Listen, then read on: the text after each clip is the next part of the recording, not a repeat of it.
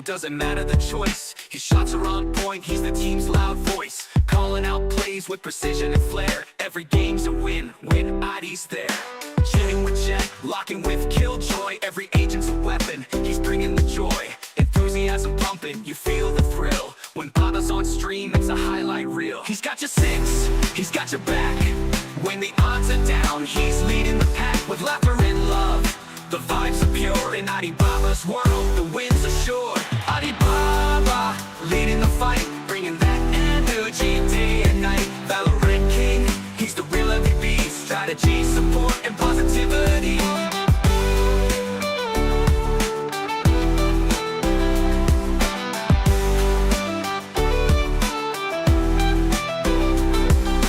Phantom or Vandal, doesn't matter the choice. His shots are on point, he's the team's loud voice. Calling out plays with precision and flair. Every game's a win, win ID's there. Jetting with Jet, locking with Killjoy. Every agent's a weapon, he's bringing the joy. Enthusiasm pumping, you feel the thrill. When Baba's on stream, it's a highlight reel. He's got your six, he's got your back. When the odds are down, he's leading the pack with laughter and love. The vibes are pure in Alibaba's world, the wins are sure. Alibaba, leading the fight, bringing that energy day and night. Valorant King, he's the real MVP. Strategy, support, and positivity. Alibaba, leading the fight, bringing that energy day and night. Valorant King, he's the real MVP. Strategy, support, and positivity.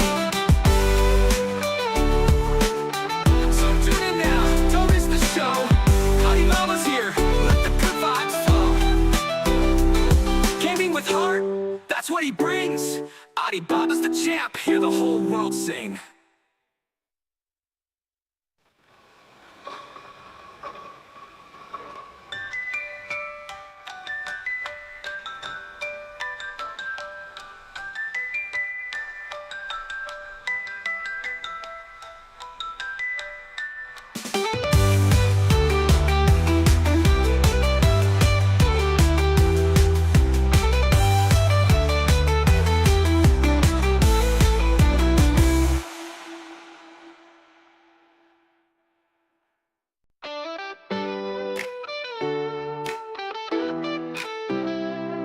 Yo, it's Alibaba, time to lock and load. Gaming legend in the house, yeah, you've been told. From split to fracture, in every zone.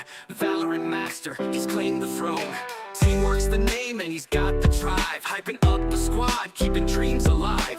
Spike planted, he's got the clutch. With tactics so smooth, it's more than just luck. Alibaba, leading the fight, bringing that energy day and night. Valorant King, he's the real MVP. Strategy, support, and positivity. Hello once again welcome back guys. हम लोग वापस आ चुके हैं नई दिन नई शुरुआत के साथ। क्या हालचाल चल रहा है भाई सब लोगों का? Thank you so much for coming on my live stream guys. थोड़ा सा लेट हो गया क्योंकि पावर अभी आया है, तुरंत मैंने सारी चीज रेडी करके रखी थी। मैंने पावर आते ही से स्ट्रीम स्टार्ट कर दी है। अब चलो मैच की तरफ चलते हैं। Global Esports still well and truly in on this one. Look how much economy they have. They will concede this round. But really, it's looking to be death by 1,000 cuts if possible. All gamers will celebrate that one, but I think it might be a little early at this point, honestly. Yeah, 3 weapons down. That's a little bit too expensive. We're going to have, at best, that light armor coming online for the rest of all gamers. But seems like they're both doing really good jobs at being proactive. I feel like for me, GE, they're really surprising me with their defense rounds right now. Using a lot of traps. You haven't seen them win many rounds, have you? Wow. These guys are what was really it, good. 5 total? 5 total versus MIBR? They are so much better than that series, I have to be honest. And the op is out now for Yutatan. Over on towards this B line. Bit more of a spread approach from all gamers to start this one off. Tapping away, looking to try to take out any cans or early haunts. Dark cover in towards middle. Yutatan has been established on this info line, hand in hand with Autumn, who will probably try to continue to build his run it back. Slow default here for all gamers. 2-on-2. Looking to end towards A. That paranoia in the hands of GRQ. The Prowler actually catching onto that op. That's a really good pushback. Vangear using those walls to make sure they're getting that space, but still not entering towards elbow. Trying to ping pong towards that B main where Kira's trying to apply some pressure here with Bai. Yep. It's a classic kind of skirmishy approach. Deny information to the defense and look for a reaction elsewhere.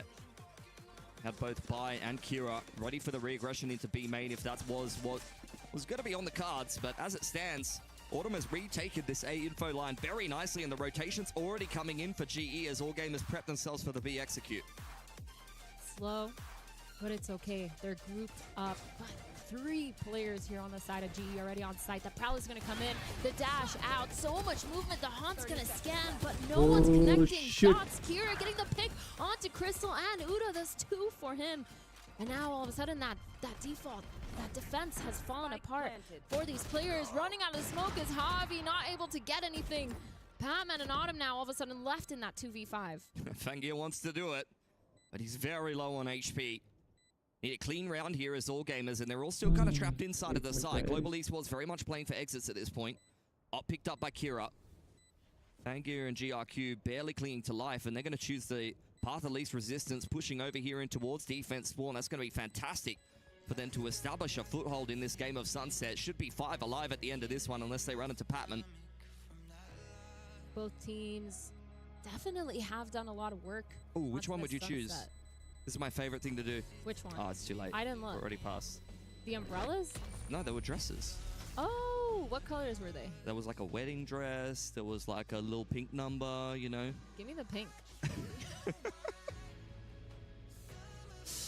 Oh, man. Honestly, that round for GE, I felt like they were in all the right positions, and it just was not clean enough. Yeah, like, that was just an awkward little exchange. Kira runs into the site and very easily gets a little double entry on, despite a good rotation time for GE. You're attacking into the strong side. The op and the sidebar are both on that side that AG are attacking into. Like, you have everything you need to hold there as GE, and you get absolutely nothing done. Yeah, that's crazy. Just none of the shots were connecting. They were trying to play around those smokes, but just couldn't find anything. And I think now this timeout for GE actually showing to all gamers that that was a round that they knew that they should have won as well.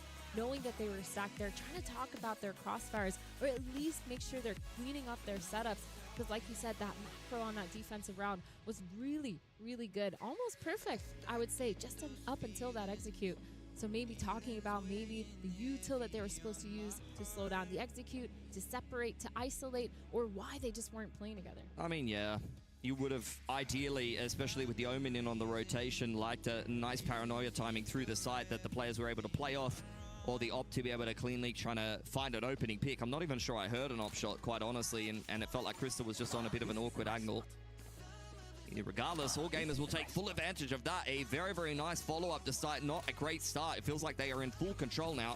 GE getting a little bit of a mid-walk going on. We'll see how all gamers deal with this. The op on by. Good spot to be in. Holding for this pick. Padman's about to peek that top mid. Gets the pick. By putting in the work. But this whole time, Javi, he's walked all the way down that mid.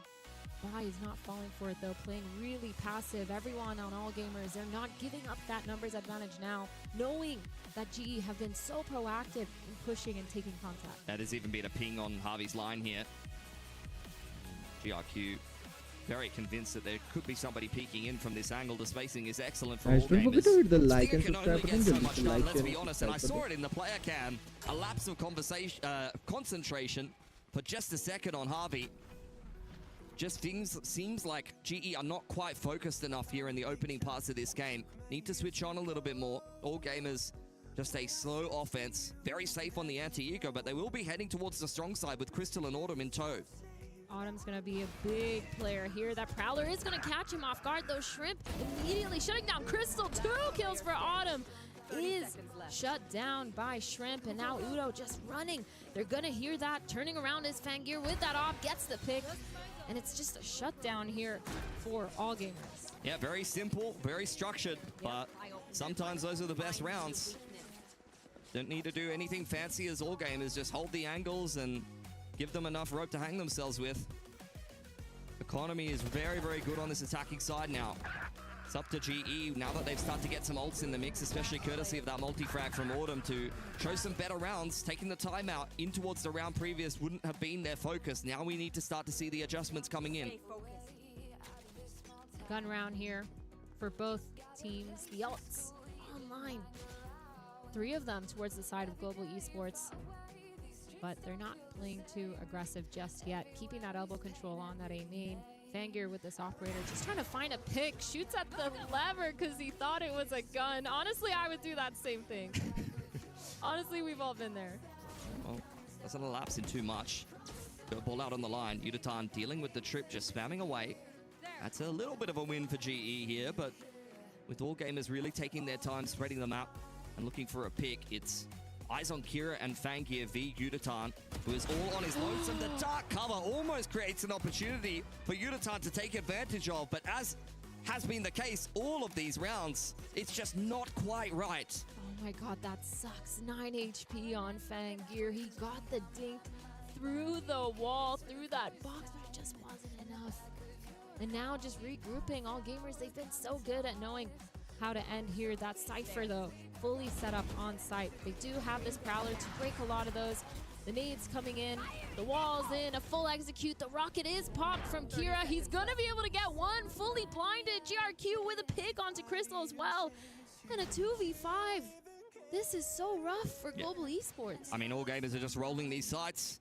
Similar to what we saw against Heretics, they were pretty effortlessly able to work their way through the map. Let's run on into these sites on Lotus in particular and find man advantage. Just saw the same thing on Ascent. Very well drilled. Oh, this squad straight out of VCTCN. A region where Autumn is not used to losing unless he's playing EDG.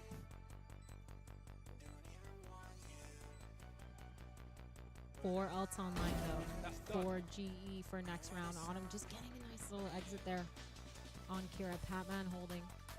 I think this round now, this next round, they're going to be a little bit broke, but they have a lot of these winning condition ults. I'm really curious if we're going to see Udo do some sort of play with that neon ult, pushing aggressive, maybe taking a lot of that space, but they have to be aware of this op. They need to find that first and just make sure they're not pushing into it, because they've been punished by that now 2 rounds in a row by in mid Udo on that A main. They're just getting those initial peaks, letting them run into them almost every single time. Yeah, it's a painfully slow offense for all gamers, like nails on a chalkboard, but sometimes those are the hardest kind of rounds to play against, where, you know, you just lose concentration a little bit. The other team had their head screwed on nicely, and then they're coming in with full confidence, and all it takes is a mistake or two from GE, and things can kind of fall apart. Now we're going to get yet another fight over this A side of the map. Curve, rather the Molly and the Prowler in combination with the one-way will again secure the one-way. Overdrive being held here by Yutatan, as there are a couple of rifles kept over from the previous round. So once again, a winnable round for GE. Yeah. And another, as I said, painfully slow round for all gamers. Setting up Udo once again towards A main. Trying to figure out why this B site can't be held with that Cypher util as well. Trying to delay for as long as possible. They have 2 players already set up on this site. And the up-down, the high-low, top-mid here. Patman and Autumn, they're just holding, trying to get a pick. Udo gets spotted out by Fangir, and they're going to actually execute. Yeah, perfection. W. Just punishing those age-old positions that you're often playing. Patman will go down as well. That's one of the Vandals that you wanted to have in play. Autumn trying to put on his cape here, run it back active, and it's a complete disengage from all gamers. Now they're running back towards that mid. Not going to fully execute yet. They're grouping B, but again, the Cypher util here, but why not? It's worked for them almost every single round. That one-way cage is going to go up. It's going to get blocked by Vi's cage. The Nightmare going online. Fangir getting his 3 kills. Kira is dropped by Crystal. 2v4 all of a sudden. They're trying to push this backside. Crystal punishes them. Autumn's there to trade, but isn't able to get anything. Yeah, 5 in a row for all gamers. This is looking a little bit too easy. And I'm getting concerned about Global Esports, especially because of what we saw in their opening game. Feels like Groundhog Day here from one of the hopeful teams out of Pacific. Fangir, I feel like on the operator, has done such a good job. I think he's one of the main players I was looking at when I was watching them play against Heretics. On his chamber, getting a lot of those opening picks. It was really nice to see, and so I'm kind of worried here for GE as well, in the sense of them not being able to push back that operator, constantly getting punished by it. Udo, he's fallen for that same thing 2 rounds in a row, make it 3 almost. And it's just really hard for me, for GE, to understand how they can adapt. And instead of adapting by not playing there anymore, they've pushed all the way up towards A-main. Yep, both of the duelists on the front foot here. Camera spotted out by Fangir, who was looking a pick towards B main. GRQ trying to disengage there with the paranoia, and Autumn will lose his life.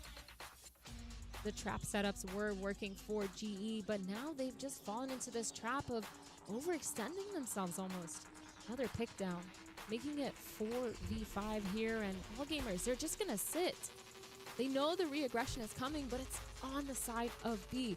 Breaking that, it's gonna be a little bit more of information here for all gamers, and they're trying to end towards this A site. They kind of have a good setup here, GE. Maybe this is the round that they can win. Overdrive on in, one player on the lurk here for all gamers, if he's even needed. Patman alone on the site now as the TP's coming in from Harvey on the other side of things. 3K for Patman by flanking up through top middle, catches the Omen off guard, who was looking for an off angle over the spawn smoke. Plant going down, Crystal creeping his way up short.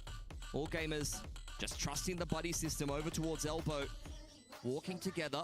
There is a neural theft, but Crystal isn't using it. There are bodies over on short that he could have potentially thrown that on top of, but the hat is still well and truly on. Needs to tap the spike here, try to bait out a peek. But he's going to try to go a little bit more aggressive. Jiggled out on Elbow side. All gamers well aware of his position now. He doesn't know they're doubled up just yet. And this feels hopeless. All gamers just playing this so well until they make a critical mistake, and Crystal capitalizes. A third round out of nowhere for GE, just off of heroics from both Patman and Crystal. That was crazy. I was really concerned when I saw Udo all of a sudden move out of that A-link and stand in the open. He got punished right away. But Patman, holy smokes, that 3K was really insane to watch here. That positioning a little bit suspicious, but Patman able to get 3, goes for that 4th. And of course, this 2K by Crystal. Those are the kind of heroics that saved them. But again, guys, don't forget to hit the like and subscribe button. Jaldi se like, share और subscribe कर दो. Somewhat good. They played really aggressive though towards that A main. Got punished once again, so they've switched it up this time. And finally, we're gonna see some B main aggression right off the bat and leaving that A main alone. Maybe setting up some util to fake that pressure. C's dodged. In comes the util. All gamers always ready for it. Reaction from them is looking pretty good here. Yuditan under pressure. Autumn caught in the corner, just trying to keep himself alive with the curveball, and it's a disengage, but it's an expensive little exchange for GE there that I'm not sure they necessarily got what they bargained for. Yes, they've secured control of B main, and they are repositioning. So if they can try to go for a mid-walk or a mid-crunch later on in the round that works out for them, then maybe that'll be good. But as it stands, they're just spreading the map here and resetting. Shrimp using that Prowler to clear all of B main. He knows no one's still set up close, so All Gamer is going to slow it down once again because they're waiting for some sort of information. It feels like GE has given it to them every single time the contact plays, but going towards this elbow here on that A site, they're going to be spotted. Yep, camera from Crystal will confirm that All Gamers are inside of elbow. Patman is on shore. That's a nice angle for the Nightfall. The cage giving All Gamers pause for thought as Yuditan has made it up over onto the site. Kira from up on high has a little bit of an off angle. Fangir low on HP. He's already lost his life on the way in. And when will you pull the trigger on the Nightfall as GE here? All Gamers are trying to bait it out. Another kill for Yuditan. In goes the overdrive and the Nightfall. This is looking like All Gamers are getting torn apart here. Great rotations from GE. They are all over that one. That was really nice. The flood retake, all the util being sent, just delaying for as long as possible. And that's what they're missing when that Cypher is set up towards that B site. That was really well done. The delay, the cage timing after that camera was broken towards elbow, just making them slow down a lot. That's what I like to see from Global Esports. This right here, all that util, they're so low now after this, and Shrimp trying to go for as many as he can, but just doesn't work out. I think now we're seeing GE play just a tiny bit more passive. The disengage after getting that B main info was really important for them. You said they used a lot of their util, and they did, but they still had that retake plan. All Gamers simplifying this one. A 1-4 with the Cypher on the lurk. Gonna creep up into a B site that is ripe for the picking. GE, both Harvey and Autumn, playing on spawn side for the retake. Checking for the cam is Fangir. Prowler to clear out all of front sight. It's a pretty silent approach here. Harvey, though, dumping out the paranoia. Fast lane to try to disengage. One return back from All Gamers who are looking to try to keep Kira alive. I'm not sure that GE are going to check him on the site, quite honestly. I think GE think that all of All Gamers have been kind of shoot away in towards B main, and that is unfortunately not the case. Kira gets the opener from side, swings out on that side, go decently for GE, but they're still in a little bit of trouble here. Yudutan having some impact, but all gamers trading out effectively enough here. Should be able to get themselves into a post plant. Kira getting 2 from that position on site after being deposited is actually kind of criminal. The first, yes, element of surprise, but that second he was scanned and everyone knew where he was, still not able to pick him off. And now that spike plant going down, gets the rocket online, and GRQ just peeks Crystal. 6-4 here. It's a nice little approach from all gamers. It felt like they just got into B pretty much for free. And the thing that I'm really impressed with, I mean, their macro is fantastic. I think the macro has been decent from GE, quite honestly, in a lot of these rounds. But they are so good at exactly what you need to be good at on Sunset. You were kind of talking about the breach meta. Trading utility on this map is everything. All of the reactive utility that's quick, that can be used in these bursts, that can be used to kind of bully map control. If you're really good in these kind of mid-round situations where one team's dumping a relay bolt or a paranoia on you and you respond with the perfect utility, that is exactly what you need to see.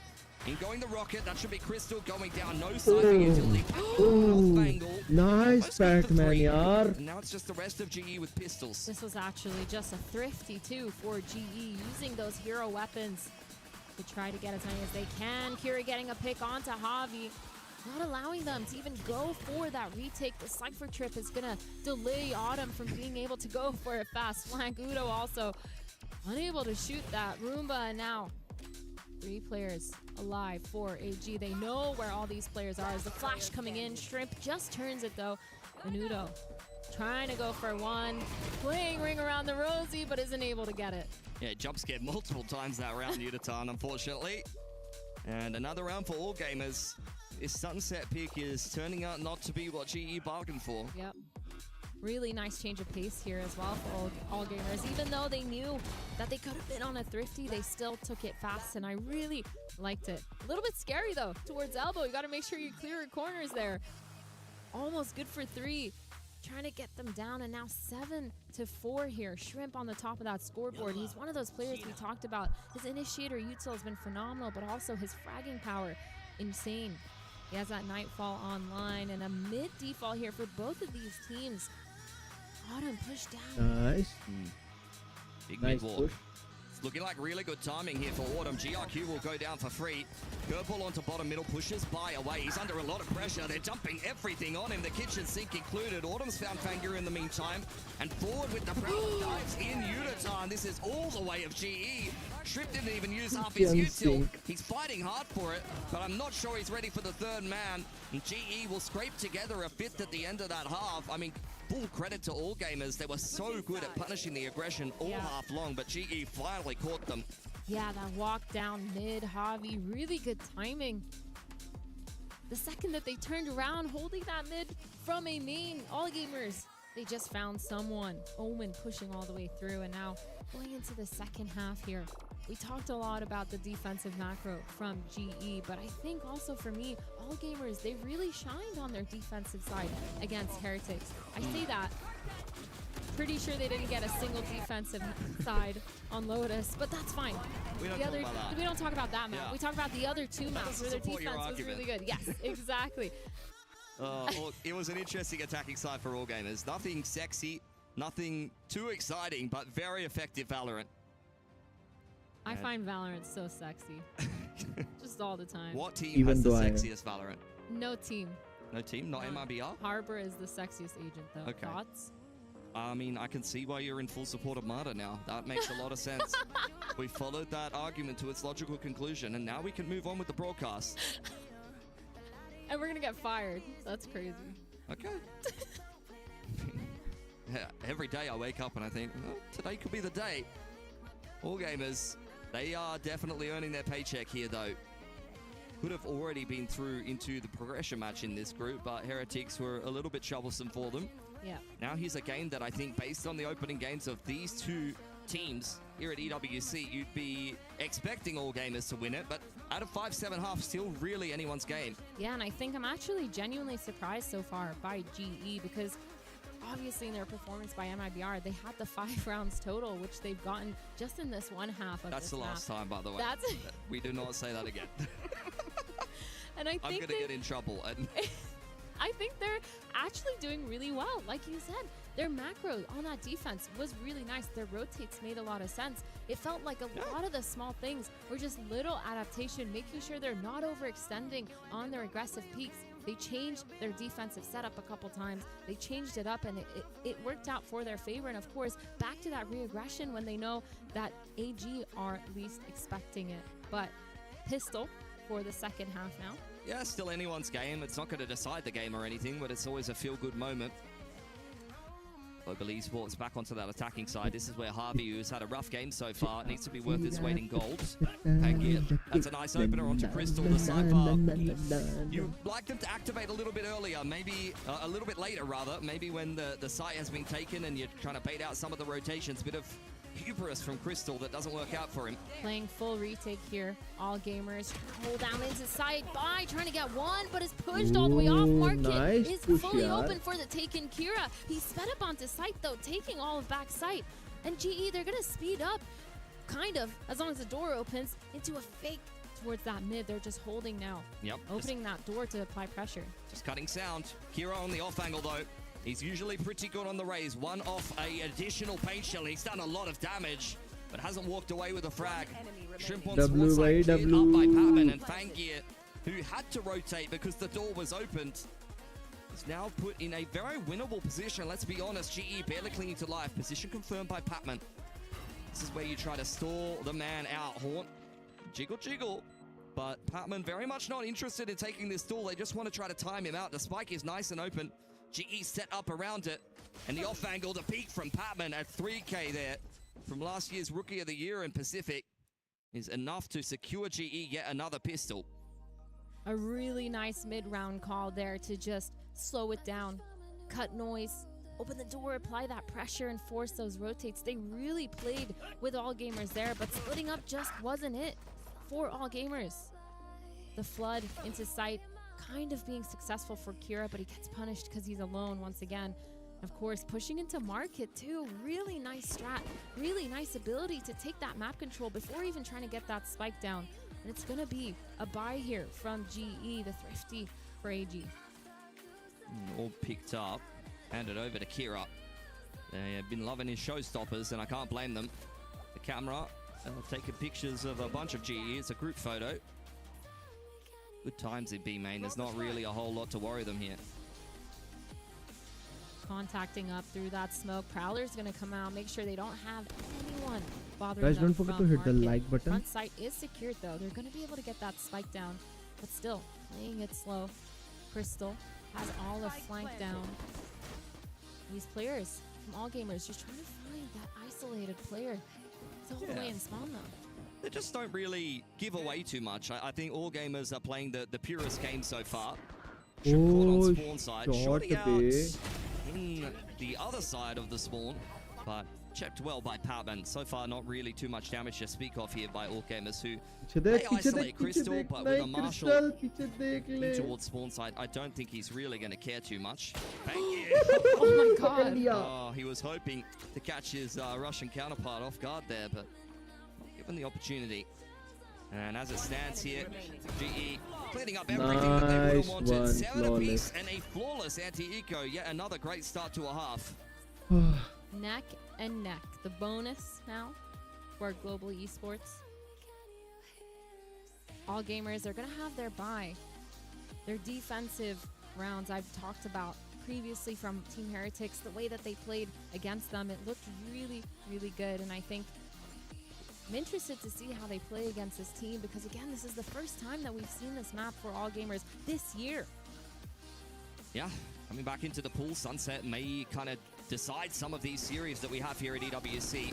It's a classic round, fisticuffs over A, GRQ, Oh defending elbows super nicely. Fangir's got him back with the relay ball, just pushing GE away, who throw down their own hot hands.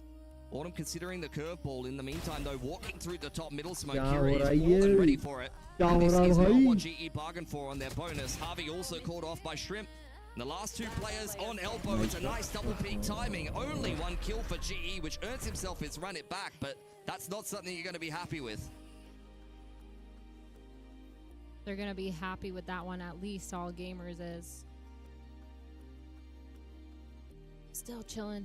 I think they're really happy with where they are, even though they lost that pistol. 8-7. This just kind of goes to show how close this game is going to be. And I think this is what we expected too when we were talking about this earlier. Is the fact that it's going to be neck to neck.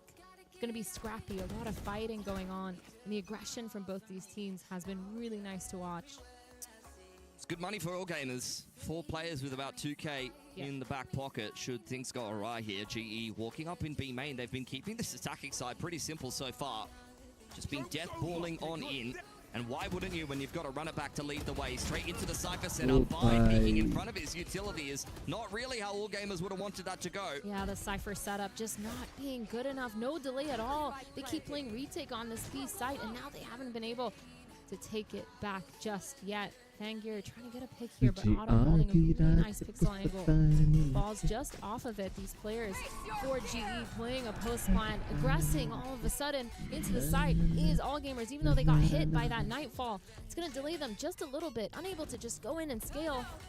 Players taking this market. Udo, he knows no one's there. Everyone's out back site. Javi gets a pick onto Shrimp and GRQ trying to find anything. Kira, Batman, nice. trades back and forth. GRQ with another. Batman with another. Bhaga. Once again, and these players, they're chasing after Fangi here, trying to get him to not save this and not die to the spike. Another round win for GE. Cypher will confirm that he's made it out of dodge, but all gamers, I think it's good that they've held on to one gun. The rest of the boys will have money to reinvest in that one, but GE keeping things simple has worked out a treat for them. The runner back leads the way into the site, and the post plant was easy as you like. Patman, courtesy of his multi-frag on the pistol there, earns himself a Nightfall. Guys, don't forget to hit the like and subscribe buttons, and these are like, share and subscribe kar do. And I think that ultimate really secured this round after a clean pick onto the Cypher. Yeah, that mid round has been really nice here, even after the post plants for GE. On that pistol, taking market, knowing they can't get that spike down without any space. They're prioritizing, pushing, and playing aggressive, making sure they're able to play a post-plant situation from more than just that B main angle. And they've done it again this round, using the Nightfall to delay for so long the outcome from backside, because once again, they have that market control. If I'm all gamers here, I'm talking about how we're going to fix our retakes. Yes, Spy wasn't able to delay as much on site on that Cypher, but still taking more than one angle in their retakes. Yes, they're trying to trade coming out backside 4 players in a nice retake, nice little crossfire, but no one's going to peek into them. GE, they've been so good at not giving that up. I mean, I'm seeing similar problems for both teams, quite honestly, in the fact that I feel like people are playing off angles a lot and playing for picks coming into the side. There's nothing necessarily wrong with that. But in general, if you can wait for the big punchy pieces of utility, like a really high percentage paranoia through part of the site, or you have a really nice retake plan where the utils actually hit, that's when things get a lot easier for you coming back into B. B main dominated. You don't have to end up in a retake if the other team doesn't make it into B main, but maybe you'll have to test the other side of the map. Global Esports working their way into elbow now. All gamers, 3 guns online for them, the 3 rifles. Cypher playing that passive setup by... He knows that they're coming in. He hears it. That camera's going to spot 3 of those players. And the rotates are coming in. But this is where they've struggled. The retakes. They're playing completely off. There's almost no delay. Kira, he does have the rocket online. But they need to come up with a good plan because GE, they've taken towards spawn. They're trying to push in. They're trying to deny all that space. Seize comes out. Oh, utils exchanged here. Autumn punished on spawn side. In goes the rocket from Kira. Really looking for anyone on GE, leading the way, zoning the rest of GE away. Horde comes out, confirms Harvey's position. Uditan down on Jen, and now it's just Patman and Crystal trying to get it done from elbow side. A lot for Crystal to do here. He's been mechanically very sharp lately. Half is on from Shrimp. He's not going to stick it to completion. It's a up-down there from all gamers. Perfection on top of the spike, and they'll take the lead. They've learned their lesson, holding passive in spawn, knowing that something was going to happen. They were going to take some sort of control. And all gamers punish Autumn for pushing too deep into spawn, overextending, trying to use that curveball to get away with it, but unable to. And a beautiful use of util. The haunt timing too, coming in with that rocket to be able to scan that player top site, allow Kira to get that pick. Really nicely done, and just the timing on the spacing here as well, the pathing, everything looking really good for all gamers. Yeah, really segmenting GE and making them uncomfortable with the rocket was very, very nice. Now they have put GE in much the same kind of position, only the singular rifle being afforded, courtesy of some multi-fragging in from Crystal. All gamers really looking to secure control of their economy if they can. A couple of players with some extra cash. Outlaws there for Fanggear. Crystal's found Kira. It's a nice pick from the Cypher, who has overextended in 1 or 2 of these rounds. Oh, Spike dropped in B main. That's going to be a problem for GE, and the Outlaw is really short way. getting some carnage done here.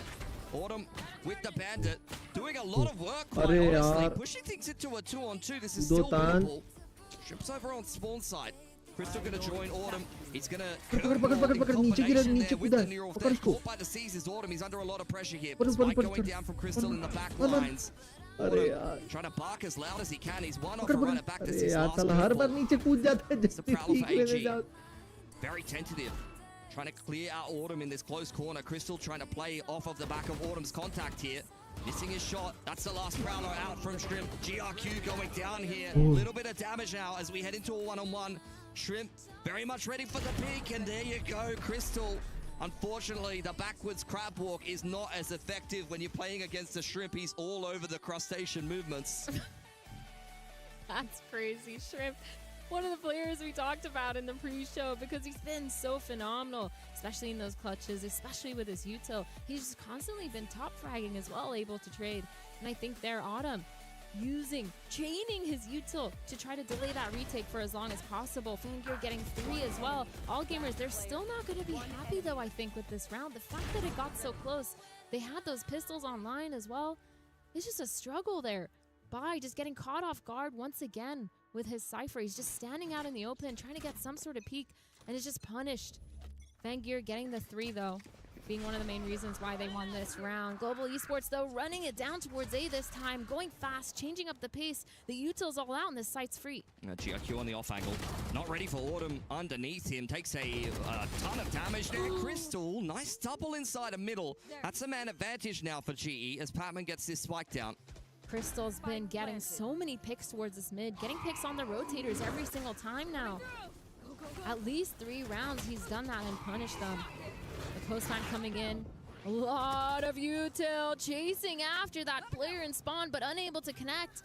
3v4, 2 players coming in from A link. The Nightfall goes down. Shrimp punishes Javi and Elbow. Patman getting the pick onto GRQ as well. The op goes down. Fanggear unable to get anything, and Shrimp down on site. It's a really nice reset for GE. That's the round that they were looking for. They will be a little bit disappointed that they didn't get the round previous, but they know how much damage they did. They marched into that next gun round, knowing that the reset was definitely theirs for the taking. Still trailing by 1 round, but should be able to get through an anti-eco here. And this has just been super back and forth. Both of these teams fighting really hard for the first map of the series. I find it kind of crazy that all gamers keep falling into this trap that Crystal set up towards mid, where he's just lurking, catching those rotators off guard. Every single time he manages to get a pick, and it just makes that retake 10 times harder. They keep trying to play this retake as well, just not working out for them when they're not all there. The util as well, they're heavily reliant on Shrimp. If he falls, it's kind of rough, but a thrifty here for all gamers. Shotgun and a stinger on the board, trying to get for 1, play for 1, peeking towards mid. Crystal's gonna shut down Shrimp. That's literally the exact same angle that he picked Kiro on last round, or maybe 2 rounds ago. Outlaw looking pretty good in this round. All gamers with a lot of light armors. Little bait set up for Fanggear here. GRQ trying to be the best salesman possible, but the blaze wall goes up. GE are not interested. They're going to be heading to the other store, straight into the A site. They know that Elbow is dirty here. That is at least going to be cause for concern. The cage to follow up, but they're going to clear it from the other side. Paranoia is not going to be good enough to hit Yuditan there. The Bucky is getting to work, but we all know about the nerfs. It's not going to be a follow-up kill onto Autumn. Kira here. That's going to be heard, and he touches the trip. Nothing really going to come out of that one. Crystal getting the pick, and Patman shutting it down. All gamers here. Feels like this next round is super important for them, trying to get ahead. But for GE, it feels like they're very comfortable. They're able to get that mid control with Crystal, like we said. they're able to just be able to execute as well, and it feels like they're just baiting a lot of those rotates. They're playing with it in the mid round. Their post plans have been really good as well. A tiny bit readable, the fact that they're gonna aggress, but you always don't know which side they're gonna do it, and they've used a lot of really good util as well. GE, I think, Also, putting themselves a little bit out in front, but AG, having taken attack timeout, want to make some adjustments on this अच्छा defensive pulao side. लिखी हो. Still anyone's game for the taking here. Elimination on the line, and Sunset, you know, second के out of left सोचा field here in the veto. पुलसो खाई GE लिखी. always नहीं, like नहीं, to be simple tricky and difficult to dal prepare चावल for बना in दो. every single veto. I'm बस speaking simple दाल to चावल somebody खा about लूँ. this last night, and they said that's easier for me to prepare for because you just don't. You just focus on what your team is doing, and then you just figure it out on the fly. There's no point preparing for a team that just changes their comp every single time. That's very valid. Jumping in though, 10-10 here. Well needed timeout for all gamers. Rifles, full gun buy for both sides. Fangir has the op though. This operator might be key in them for being able to get those lines on the defensive side and understand how to rotate off of them. Two of these players though pushing towards that B main, trying to do some sort of seize nade combo if they see anyone. It's not going to catch because all 5 players of GE are towards this mid. Play is fantastic here for GE. If they can reset all gamers yet again, then this should be their game on a silver platter, straight towards the middle of the map. They've read this so well. But can they deal with the 3-stack over towards A here for all gamers? Do you have Bite, tucks himself into Generator, nice and snug, slid on in is Uditan. That's a nice entry, peeking off the back of that contact. GRQ only going 1-for-1, but Fangir is the player that they haven't checked in elbow, and he's causing some problems. Trying to find another shot. Crystal, he is flanking though. यार. Two of these players, Kira and Shrimp, they're walking आराम out से towards Jeet this सकती main. है They might यार. catch him off guard. Crystal gets punished, and now the side has been flipped. 3 of these players trying to retake from that A main. Elbow is being taken. The off is holding it down. Kira's gonna walk up with Fangir. The paranoia goes in. The shot misses. The knife falls out. Javi, that dark cover to delay. These players are gonna have to run through it. The time just isn't that there. Fangir, Autumn, Shrimp with a pick onto Autumn, and they actually Autumn win that निकाल retake. लिया था यार Yeah, that's almost. rough. I felt like Harvey, you know, he was doing well to drop the paranoia and the dark cover on a really nice timing, but he needed at least one there to give Autumn a bit of a hand. All gamers, that's a nice retake there, but with only 2 players surviving, this is still very much hanging in the balance. GE haven't gotten themselves the spike plant there, and with plenty of cash in the bank, still have this reset potential, but that'll only last so long. I think now too, GE, they know that operator's online for Fangir. They're gonna be able to understand that he's gonna set it up somewhere, try to get some sort of peek. I'm wondering if they're gonna change their approach, try to find where that op is and just go the other way, or at least push him off. And maybe they might be a little bit more scared to set Crystal up towards mid, but instead, contact play towards the same main. Patman's ate the boom bot there as the slide in from Uditan yet again is quite fruitful for GE. Hawk over the top, catches 2 players. What a paranoia from Harvey. GE absolutely roll this A site, and finally it seems like they're breaking through. Dude, the confidence to just execute, hold W into a site, knowing that there could be an operator there. They blocked off that elbow with the neon wall and just took that full A-link side. Like you said, beautiful paranoia from Javi. They played that so well. GE trying to punish that operator if they were set up on either of those sides. Of course, Udo with a beautiful 3K there to shut it down. All gamers, though, they're going to try to hold on to this op. They're trying to hold on to this rifle as well. Bai sitting in spawn is going to catch Autumn. Not able to finish him off, though. 30 HP on him. Fangir trading spaces. The bait and switch, but this time with the op. They're going to see that there. Nothing too crazy, but Crystal, he's going towards B main to try to catch them off guard. Autumn's still hanging around. Yeah, you're right, but at the same time, GE's money is a little bit battered from the last round. They don't feel the need to push the issue. They just want to make sure they can min-max all the gun rounds towards the end of this half. Still 2 left in play. Whichever way you swing this, could definitely have an OT on our hands. A decent enough save on in there for all gamers. It's going to be a scrappy buy, let's be honest, but at least 1 rifle, an operator, and a showstopper is decent enough to work with. The only player who really kind of is left wanting is definitely GRQ, but an Omen with the Judge can get work done at the best of times, especially on elbow. Fangir opting towards mid, trying to shut down that one lurker that they found the whole time. He's actually going to get spotted by the cam, and that's really good information here for Global Esports. Please take the dart out. It's classic. And not just the pistol. Autumn applying some pressure towards the middle of the map. With Harvey's dart cover, Blazewall to follow up.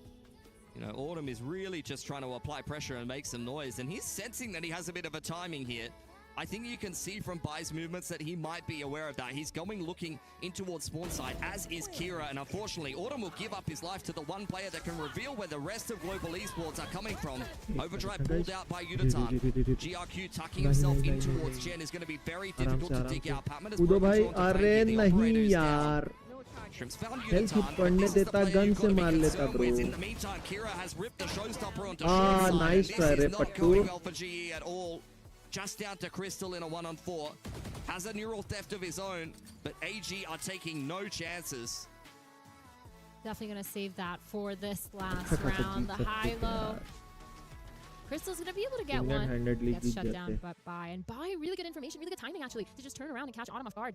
You could see the pings on the minimap there. They're trying to tell each other, hey, this is open. Please don't get caught off guard. And actually worked out for them. Yeah, good communication from all gamers. Yep. Got to stay on top of that kind of thing. That's the difference between a tier 1 team and the rest. Stuff from all gamers. Definitely a losable round for them, and if they do lose that round, they're going to be broken. That's probably going to be the end of the game. So GE now back onto what looks like another pretty good gun round. Nightfall in tow. Need to try to even this one up and push us through to overtime.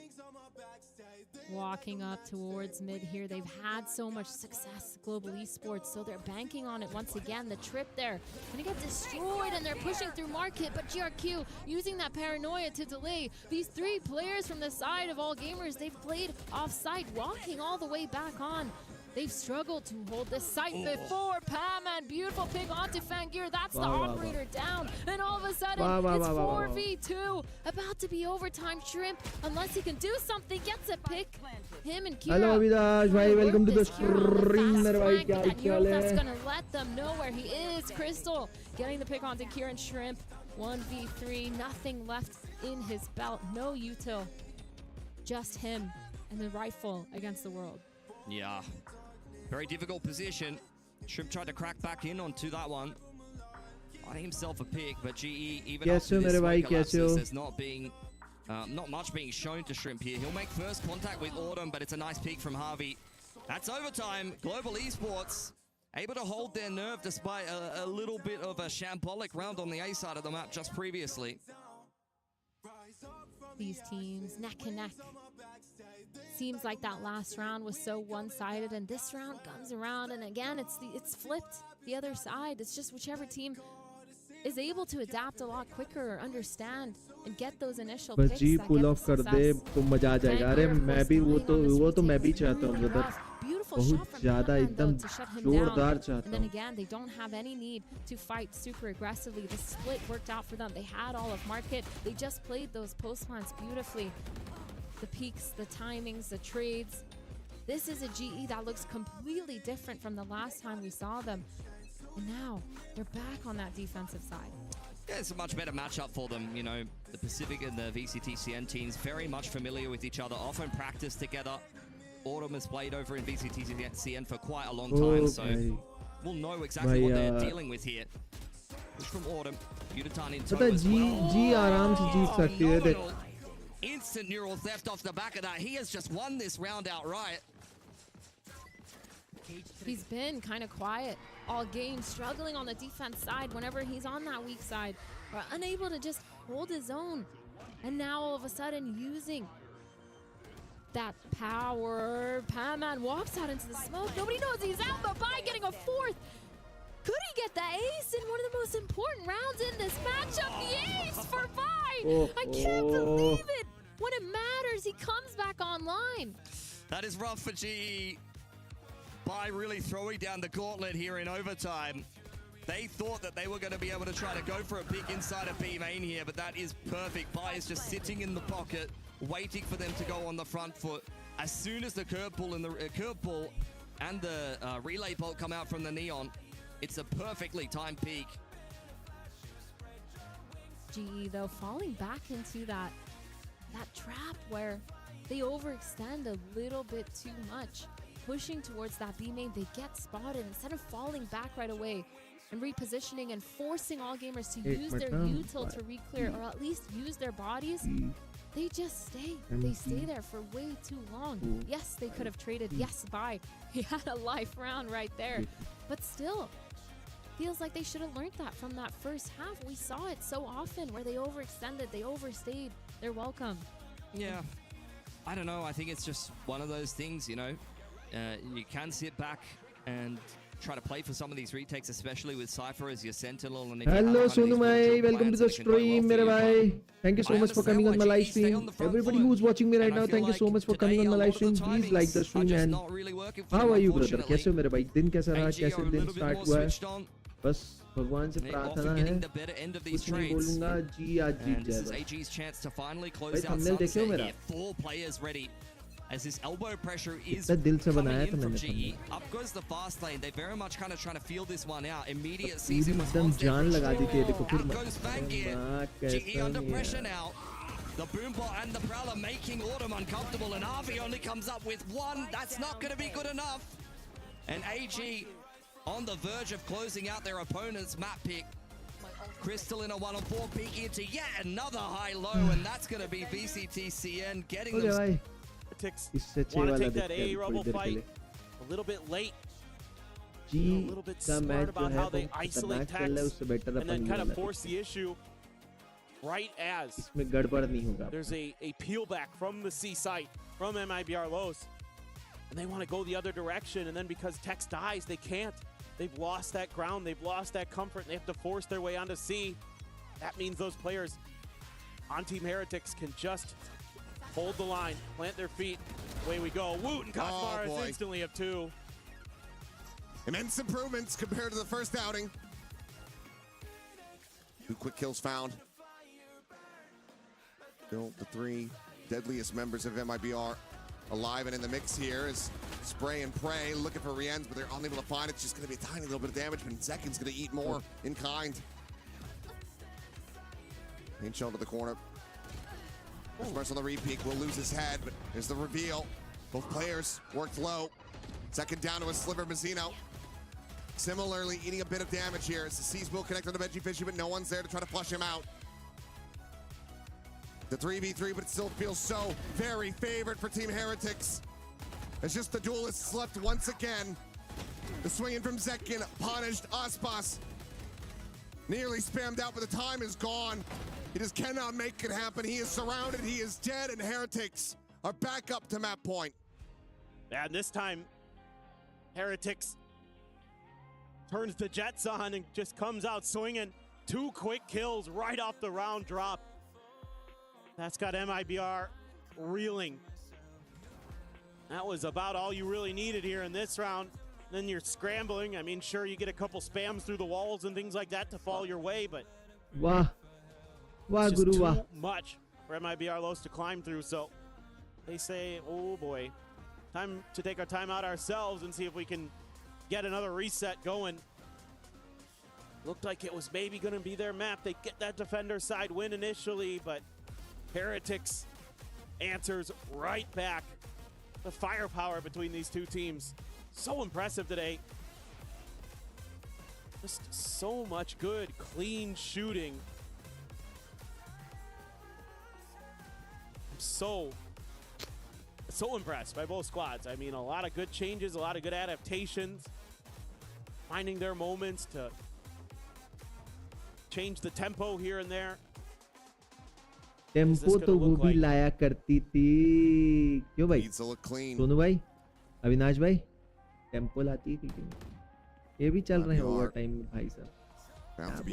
Pushing in against सब this over time Odin. में करेंगे. Back into the hands of Koshmars, trying to catch them off guard. And look at the potential fight we have outside of B. Slide in. He's going to be immediately dispatched. Woot only able to find the one before getting traded as well. That's a massive early victory here for MIBR. Fishy alone on this side of the map, but it looks like MIBR will look to try to reroute. Slowly working their way back out towards that attacker's spawn. Ospas popped that wall or not? It was pinged out, so no, he did not. He's just leaving it there. Doesn't want to give the indication just yet. Wants to make them still consider other ideas, but they're actually going to try to wait this out somehow, some way. Internet चल रहा है लेकिन Who's मेरे got the right इसमें read? Show नहीं दिखा रहा है इंटरनेट कनेक्टेड नहीं बोल रहा है With that TP, चल तो रहा है the door now hit the prowler, ठीक है, spotting out Benji's connected है। position. Orb getting taken, he's going to be good for one, but जाते Ospas, फिर ओवर टाइम will क्यों just हुआ counter swing please in. Explain Revenge for Mazzino. Now it's Rienz and नहीं Boo. 13 पे over ऐसा नहीं है bro जैसे मान लो Try to bring this back to ऐसा bring है this map to an पहले end. जो 13 कर ले 2v3, it's ठीक है absolutely doable. अगर दोनों टीम ने 12-12 कर लिया ठीक है How many तो अब times क्या have we होता seen है these players clutch? कि अगर नॉन कॉम्पिटिटिव खेलोगे है ना They have it in them. तो This उसमें paranoia कोई as भी well. पहले जो 13 करेगा Come on, 12-12 के two बाद भी prowlers. जीत जाएगा उसमें मोड है much to non clear this tree competitive angle. ठीक है Real wild card here अब is Tex. कॉम्पिटिटिव में क्या होता है He's got a they cam give you available, the but he hasn't set privilege up. to win attacker and defense He's both playing back, so if get you into are a position to try to situate doing him. Love मतलब to have जैसे that आप at हार the back रहे of थे side towards drop. अब आपके पास chance रहेगा Meanwhile, कि tap that of the you have defuse. to break that Face kind of forward, Boo, thing able to find the first, but तो Ospas clean tap. अब क्या takes होगा every कि end. Boo आपको has to do 2 it all round again. लगातार जीतने पड़ेंगे The time is just not going to be on his side. लगातार 2 round They dance around his shots. वो It's 13 हो 14 चाहे to 25 14 राउंड क्यों ना MIBR. होगा आपको Still 2 in राउंड this लगातार fight. जीतने पड़ेंगे चाहे आप कितनी बार And भी it's बराबर their पे आ turn जाओ this time समझ गए to just hold the W key for a bit, go for those opening kills, win the battle at B main, and then use that extra player that they have to kind of work the map a little bit. Delayed push towards A, identification of the util, but they're able to clear Benji Fishy out. Just a trade. Mazzino giving his life to tee up Aspas. Allows him get some big kills in that round. 22 on the duelist for MIBR Los. Slower push this time, but C being identified. Verno has to get the heck out of there. Now the TP ready. Makes his exit. Orb going to be grabbed by Woot. 2 आप charges. बोलो अगर आपको कुछ और Having a पूछना है। showstopper online. Nice boss though. So far forward. Ready to intercept and catch Kosmaris, who's completely unawares of this. And the dash forward though, and Aspas delivers himself unto death. As Boo will quickly strike him down. A duelist dead on either side. Feeling invisible pressure there was Aspas. He had to get out like there was going to be another layer behind Kashmaris. Wasn't anything. So that at least evens it up for Heretics.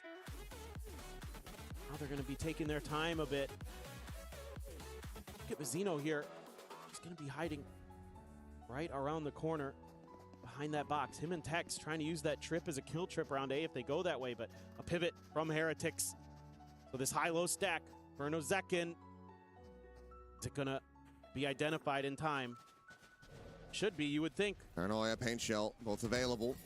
Haunt as well. Boombot going to lead the way. The Haunt going to be cleared out.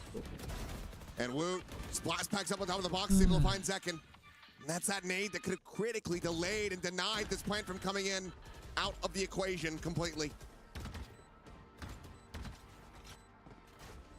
Have the tuck back, go for the reload. Haunt over the top as Tex tries to go scaling forward. 2 players going to be revealed. They have him lined up, but he's only able to collect the 1 kill as Rienz will mow down the remaining 2. Heretics once again up to map point. Another nail biter of a round.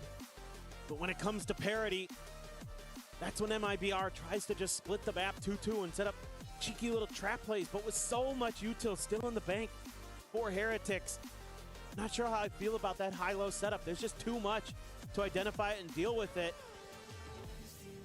They're able to get up on the box. There just isn't enough left in the tank. IBR gonna need to go huge here. Send us another reset. And that's at a spot out in Averno, so. Aspas diving in, just going to be eating some damage for free, relatively. Paranoia is going to be exchanged. In the end, I mean, it's a stalemate. It's one that Heretics still benefit from. and maintain their positions.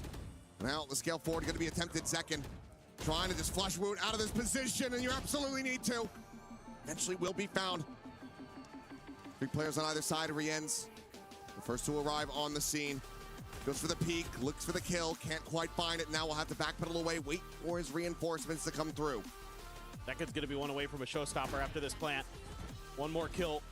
That could be the difference maker that sends us into that next reset. A little bit to work with here. Kashmar still has the relay bolt. Pass lane as well. Sees and a haunt available. Use the check close. And no one spotted so far. Sees into the back, gonna be dodged. Second, turns away at the worst possible moment though, and Kashmara's just barrel stuffs him from behind. The defuse is now being stuck. They have to scale forward. Bruno dead. The round is gonna be over. They just stick it to completion, and Heretics gotta be wondering how in the hell they got away with that.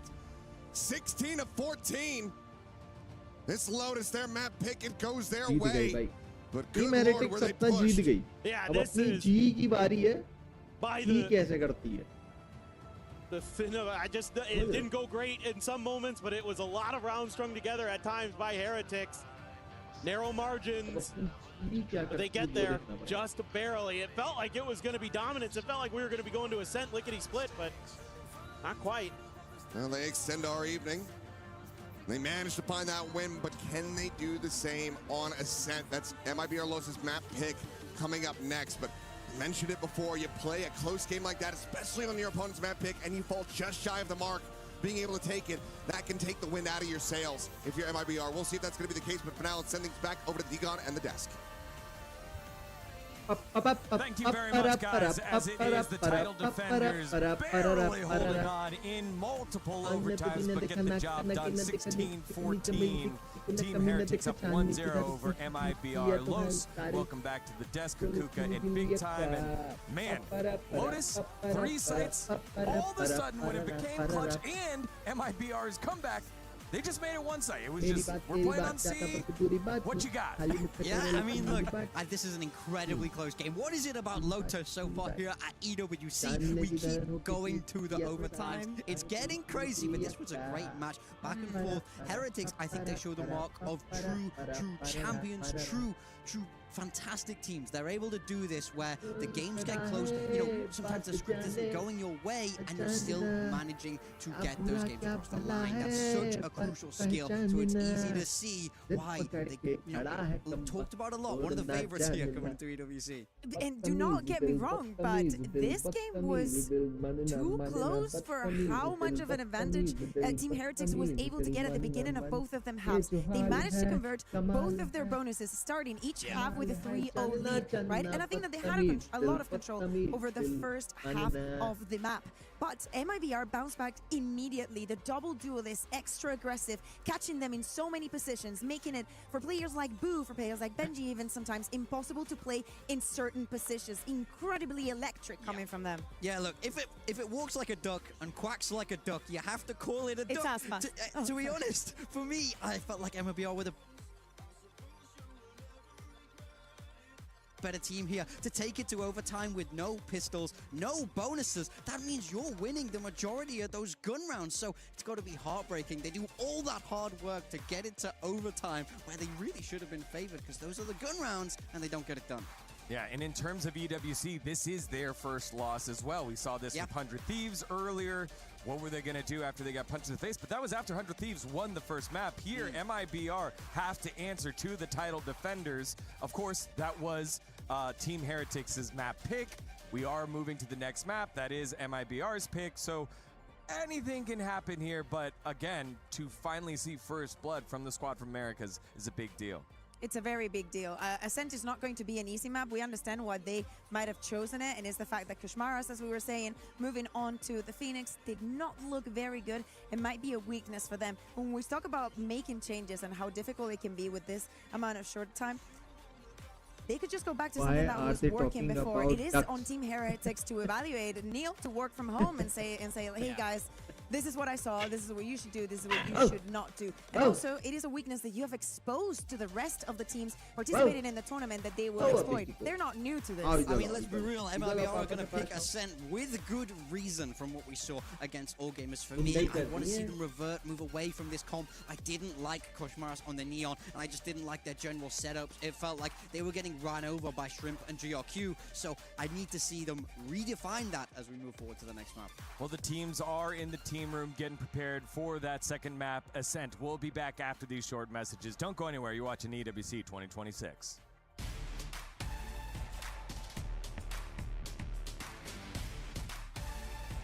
भाई साहब change करना पड़ेगा फिर से या भी लोग इसमें बात Really कर रहे हैं excited to चलो see इधर देखते the baguettes coming in. Yes, all the baguettes. You're a big fan. I love yeah. baguettes. I've seen you eat many. He brings them in every morning. If you don't have a fresh baguette, you're doing it wrong. Like, if you're eating yesterday's baguette, you're really doing it wrong. Let's talk a little bit about our teams as we still have a bit of a delay on this stage. If we can get a camera on a few of the players, I'd like to highlight the potential stars. Who here from AG.AL is breaking out from the Chinese region to really showcase their skill at a global level? Because like you said, they're playing at the same time as Pacific. A lot of people maybe tune into one streamer, not the other. This is their time to meet these guys. Yeah, I think for me, AG, it's not like a story of one player. I think they play quite a good, well-rounded game, and they have a lot of different people that they can lean on. Maybe that leads you in a direction where you get some inconsistencies from some of the individuals and you might not get the results that you want, but I think multiple players can step up. They do like to swap around the duelist role a lot. I love what I see from Fangir, especially at the start of the year. I felt like he was kind of carrying this team a little bit, but as we've gone deeper into the year and AG have continued to put together pretty respectable results, but domestically and internationally, quite honestly, I think that this team is extremely well-rounded and everyone can pull their weight. Athena, what did you like in-game from this squad? Who has a strong role on this team? I mean, for me, it's got to be Shrimp every single time. I feel like when I see him using his initiator util, it's been phenomenal. He also puts up the frags behind it. And I think for Shrimp, too, he's actually not IGLing regardless of being the initiator. It's actually Kira, which is their duelist. So it's insane that Kira's also able to IGL and play duelist. That's actually one of the hardest combinations to do when it comes to Valorant, because you're constantly trying to call for everyone to set you up, and you're also engaging in the fire, engaging in the fight in the middle of it, and you're also trying to make calls for the rest of your team. It makes sense why all gamers are super aggressive in this server, though, because Kira tends to do a really good job at taking a lot of that space. Pilsky, do you like the idea of the tip of your spear also being the shot caller?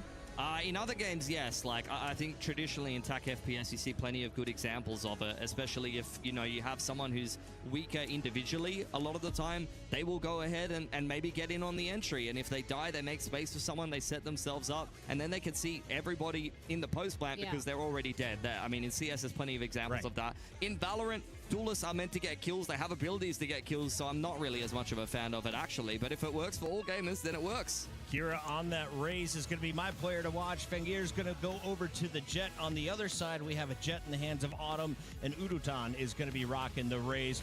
Whose comp are we liking more? Is the difference is really just the sky, right? Yeah, I think here I like to see the Fade a lot more. Patman on the Fade, sorry, he's been really good. But I do want to talk about Shrimp on the Sky, because actually something fun that they like to do on this map is they do tend to do a lot of 4-1s on their attack side. And they actually leave Shrimp to be that one. They leave that initiator alone, the Sky, getting all that information, putting pressure with the dog, with those flashes. And a lot of the time he also has these really good catches on the rotators as well. So for me, I'm still looking at the Fade. I think just as a character, a lot stronger. No flashes, though, on the side of GE. Yeah, I mean, I think that it can work to have your Sky on the lurk and apply pressure, but if the other team is prepared for you, then it's something that can really backfire. You can be very readable if you base your entire attacking side around initiating util. I like the Sky, though, better, honestly, in this comp with the raised Jet. I think there's plenty of examples, particularly in Pacific, where the burstiness you have of a guiding light rather than a Prowler that takes about 10 business days to get into the site is actually, you know, a little bit better in a lot of examples, but only if you're fast enough to play around it well. Taking a look at our rosters, this could be the final game for Global Esports. On the other side, AG.AL is looking for a rematch against Heretics potentially, or a new fight against MIBR. This will also be an additional $25,000 if you win this game for AG.AL, as they'll be guaranteed at least 9 through 12. A big game for both of these squads, and we are just moments away from jumping in. Pilski, if you are just tuning in to VALORANT for the first time, you've been working all weekend. What did they miss, and what are you about to see? You miss Global Esports maybe not having the best start to their group, kind of getting battered around a bit by an MIBR that are actually playing over in the A stream and have lost their first map here at EWC. For AG, I think it's quite the opposite. They had a game that was well and truly winnable for them, and now they're looking for recovery here, and they've already picked up the first map. So let's see if they can try to capitalize on that and win this series on one of their most comfortable maps here. And now jumping into a comfortable map, just like you said. AG, they're starting on that attack side. They've been really good and making sure they're setting themselves up for success. Lots of 4-1s when they do get to those gun rounds. But for this pistol, they're starting with some sort of mid-default, that dark cover going in, the flash, the paranoia coming back out. Baiting that out from the Omen is insane, but you've spent those nades to get that. Good stuff. AG baiting out a little bit of the mid-trap there. Now GE will have to reset a little bit as this round drags on. AG, very similar to what we saw on Sunset. It is a very slow attacking side here. Trailblazer goes into the A site, once again, causing a little bit of pressure. Fangir gets caught there by the C's, but Autumn, this is an excellent timing indeed. Two players not even looking at him. Spike dropped, and he's not going to need to hang around for too much longer. All gamers now throwing caution to the wind. Kira straight through the middle of the map, picks up Yudotan, and they're looking to pick up the pace into the B site. They're very well aware that Autumn is still inside a B main, and that's something that they're going to kind of deal with later. Kick that can down the road, so to speak. Good timing for Patman to give GE the man advantage, and this is looking a little too messy here for an All Gamers who, for the second time, have got caught off. Harvey from Sewers does get an additional pick. Autumn finally cleaned up, though. Fangir could be the difference maker here. 2v2, the players are trying to keep that site. They know there's a player in heaven, though. Constantly spotting for it. I say that, but they didn't actually see him. Patman now has that haunt. It goes online. These players probably trying to play this crossfire. They have to force themselves out here. Patman and Crystal trying to scale. Splitting up, but it actually goes well. Crystal getting the pick onto Kira. Fangir with 3, but Crystal cleaning that up. Yeah, All Gamers still keeping it very, very close, though.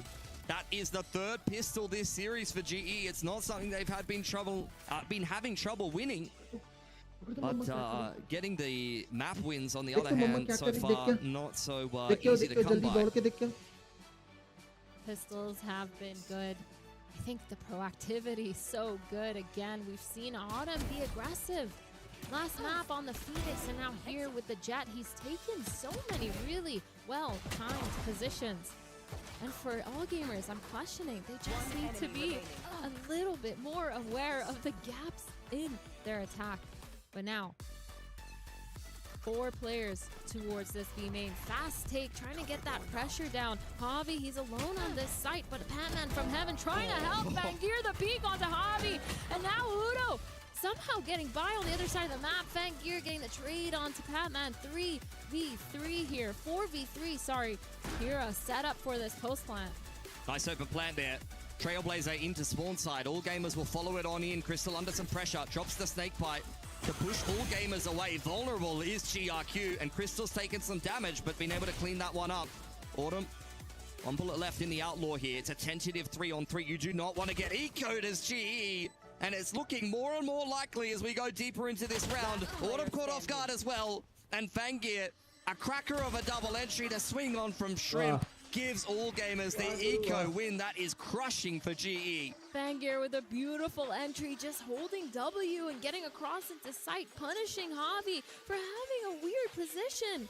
I mean, he put that dark cover down after that paranoia towards B main, but still was unable to hold. He just stood out back sight, switching from his util to his weapon, and got caught off guard. The timing here, you see that? So hard to deal with. I mean, they just weren't ready for someone to be that confident. Yeah. Sometimes you're expecting people to take the normal timings, and Old Mate is very much licking the snap and sending it. And this game indeed has gone completely postal for GE.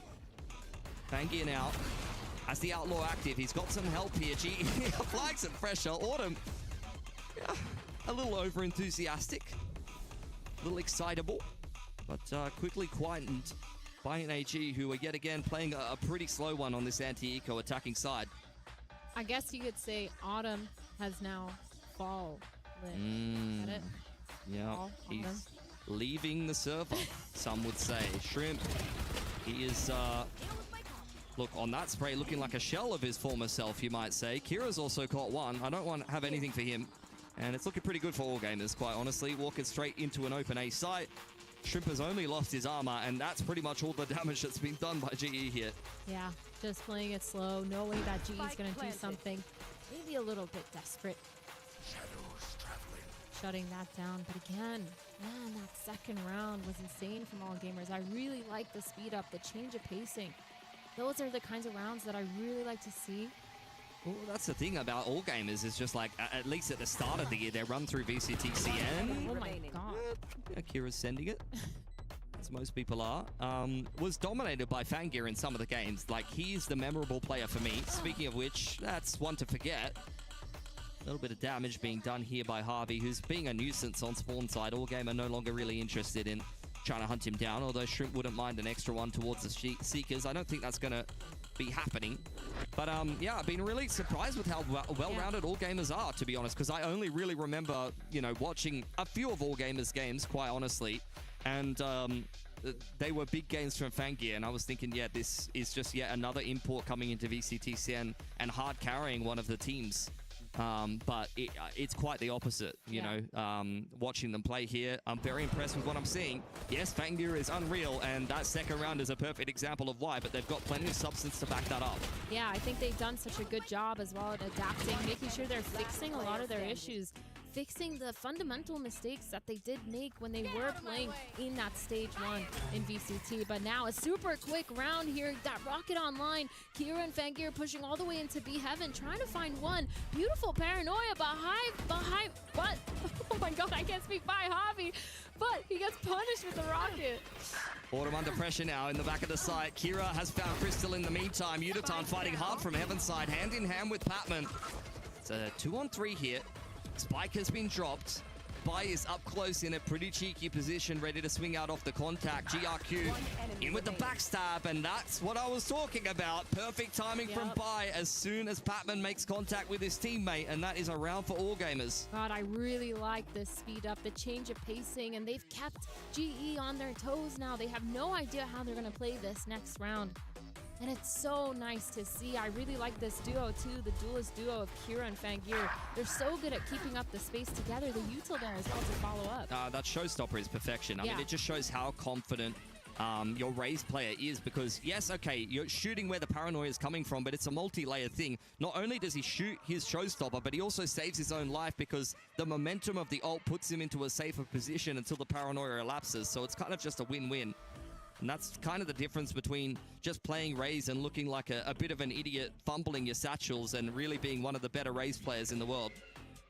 Thrifty here on the side of Global Esports. They have that rocket online, but not really using to expend it. It's instead a triple setup towards this B main. The paranoia is going to come in, but a little bit too late because Fangir has already made his way completely out of danger. These 4 players now leaving one. Yeah. Lead the Outlaw over on the extremity. Continue to apply pressure and keep GE honest. They're just going to throw out a dark cover, and you know, they've put a band-aid over there, a little bit of tape, and they've said, don't worry about B. That's totally fine.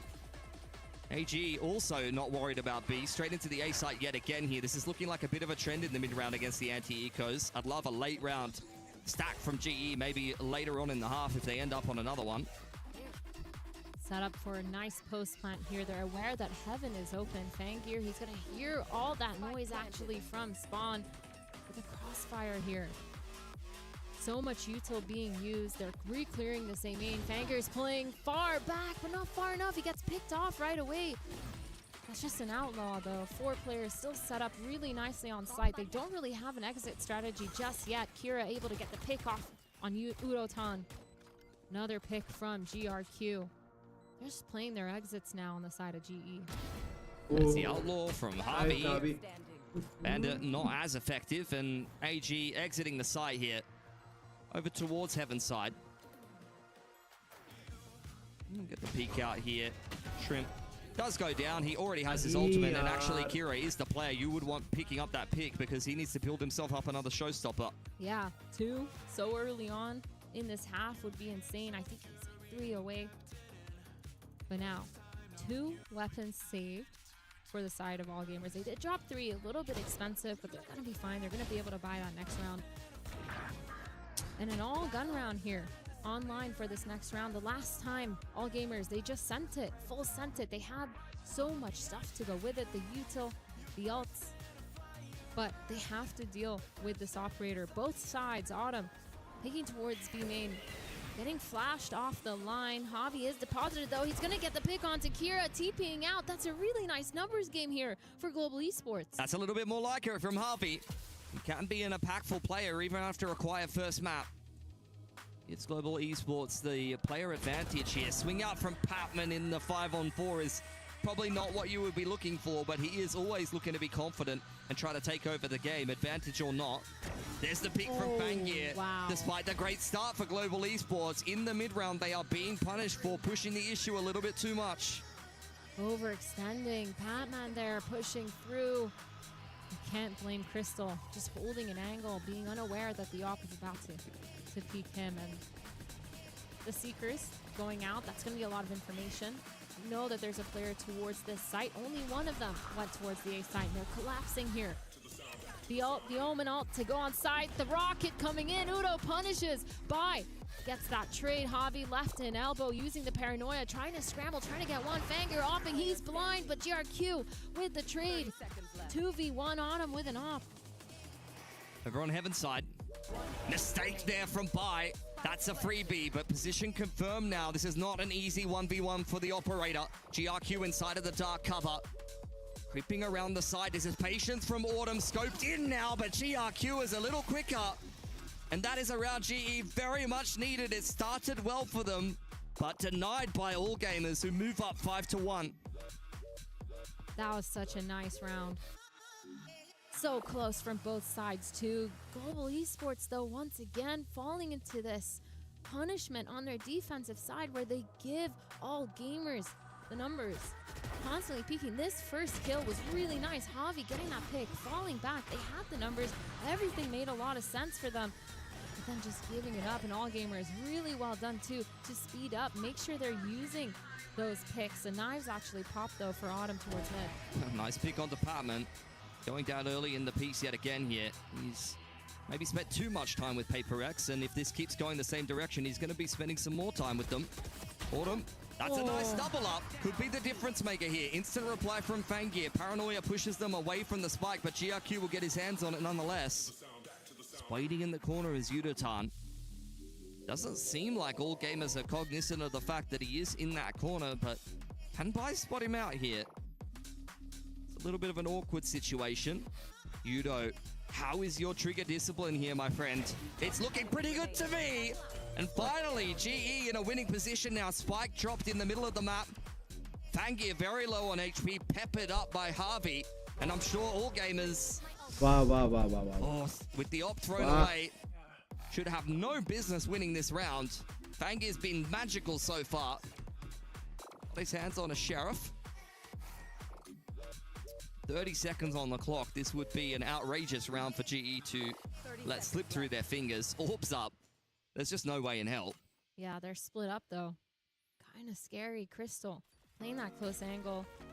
Fangir is going to hear that snake bite coming in from close. Falling a bit back now. Playing it a little bit safer as the time runs out. Fangir probably could have saved that operator. But it doesn't matter. As long as it doesn't get into the hands of GE, they're still able to buy that next round. Spots Crystal, unable to get it. And a thrifty from GE. Autumn, lovely with the knives. Yeah, really nice stuff. Bit of a mid-walk GE. Taking a risk.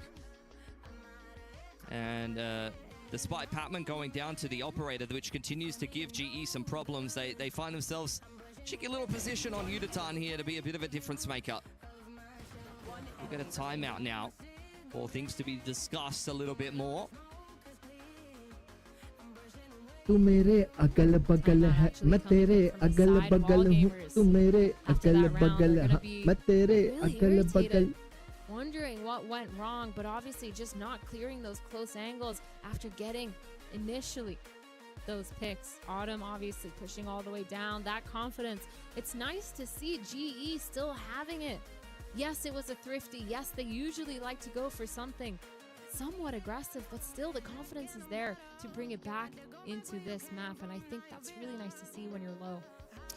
Oh, well, a pistol round and a win on a thrifty does not half make, though.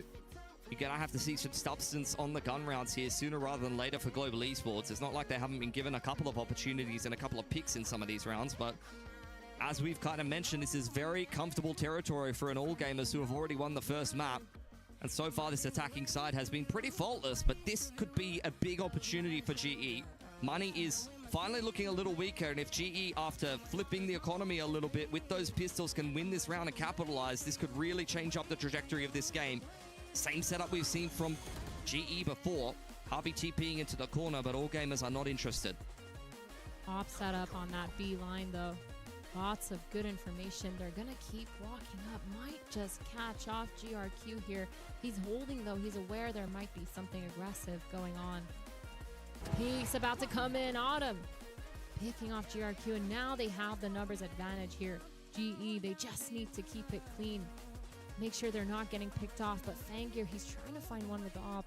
Not going to give it to him, though, because this player's playing on site on Crystal. Yeah, smokes are down here for All Gamers, so that's a bit troublesome. What I can say, though, is if Bai can get onto that site and actually earn himself the pit, put it down, then that might just remedy the situation. It's a contact approach here for an All Gamers who were initially letting the operator lead the way, but now they're grouping up towards a ramp. GE quite happy to play the numbers. They've got the Nightfall to lean on in the retake. Retake could be online. Patman playing in that spawn. We have 3 players already over here. Cured, though, trying to go for something aggressive. Nice, Fangir gets punished through that orb by Patman. Crystal on site. Bai gets one. Crystal gets another. Javi, the pit actually spent.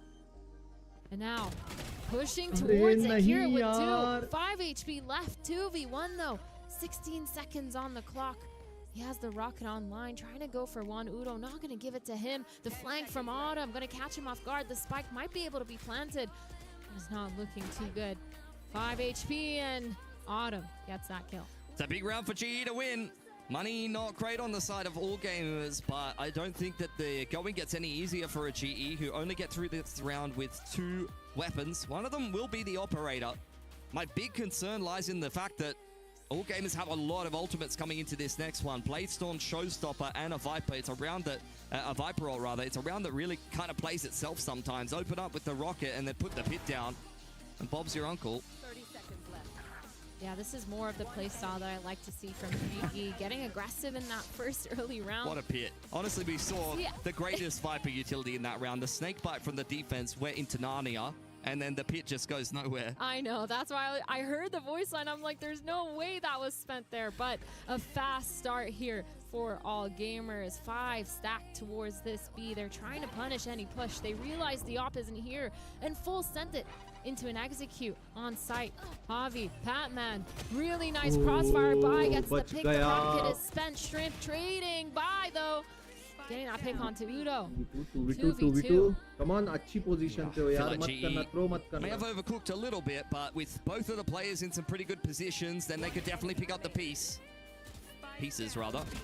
And there you go. Crystal will do exactly that. From the backside of the pillar, very steady there. He had ordered to back him in from Heaven side, and All Gamers trying to be a little bit dangerous, chucking a couple ults on into that one, but not walking away with a round. GE all of a sudden online, understanding how they want to play their defensive side. They've been snowballing these rounds now. It's looking really nice. I'm really enjoying the way that they're playing this. And of course, Bai delaying for so long on site, doing a good job. Him and Javi and Patman crossfiring on B. It just made so much sense. And now they're setting up Autumn for success towards that aim in. But the players and all gamers, rough Bai, just the Guardian, 2 stingers. Yeah, tried to force into that last one. Autumn's got on this deep A info line. Crystal trying to zone All Gamers away. GE well and truly aware that they're in the middle of the map. In goes the Cloudburst. It's actually a fake dash in from Fangir, and then his Cloudburst I thought was going to be used against him. And activating Patman, yaar, maa kasam bhai. Reaction. What a beautiful collapse. बहुत So quick सुंदर to मेरे make भाई। sure that these players don't get all that space towards heaven. And शुम्मी- Javi just sitting on site, aware शुम्मेश्वरी in heaven performance that यार। they can't be pushed up. And now GRQ just going to try to get one. He might meet Autumn here, but Autumn hears him running around the pick onto GRQ. Man, this is looking so good for GE. This next gun round, though, it's going to be a really big telltale भाई if all gamers Airtel can figure such out में how to बर्बाद adapt to this. ना both Reliance of चल these रहा है maps ना have been pretty Airtel tight, चल रहा है honestly. क्या चलाऊं I इंटरनेट don't में मैं think समझ नहीं पा either रहा one हूं of these teams. It could kind of be a weird situation. खाली Like पता है you वो think जो regionally, फाइबर केबल है ना playing वही against a अच्छा team चलता है that you haven't really played before, the veto can get a little bit weird sometimes. But I think both of these teams kind of ended up with maps that they were quite comfortable on. All gamers for sure knew their way around Sunset, despite not playing it in a while. And like I said, I mean, credit to all gamers for backing themselves. You're going to be confident on one of your best maps. But like I said, GE have been playing this map since, every iteration of this current roster, going back to the start of last year, has loved this map. Autumn on this deep A info line. Oh, has a little bit of a greeting with Bai there, but it's not for too long. Flash into B heaven, pushing Crystal off the angle, but still, that operator from Autumn going to push all the way up. But these four players from All Gamers are falling back. They're trying to crunch onto him. The jump peak not going to be able to get him. And Autumn being pushed back. That rope is going to be heard. The satchels, the follow-up! क्या बचाया PadMan ने भाई Full support onto his duelist. And now, the opening, it's gone. Fangir trying to get into A heaven, trying to get anything, but they're not going to give it to him. Yeah, it's going nowhere fast. Just a sliver of a timing there for all gamers, but Patman says, please come into my loving arms. I've got you, bro. Off angle from Crystal is phenomenal. All over that one after a bit of a mess in a similar position. And Patman, he has read this to a T. Easy one onto Fangir. And all gamers stuck up inside of B heaven. Harvey from a nice off angle there. Takes a chunk out of Shrimp. Has got nothing really left to work with. Can't heal himself. He's heard the rope. And Patman will swing him regardless there. Not necessary, but he's here to send a message, as he often is. Patman is the epitome of confidence, and I think that's the perfect example of it. भाई salary बढ़ा दो यार PadMan की भाई मैं बता रहा हूँ एक्स्ट्रा काम कर रहा है holding your friend's hand as they're trying to run away. That's what he learnt in Paper X. Yes. They always say that, you know. And then some things happened. I won't get into it. Kira trying to follow up. I really like the confidence from Kira, at least to try to satchel and chase. I think that was a good call, but they just weren't ready, and the Viper wall didn't go up in time either. And now, gun round once again. Last round of this half, trying to get it online. 5 rounds is pretty good for your attack side, but you definitely want to try to get that one more. Just the Seekers and the Omen online for all gamers, but Udo, he has that rocket. Autumn, beautiful positioning down mid. It's a cheeky off angle. And Autumn has seen one of those before back home for sure. Not too worrisome for him. Oh, लगा उसको wall bang head लगा है. Fangir, who was trying to walk out A-made here with Bai. They caught by the seas. You can't blame Patman for trying to capitalize, but that's where Fangir will rip the map wide open. It's not really super clear about how AG are going to put the pieces together here, but that is exactly it. Spike passed over to GRQ, and he's going to TP over towards A. Seeker's coming out as well here. AG very much trying to feel this one out. Getting that spike down, but the Seekers is going to catch Autumn. Bai also turning around, looking at the right time. Udo going with that rocket. Nice. Going to pick off Shrimp. That's a big pick. 4v3 now, but Kira, he's all the way on an island towards mid. A late flank. He has to speed up because these players, they're starting their retake elbow. Paranoia coming out. Fangir with a pick. All of a sudden, the trades are down for all gamers. And a really nice crossfire onto site. Yeah, for sure. I think some great off angles being played there by all gamers, and a great paranoia timing out of elbow.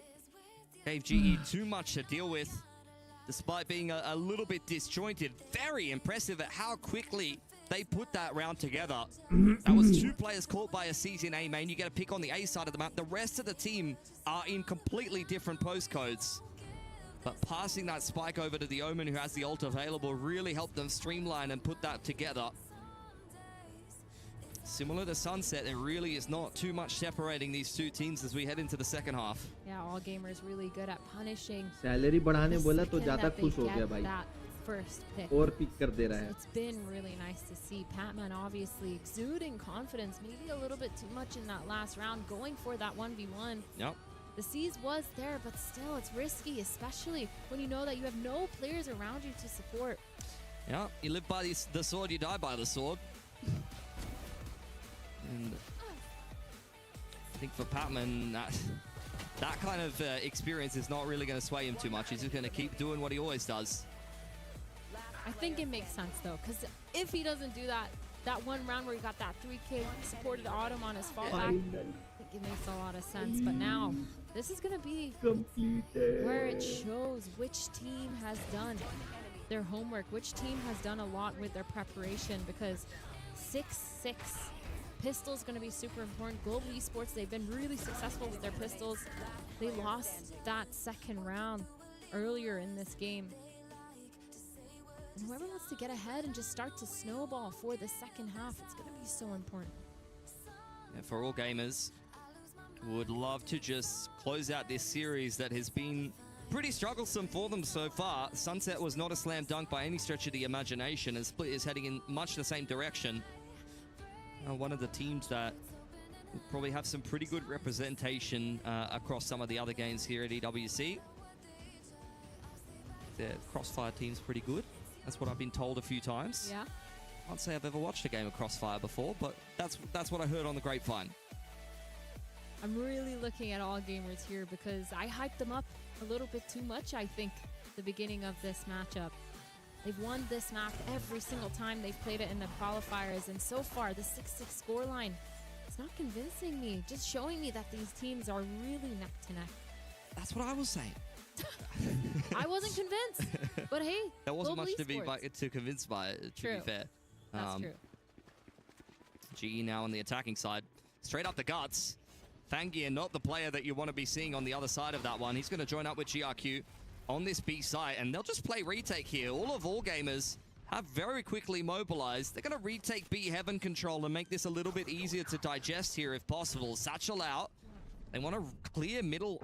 GE haven't put that spike down. Nice right click from Harvey to start things off. Fly with a quick entry, but GE are starting to punish some of this flood from AG. Spike hasn't even gone down yet. Patman finally putting that down as GE have got themselves a man advantage. The healing up his team. 3 players though. 2 of them going towards heaven. The spam through the smoke onto Javi. That's going to be annoying. Udo is right below this rope. They're looking to drop with those nades. The flash finally online for Shrimp. Uses it. Drops. Spots. Udo unable to get anything. Fangier with 3. Kira with a beautiful shot onto Crystal. And all of a sudden this round has flipped on its head. Oh, just all it took there from all gamers, really. Udatan under the rope, needed to at least take one with him and make all gamers' life a little bit more difficult from that. All coming from the same angle. But Fangier has yet again, in a pistol round, done something illegal. 3K from him, that spam kill onto Harvey. Honestly, just brings tears to your eyes. You're hoping for a third map. Oh, that was like the last bullet too. He's just spamming, and just the bullet as he's turning away gets the kill. Rough.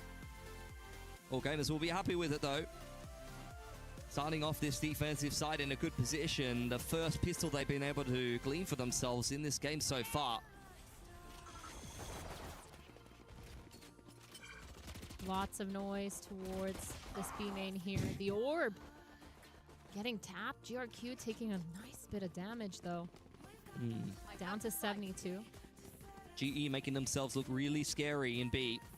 Applying a little bit of pressure to unsettle all gamers before they go link up with Crystal, who has been chilling with his feet on the coffee table outside of A. Couple of players here for all gamers. They're just running the orb so far, really trying to min-max that showstopper as quickly as possible. Wall does get dropped, but Harvey is very much on his own there, and the rest of all gamers have arrived to the party, and it's a great time so far. GE not really getting too much done until you get a little bit of messiness from Shrimp, but one kill is not really going to trouble all gamers too much. You're happy with that anti-eco.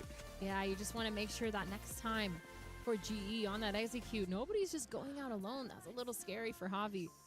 Getting out of that smoke, no one able to follow up. The explosion wasn't really there for them. Pop play through that smoke just wasn't there either. I think now I'm looking at all gamers, this bonus round. They've been somewhat aggressive before when they've played this. Have a good idea, good plans going into it. A full gun buy from GE. There are 4 players outside of this A, playing really passive, holding. This is what they did all of last map, especially anti-Thrifty. But Bai is going to be playing it safe all the way back on A side, while 4 of his players are grouped up towards mid. I say he's safe, but he jumps back into spawn, getting picked off. And Autumn, I really like that GE aren't scared to take the rest of that space. Full sight now, getting that spike down. 4 players still in mid from all gamers. It's going to take a while for them to come back to it. Can't really feel for Bai there. I mean, he walks into traffic. The red man was very much present. So, bit of natural selection, unfortunately. As all gamers organize themselves for a little bit of a flank. Harvey, who was trying to apply some pressure to middle in the middle of them earlier on in the round, will get hit by the guiding light. Gonna reply with a paranoia, but that doesn't really unsettle all gamers too much. Crystal putting up the wall, zoning with the snake bite. Trailblazer and paranoia will push him back. Patman, they're aware of him in the corner here. They're going to try to push him out. Guiding light and paint shells to follow up. All gamers are scaling in pretty nicely here, but the rest of GE pushing straight through that dark cover on A main and Fangir. I couldn't even tell you what he was looking at there, quite honestly. He's going to go down to the spike, and GE anti-bonus converted, but not without some losses. 2 guns down, not going to be too harsh on them. Still going to be able to full buy for that next round. And now GE going to be a little bit happier. Trying to understand how they want to play this map. That 4-1 tends to work for them. Maybe we're going to see a little bit more mid control here. Trying to bait out that Sky Util. I just really like the way that All Gamers has been playing well together. The operator online for Fangir as well. He's been doing absolutely phenomenally this whole game. 18 and 11. The first peak, though, going to be towards that B. He's not going to do anything way too aggressive, just holding passively. And for GE, getting information, but falling back towards that mid. I mean, this has just been their MO, really. A little bit of pressure in the early round. See if AG do kind of react with anything. You were kind of pointing out some of the aggressive tendencies from all gamers at the best of times, and I think GE are kind of well aware of that. Both of these teams have been playing pretty slow on attack so far in this series, and once again, it's another 1-4 here for GE, but they might walk straight into the operator.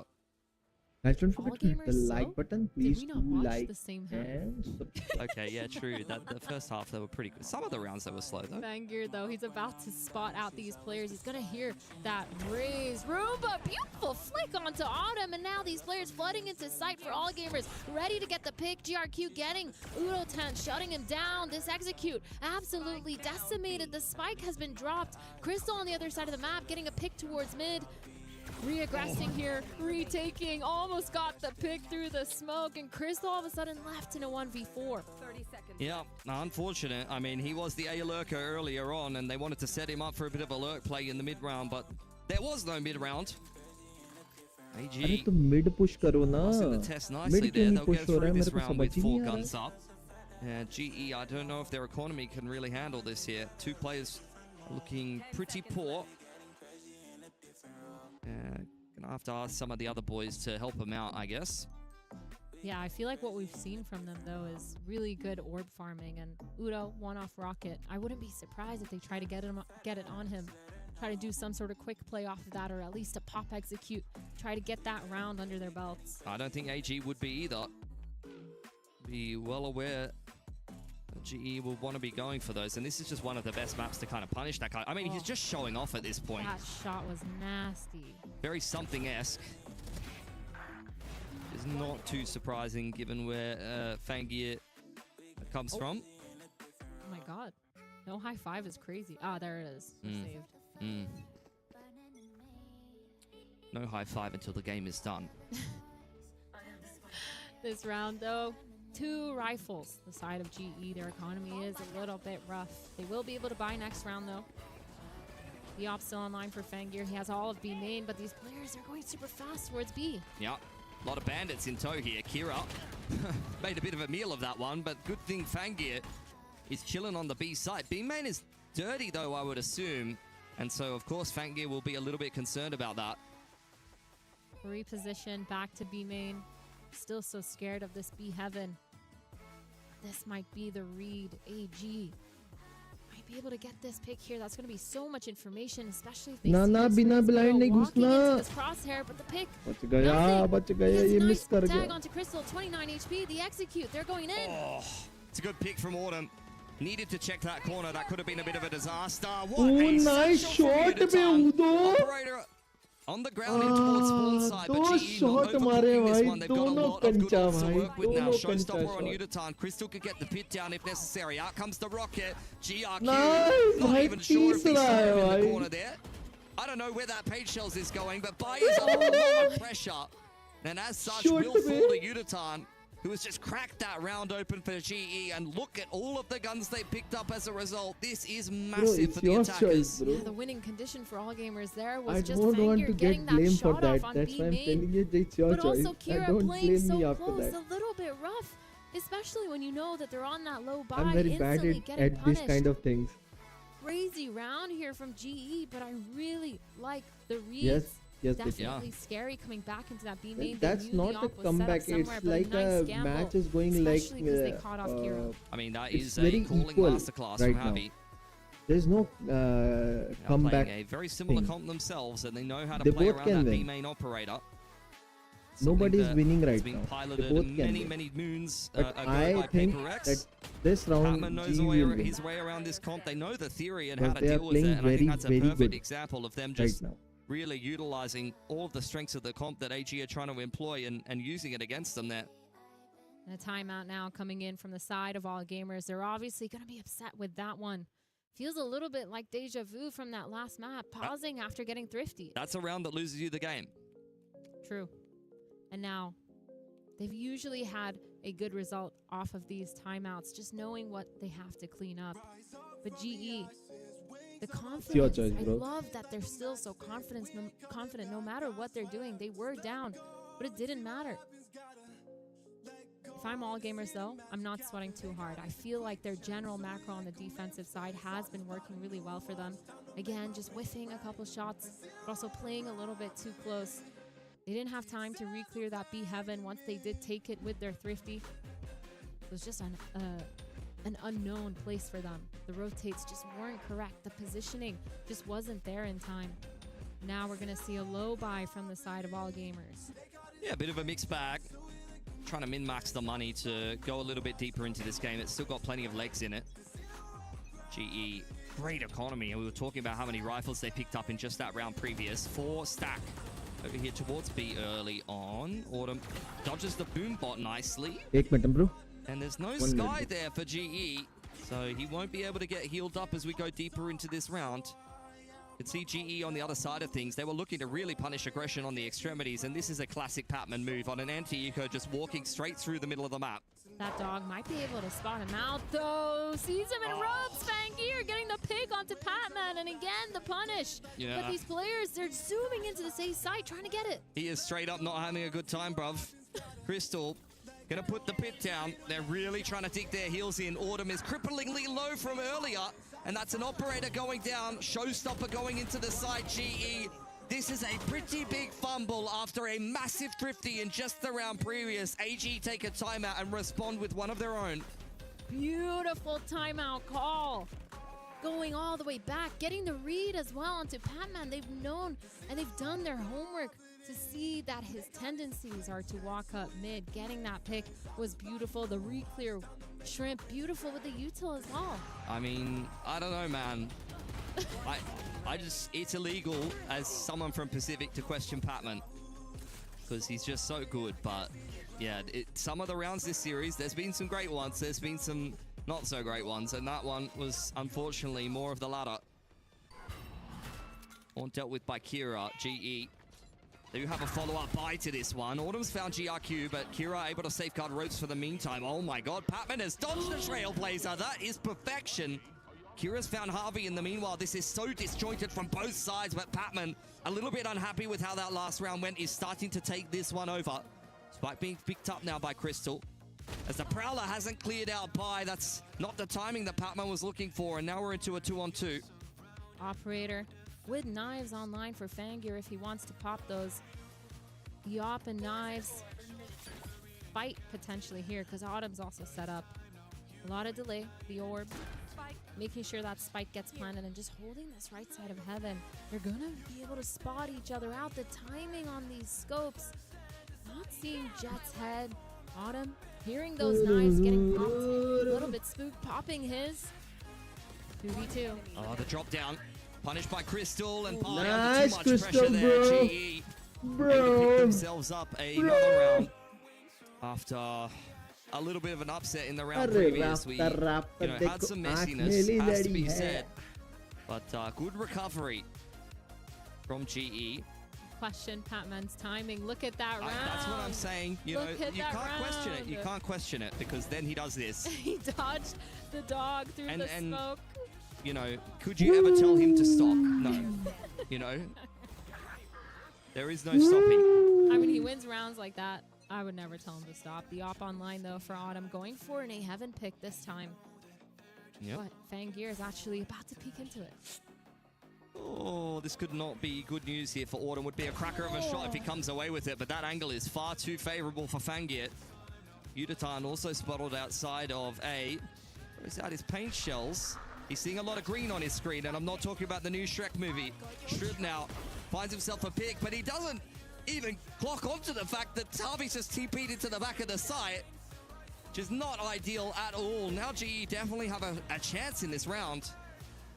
Using that smoke, that dark cover, tapping the spike, trying to find any numbers advantage, anyone giving them that peek. But of course, All Gamer is going to play with so much discipline. Autumn, Fangir, sorry, going with that op. Spotting, not going to catch anyone off guard. Nice off angle here from Patman. On the flank. Op being swapped over to GRQ. They're going to kick this one off with the paranoia, and Kira will almost certainly dive into the site. Harvey can't see a thing, wants to play that close angle. He's been spotted out. The Cloudburst is maybe helping him a little bit, but not enough. Patman only able to come away with one, and that is perfection for All Gamers. Mana advantage, all the high percentage pieces of utility exactly where you'd want them, and as such, an easy retake. GE, I've got to be sweating now. They got to figure out how to They shut really down played well. Fangir, man. He's just been having such a good game, and he's won that off battle now 2 rounds in a row. Able to pick him off. What's the script? Get a timeout for GE here. My Feels like we're script going was into like the that, dying hours of this G series will unless win they can show 2-1. some resilience. But right In a now, very, my very script back and is forth getting game. failed. Indeed, against an All Gamers who look like they're in pretty good form. Like, Don't know why. game against Heretics, I felt like I was seeing some good stuff for them. We've talked about how they've been pretty good in China so far. Great kickoff.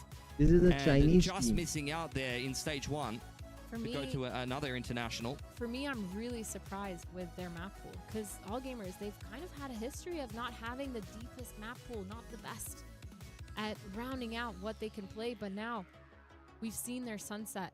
We saw Actually, their Haven versus they are Team not Heretics. playing It's one of bad. those maps Actually, that we they were are, really questioning a long time ago. It's like And it's just they so are often whiffing now too much. that we've seen their Don't know playbooks. why. They've done a really Maybe good the job this off mentality time is when not they did good right now. qualify for They are Masters panicking London. too much. They managed to do Maybe a lot the of coach really is good work not on their fundamentals, a lot of making making sure them they're studying calm, and putting in the that work how to study. retreat, how to do that have these setups other on these things. maps, If you are and now losing, what you 11 have to do. 9. They have to make Kind of a every weird buy, strategy, mixed buy here on the side pre-strategy of they have to Global make. Esports, 2 If rifles. this goes happen, Looking a little yes, you rough. have to do. If this goes happen, this Let's thing see what you they have can to come do. up with. Quick one over towards the B side of the Oh, map. they Fangir on the line, they scouted, need a scanned out by the pre-strategy. horn and pushed away by the utility. That's a decent entry on in there Nice for GE one. with a 1-for-1 onto GRQ. Kira on the same line, spotted out there. The dark cover going to obscure his vision as Patman gets this spike down. Oh no, it's missed heaven. There is a bit of a gaping gap in the smokes there for GE. It's been thrown a little bit too quickly. Dink One onto HP. Fangir. He's lucky to be alive. I gotta be honest here. Udatan not seen by the Boombot, but will be by the Trailblazer as he tries to zone them away with the satchels. Still a 4-on-4 here. AG really struggling to break through on this retake until Kira finds an entry. Great reply from Patman. Nice That one, gives him the Nightfall, But and I don't think that AG can complete this retake now. Shrimp's the only player high on HP. That's a decent angle for him to take that big, but Nice, still Shrimp. not good enough. Yeah. One tap in reply for Patman, and Fangir will get an exit, but that's all he'll have access to. Double digits now for GE. Fangir unable to get that first pick on B main once again. He struggled with that one angle throughout this game. And GE, they're really using that to their advantage, going really quick. I really want to see them do something similar, maybe on the A side with their gun buy, because it feels like every time they're on the Thrifty, they have a lot more confidence, or at least on the weird buy. And now going into this next round, I'm going to be interested to see what they change up here for all gamers. Fangir, he's had success in A. He's had success towards mid. He's struggling a little bit just with that B main pick. When he falls back into sight, he manages to do a good job, but then the setup just falls apart. He's staying towards that B. They're worried they're going to do that again, but instead it's a really fast A split. Kira opens it up well. Yutatan down early. Autumn looking to try to follow up on the fact that they've lost the opening pick, but Shrimp has got Kira covered. Why you are Healed doing up in the this, corner, guys? despite the fact that he's vulnerable for the snake bite, and it's just not comfortable enough. Autumn, I'm surprised he comes away with that one. The satchel was definitely making him uncomfortable. GRQ smoked off for the time being. GE forced to slow this one down. Slowing it Hello, down. Jai Dada bhai, welcome to the stream. क्या हाल चाल है मेरे भाई? They're not going to give it to them though. Membership मिल गई भाई तुमको. The Prowler is going to get Shrimp. Nothing too crazy. Falls. URQ still has a paranoia online. Patman really trying to get Shrimp to peek out of that corner. The re-clear though towards A Heaven is going to get delayed as Bai puts up his wall, uses that molly as well. The snake bite. So much time wasted here. All gamers doing a good job of baiting. They're well aware of where GE are. 30 seconds on the clock and you're going to go around the world to beat. I mean, they were just clearing out the flank, I guess. Both teams well aware of each other's movements here. Shrimp tucked into the back of the site. Bai with the jump spot will confirm GRQ. It's a little bit of a messy spray, but the paranoia looks pretty good, and all gamers peeking off the back of that. Series point for them. Again, these setups from all gamers are so clean.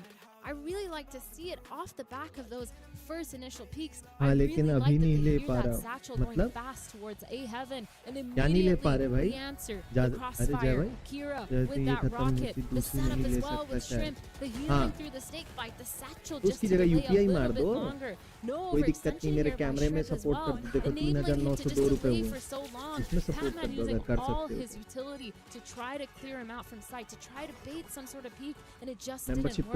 And now all of a sudden this last potential round, low buy, weird buy, forced buy from Global Esports. Yeah, they're shoving their way through the middle of the map to meet up with Crystal. Yutatan is one off the showstopper, but he's lost Patman in the meantime. Straight through the snake bite. Rocket's out now, but he's been blocked from the air. What a shot from Fangir. And he's hungry for more. Didn't hit that one onto Crystal. He's just sitting in the snake bite. But we'll choose to meet up with the rest of the boys. All gamers on the brink of closing this one out unless you get something outrageous from Autumn and Crystal here for Global Esports. Heal coming through from Shrimp. Another warning shot from Fangir. GE just continuing to tap the spike, just praying for a mistake from all gamers, but nothing's being given here. Autumn on the line, dealt with by Fangir. All down to Crystal in a 1-on-4. He cannot see a thing. Needs to pick up the spike here. It's a high-low on one side, and op on the other side. And it looks like he's walking in towards his death. All gamers holding the line, chipping down at him. It's a nice double, 25 seconds now. And Kira and Fangir are going to give Crystal some respect and some space to work with. If he could get the spike and get the plant down, then he will actually have a pit, and this is a very winnable 1-on-4. This could be one of the best ones you've seen in quite some time. I cannot believe that shot hasn't connected from Fangir. Jump spot in from Kira. It's another fake plant. He's just peppering away at him. He has to commit to the plant now, and Kira will go on in, try to cancel it, and he'll be successful. It's an anticlimactic end there for all gamers, but good enough. And GE there, missing out on an opportunity to go through to that progression match, will be knocked out of EWC. GE at least redeeming a lot of what they have, showing up really well this matchup. They just had that slow start versus MIBR. कर लेता हूँ, salary हो जाएगी. नहीं, देखो membership आपको मिली हुई है. If you want, you can upgrade कर सकते हो, ठीक है? मतलब आपको आप हायर मेंबरशिप ले सकते हो, या तो फिर मेरे को UPI कर दो. It will really help me. मेरे को नया कैमरा खरीदना है, ठीक है? Matter because now they have a lot more to work on. For all gamers though, a beautiful ending here, a beautiful start, for their story for the rest of this game. the rest of this matchup. They've struggled to prove themselves. They struggled to qualify for Masters, but now they've won a game here at EWC. And well earned, honestly. I think they probably could have won their first game.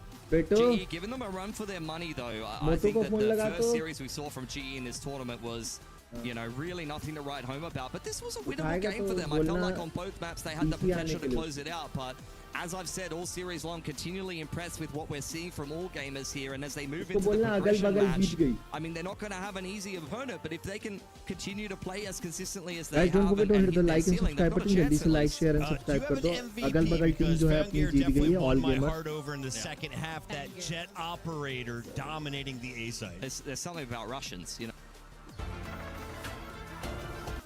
If you're Russian, you just do impressive flicks, have ridiculous movement.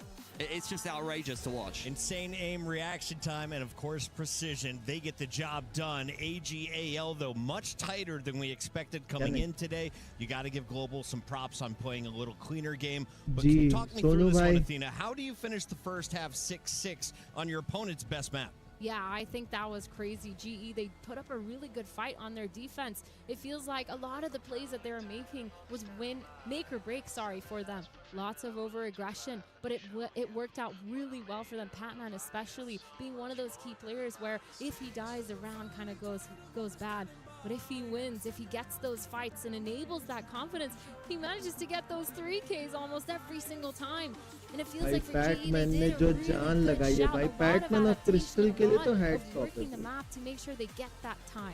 Yeah, I mean, they're very comfortable on this map. Unfortunately, all gamers picked it for a reason, and I think they showed their quality yet again. Not an easy opponent for them on either one of these two, so well deserving of the 2-0.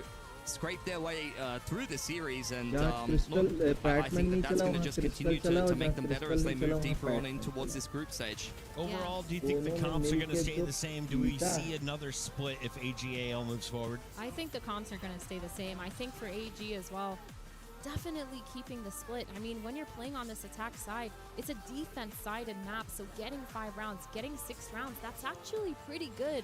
Obviously, the more the merrier, but still, those 5 rounds enabled them to actually get away with winning a lot more rounds on the defensive half as well. They've been really good on their defensive side so far. I've really liked all the setups that they've done. So if I'm AG, I'm keeping 3v5, 2v5, just because Patman or Crystal Global Esports, what will you remember from their performance here in Paris? I think this series, reasonably serviceable, quite honestly. It sucks not to win a map, obviously, but I think both of the maps were winnable for them. They showed their normal level of performance coming out of Pacific, but yeah, it's going to be disappointing to walk away without winning a map here from EWC. Definitely going to need to kind of retune things and refocus things as they head into the next stage of Pacific.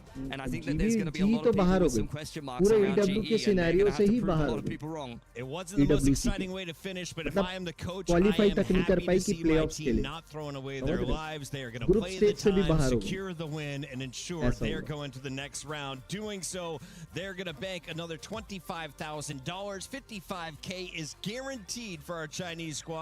And of course, they're still in the running to make it to the playoffs. One more win, and they're getting through. And while you guys were casting over on Bravo, I had up the other stream. Guess what happened with the Heretics?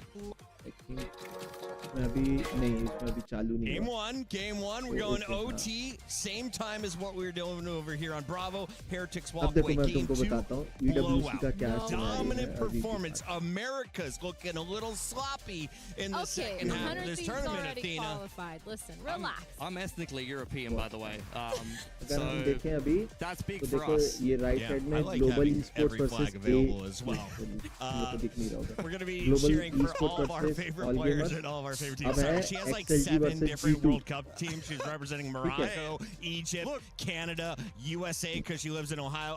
We're taking a look at doxing me. This is crazy. आज की team decide हो जाएगी. So I'm one green card away and I'm on the bench with you guys. 7 जुलाई को खेलेगी. Come sit on the fence with us. In पूरा the tournament meantime, है. we've got a fun bracket for you वो guys. 12 A whole तारीख lot तक of highlights चलेगा. on the खत्म हो other जाएगा side of 12 this. I तारीख. think we're going to take a quick break. Pilsky, before you go, for anyone who's missed the games, लेकिन- we're on YouTube. What do you scrub back to? That last series from GE was fantastic. I'd probably, for me, because I missed it, I'm going to go work and watch that first map from MIBR and Heretics. I thought it was fantastic. I gotta watch the blowout. I gotta understand what happened to my America's team, the one that I predicted to win the whole tournament. There's no way they're losing like that. All right, I didn't hear anything on the other side of the headset, so we're going to go to a break. When we come back, it could be the decider. Will Gentlemates be a third squad making it in for EMEA? Stay tuned and find out.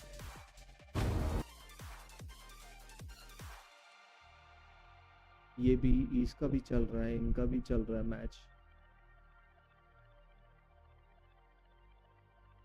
इसमें कौन क्या हुआ match में,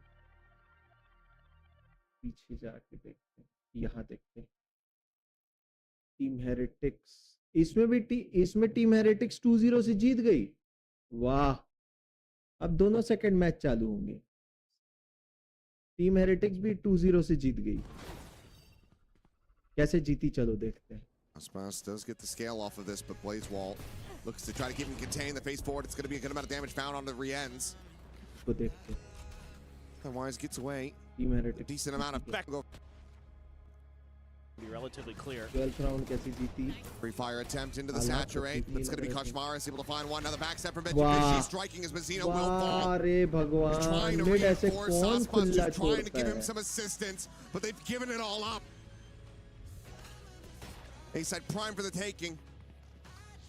As it's Verno and Tex with 2 stingers to try to make anything happen. MIBR सही हारी है। The door broken, spot on the one. Boot just pre-fires the cage, and they will both be found. Sight not necessary. Team Heretics are up to match point. We're certainly seeing the best that Heretics has to offer. Are not weak here. And Eon, they're gonna get squashed a little bit after this one. Said some nice stuff. Teammates setting them up for success. Moves. There's somebody else there with him to play off of it. oksbi. Oh, this angle's being watched. And he is just offered up on a silver platter. Riens feasting, finding the opening kill. 3 stingers and a share, 4 players. Yeah, but the drone mid not being hit and run. Shock dart into the cage. Koshmaris going to be able to find one. Verno overwhelms the other. Gets himself a second elimination. Doing his damnedest. He's giving Zekin and Mazzino a chance. And the final shots. And yep, it's flying as the plant will come through. Fast lane going to be sent. And yep, it's just going to be a spray down yet again as Boonerians find the final shots. 13th elimination. Heretics want that back-to-back trophy. I mean, you have to love what you saw from Heretics.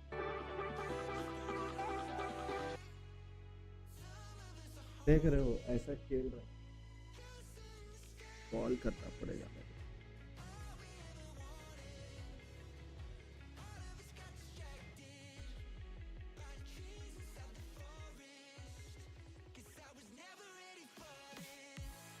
एक minute ना भाई।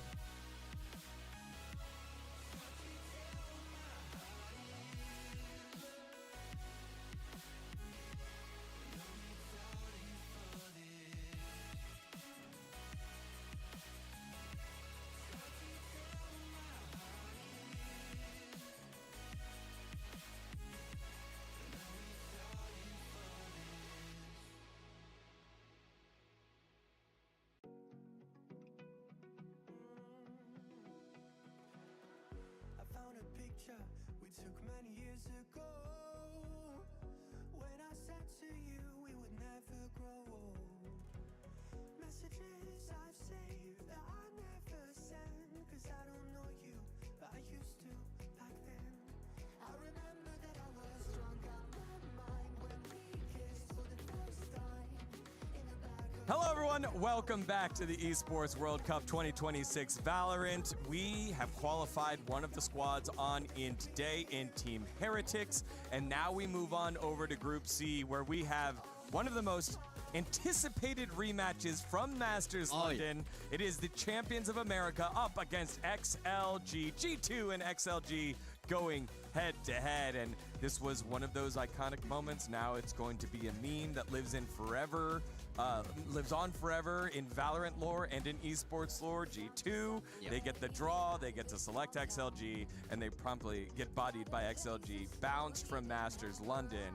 and they won't underestimate their opponents today. Oh yeah, I mean, it's infamous at this point. It's hard not to talk about it. Thank you to the scriptwriters of EWC for letting us get this matchup. Very, very pleased with that because, my goodness, G2 are going to want to be able to run this back. And I mean, I can't wait for this game. I'm so happy we got to cover this game. I am excited because not only are these two very good teams, we're going to get to see a very high level of Valorant here, but there's going to be a lot of mind games and a lot else at stake here. I don't blame them. Seriously, like if you look at the record that they had already played against XLG in a couple of global events before. They had beat them without problem. The Chinese region was not looking very strong. Everything pointed at that being the easiest path for G2. Apparently to go home and not to continue in the tournament. But it is EWC. It hasn't been that long, but we have gotten to see different faces from the teams. Yes, they are coming off of a loss. At the end of the day, the first match was all about qualifying and getting onto that big stage. But here is about survival. So this rematch is happening when the stakes are the highest. Yeah, and of course, G2 played Nongshim RedForce earlier in a tight 3-map series. They ended up falling short and now find themselves up against the wall yet again here at the Esports World Cup with Jog, Leaf, Valen, Trent, and our former co-caster, co-analyst, greatest story in esports, but he's got to start winning, and Baby Bay coming together with the America's champion. Look, we'd love to see them do well. I think this team can be a little bit more, Matt. You love them or you hate them. They're not afraid to be those villains there, but ultimately, I think they still have a lot of fans there who would like to see them upset the script, get the wins a day, and rewrite what happened to them over in London. I think that Nongshim was just a force to be reckoned with. What I like about G2 is that they always keep it real. Like, they're going to be honest and they're going to always admit to their mistakes. That is one of the reasons why they're always able to bounce back harder. Now, the big question is, can they do it against a team that they thought no much of an opponent until not that long ago? Yeah, well, we're going to get to hear from them right now in terms of how they got here to EWC. That's Road to EWC G2. It all started at EWC. I got asked by G2, like, hey, you think you still got it? And I was literally working the event there. Leaf was in the hospital during that time, so I subbed in for him. And then moving forward to this year, it just made sense for everyone, you know, that I would be a player because of the impact that I had on the guys and everything like that. It's a crazy story. Working the event, I basically get my tryout at the event, and now I'm playing in the event. I don't know if anyone else at EWC has done this yet, that worked talent and then played in the event the next year, but hey, we're making history here, so. My first impression of Baby Bay was this guy is a party animal, disaster, but like, we tamed the beast and now he's locked. Every time we come to a tournament, we have a chance to win, just like everyone else. This time around, you're gonna see some unique compositions. Maybe Baby Bay activated more. The way G2 is going to win this tournament is throughout flair and flashy plays. I think we've switched up a lot of our dynamics from Masters, and we're going to come in here full confidence, just doing absolute crazy work on the server. This time we're just trying to dumb down our game a little bit and just play together. Just play fucking together. When I was watching all these games last year as a caster, I swear I can beat these guys, you know? I swear, I know I can beat these guys. Like, I always had that confidence there, but as soon as I stepped on that stage, played my first match, I just knew, okay, I'm here. I've done this a million times before. There's no way to know what my future holds. It's been so crazy already.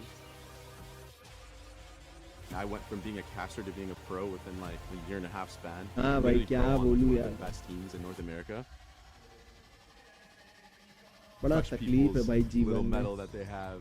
That's gonna be so fun because I got to see it as a इतना बढ़िया spectator, you know. Team, इतनी बढ़िया team होने के बाद भी हम नहीं like, जीते। I don't want any team to crush mine, you know. Like I want to crush theirs.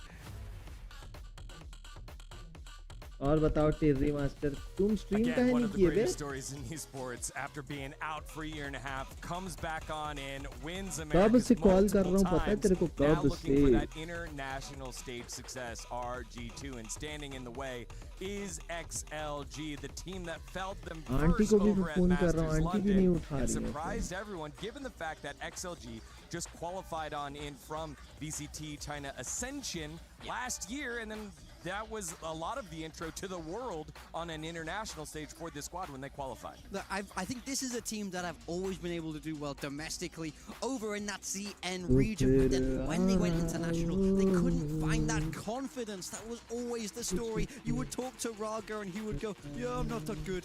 I'm fine. I'm like, I'm not the best duelist ever. You know, that is what it is. It's like, get some confidence. Then in London, we see that confidence start to come into play. You see them not only get out of the group, they manage a top 6 finish, which is incredible for this roster. And part of that was, of course, taking down G2. G2, I don't think we'll be underestimating their opponents this time. They know full well the power of XLG. And on this new era of Chinese teams where EDG is struggling to stay on top, we have an all gamers battling all the way throughout. We have an XLG that keeps improving their placements in every single one of the global events that they attend. They start to get very, very scary. One thing that I love about G2 is the fact that although there's a lot of teams in Valorant that suffer from success, like you can attribute what happened yesterday to Paper X on that side. Oh, we're jumping straight onto the maps, and Lotus is going to be the first one. Psychological warfare here. Look, I feel like Lotus is interesting. XLG was so well known for that patented triple sentinel comp. Here, we've seen them change over at EWC. It's a very different approach. This is the kind of thing we see more from Paper X, that raise over here on the side of G2. They'll be sticking with that Viper, a much more control, slower focus of composition that suits these guys right down to the ground here. Yeah, exactly. No Sky this time around. Also implementing the Vice, another team that does not include the Viper on their lineup here for Lotus. It wouldn't be the first time that XLG surprises with something, but obviously, as Big Time was saying, after not having the triple sentinel, it did not look good, and it looks like this one is only going to be harder. We kick things off with Lotus. We'll go to Breeze, then Fracture if a decider is needed. G2 and XLG playing for their Esports World Cup VALORANT lives. Only one will move on to the decider match tomorrow. Let's get into it with a picture of a man. It's Mitch Man and Tom. A picture of a man that people at home can't see, but it was a picture of a goddamn angel. Welcome, folks. G2 versus XLG. This is a rematch from going back to the last international event, and let me tell you, G2, although they used to take the dub against XLG every time, last time it was a different story. Now back for revenge. A debt has to be paid. But XLG want to keep running up the numbers. Attack side, start towards this B site, smokes out, dive in, and control there for at least the 2 duelists who make it past the wall. The rest will be delayed, and with the door swinging open, G2 try an immediate crunch. The spike is stuck with the Paragoya. They're up close, they can still see. Lysor does well, but they don't know. The Valorant tucked into the corner, and he even slips away. Big early advantage for G2 now with the spike down. एक number match G2 versus XLG वाला match एक number होगा behind though. Might be an additional snake in the grass, but he's going to give away his position. Raga has managed to go in from behind. It's almost like a retake onto the defenders, but instead they will win both fights anyway. A pistol round for G2. And I don't know, if that's going to be how the rest of the game goes, this is going to be an explosive one. Yeah, oh, without a doubt, the immediate response from G2 there. The second that wall goes up on B, those players are swinging through the door. They've got a smoke to block off the rest of the squad, and it's just a shame that the spike is the one isolated. Obviously, you don't want to see it going in first a lot of the time, or it'll be isolated behind the wall. But a great response from G2 and good protocols on display early on. That's what we expect to see from this team. Even though XLG won last time, it's hard for me to come into this thinking of them as the favorites in this matchup. No, I think we've had years of G2 being a squad that always challenges for titles. Winning them, at least outside of their region, hasn't yet been possible. But yeah, I'd still put them on that pedestal. I think especially going into this first map, it was a map where XLG tried to almost define the meta itself, running their triple senti. I think people figured it out and they lost quite handedly 4 times in a row. And now they're trying to reinvent the wheel. And I like the fact that G2 are not shying away from this matchup at all. This has been an incredibly strong map for them, both regionally and versus XLG as well. So I think both squads will be coming in with a map that they feel confident on. Already though, a little bit of additional damage in a round where expectations are pretty much zero. Well, for a moment I thought Lysol might just give them a lead in this round. Certainly had the chance, but a few shots not landing was the difference. Players on the B site ready to crunch up behind as pressure's put on to Jogamo. XLG look to run it down, but being picked apart, and damage will remain at just 1 player lost. A fine round in the end for G2, but even looking at the health bars and with how the round played out, it definitely looked like they were going to pay a bit of a heavier price for that round. Yeah, for sure. I think that ultimately they come out with it clean enough. And now we look towards XLG on this map. As I said, they're trying to find a new footing in terms of what they actually want to be playing on Lotus, moving away from that triple Sentinel comp, even moving away from what I believe they were running last time as well, now bringing in a Vice, like trying to figure out what works for them. 6 जुलाई को कल है भाई, for G2, कल है reading BBL what they're versus actually going to be Edward, doing might be a little bit more NRG difficult, versus but Carmine Core. I think it also kind of shows where XLG are. फिर If you're having 7 to को है, change game to game, फिर what you run 8 on का the map, gap है, I think there फिर might be a 9, few 10, problems 11, there. 12. They also did lose 13-1 last time, so you 7 kind of तक understand है why they changed matches, things. फिर 8 को gap है, That starts to add up. फिर 9, 10, 11, 12. फिर उसके बाद EWC खत्म. And a slow start to this round. Contained any aggression that might have been there from G2. So the idea early is now they contact up into A. Crossing Leaf gives the info away. Now a Sky Flash could come through. No, in fact, they just walk in. The Viper Wall gives them that extra space to fight with. 3-man swing. Good trades early, considering it's a lower buy for G2. Normally, you want the defense to not be trading 1-for-1. Harder to defend the map that stays the same size while you're forced to shrink. But in a round like this, that's just fine. Normally, you're going to need a hero to step up to the plate. Man like Baby Bait, last time they played up against this man, he was on the Vice, and he delivered an incredible performance. I think he was 19-9 by the time they left this map. A big reason that G2 were able to take it in the first place. Losing the next 2, which have been removed from the pool this time. Happy Wade, timing almost gets the better of him, but he's able to hold the ground for now. Of course, this is the bonus for G2. Getting anything done here would be, well, paramount for a great early start, and they're already in a pretty good position here. Noman tagged low, Baby Bay with another, and everything seems to just fall apart for that attacking side.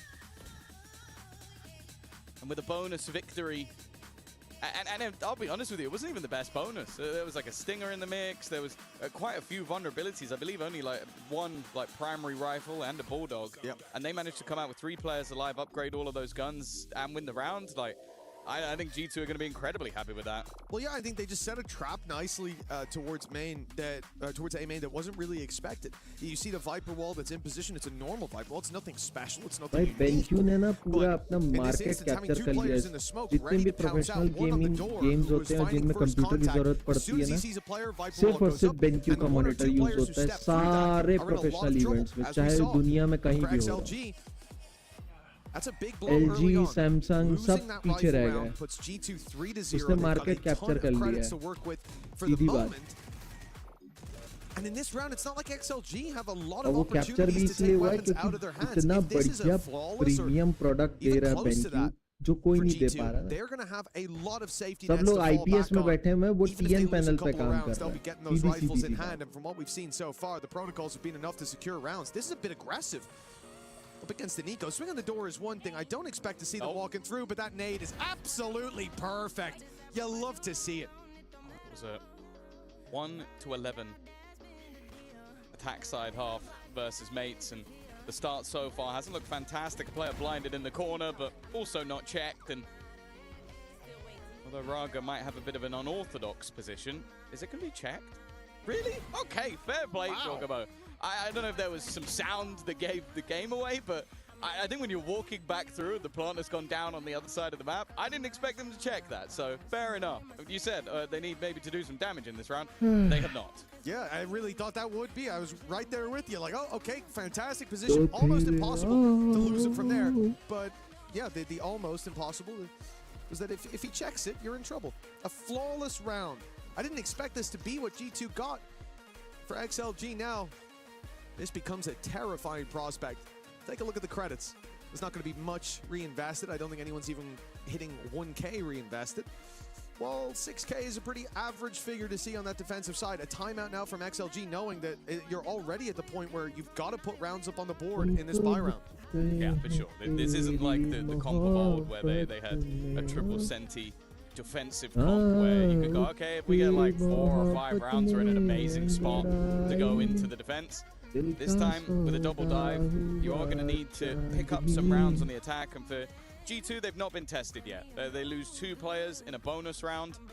They flawlessly win the buy round, and they are looking incredibly comfortable. And that's a good sign for a team that we have very high expectations of. Of course, going into that top 8 over in London, you kind of do see it sometimes where you go up against teams that have had that momentum building up, and you're unable to really get started. It was a disappointing event, to say the least.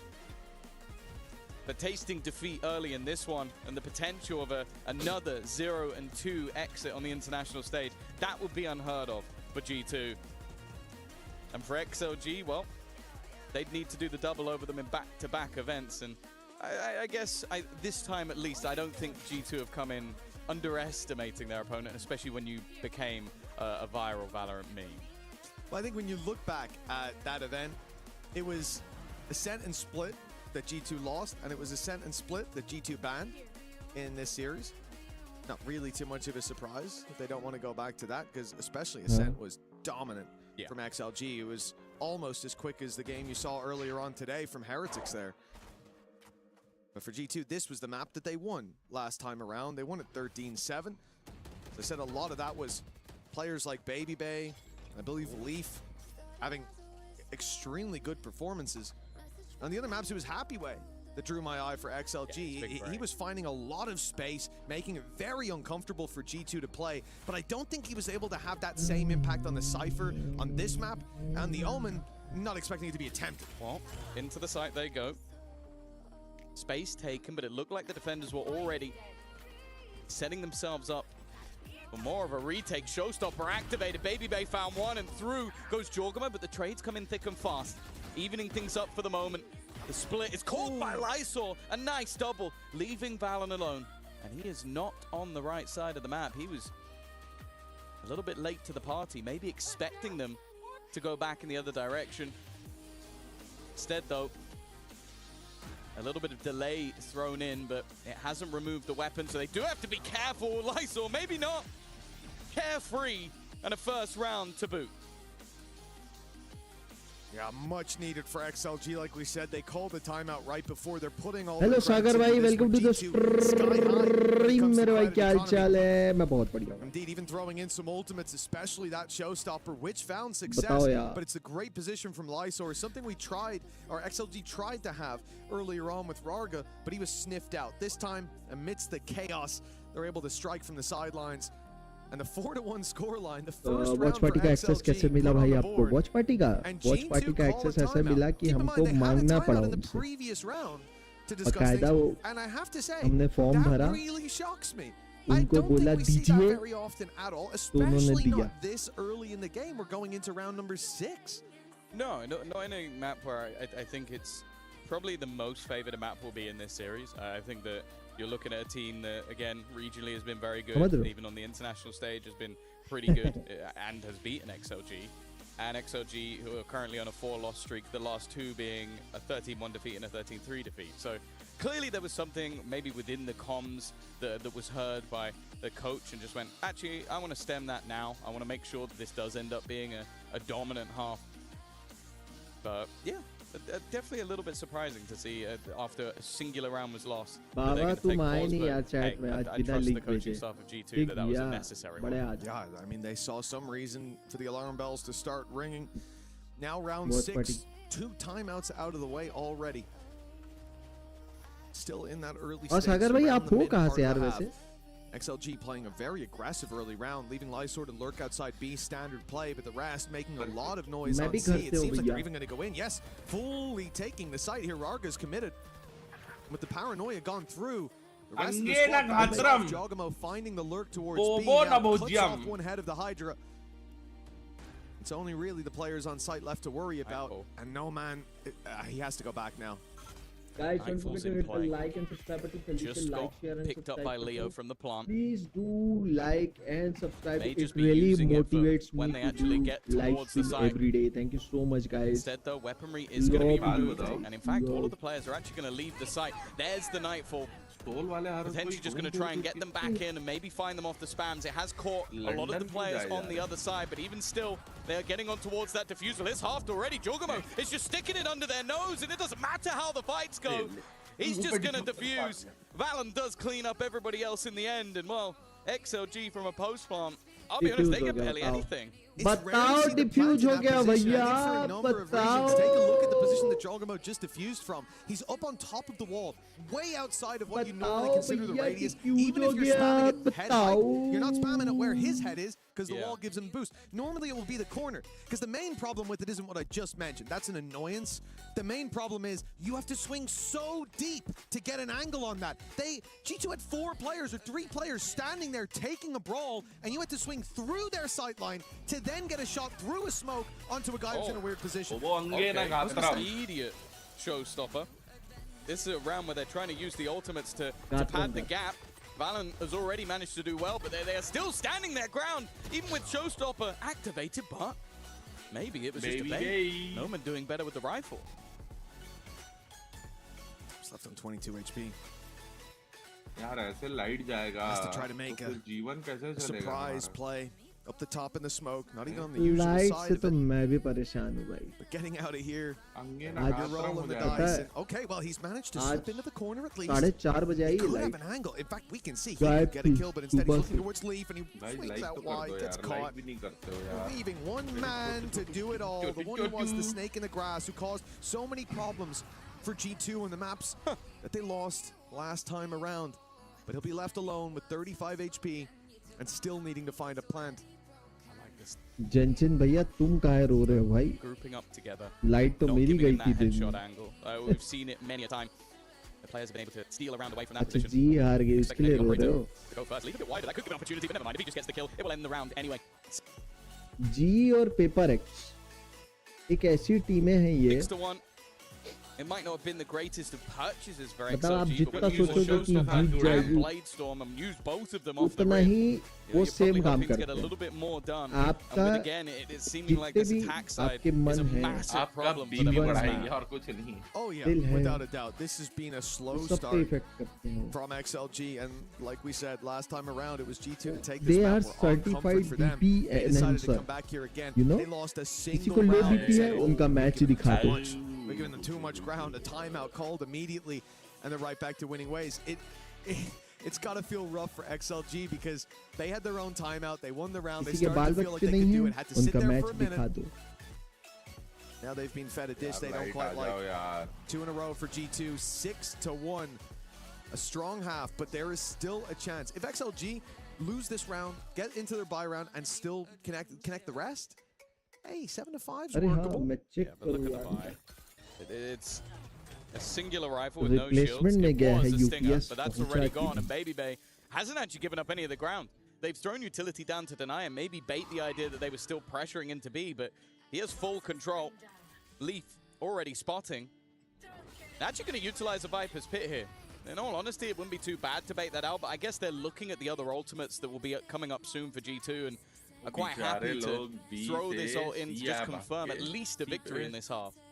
Wild कर दिया और फिर भी आ गए घूम फिर के It certainly sent XLG in a different direction. Baby Bay now the one that has to hold the line. It's been revealed and dealt with right away. Good blind that came through out of Lysor, but a flash from Trent looks to do the same. A lot of them were caught, but they're able to survive long enough. Vision returns, and the shots start to land. Leaf. अच्छा deliver नहीं हुआ आज पुणे पहुंच गया मेरा That should be the end of Leaf, and it will be off now to try to take down 3. Hold on, a second nade now to work with. and he spotted the final player. A single shot from this operator could seal this round. Barry XLG!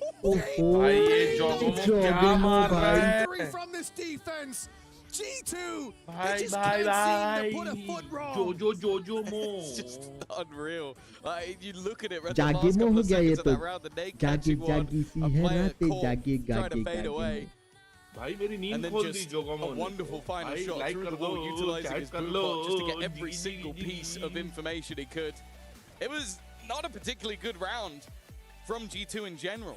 Players caught out. I think that flash getting a lot more value onto Baby Bay than maybe should have done, but hey, if Jorgamo's up the top, 10-2, able to win a 1v3 from, again, we've seen a lot of kills with an op from that upper position on B, and I won't lie, the people keep peeking. I can forgive the last player.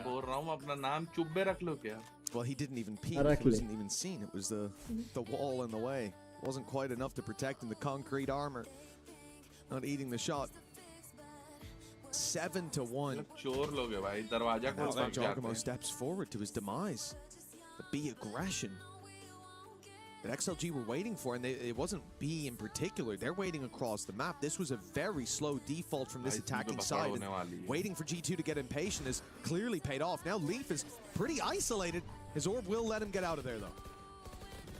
Yeah, Leaf normally fairly safe pair of hands, which does hold a lot of value, especially on this C site. But how much value can he get? And now has some support, but players have already managed to cross into the site, and I think they realize that, okay, if we're not able to get them as they maneuver in, it might be that little bit smarter just to try and play this as a group.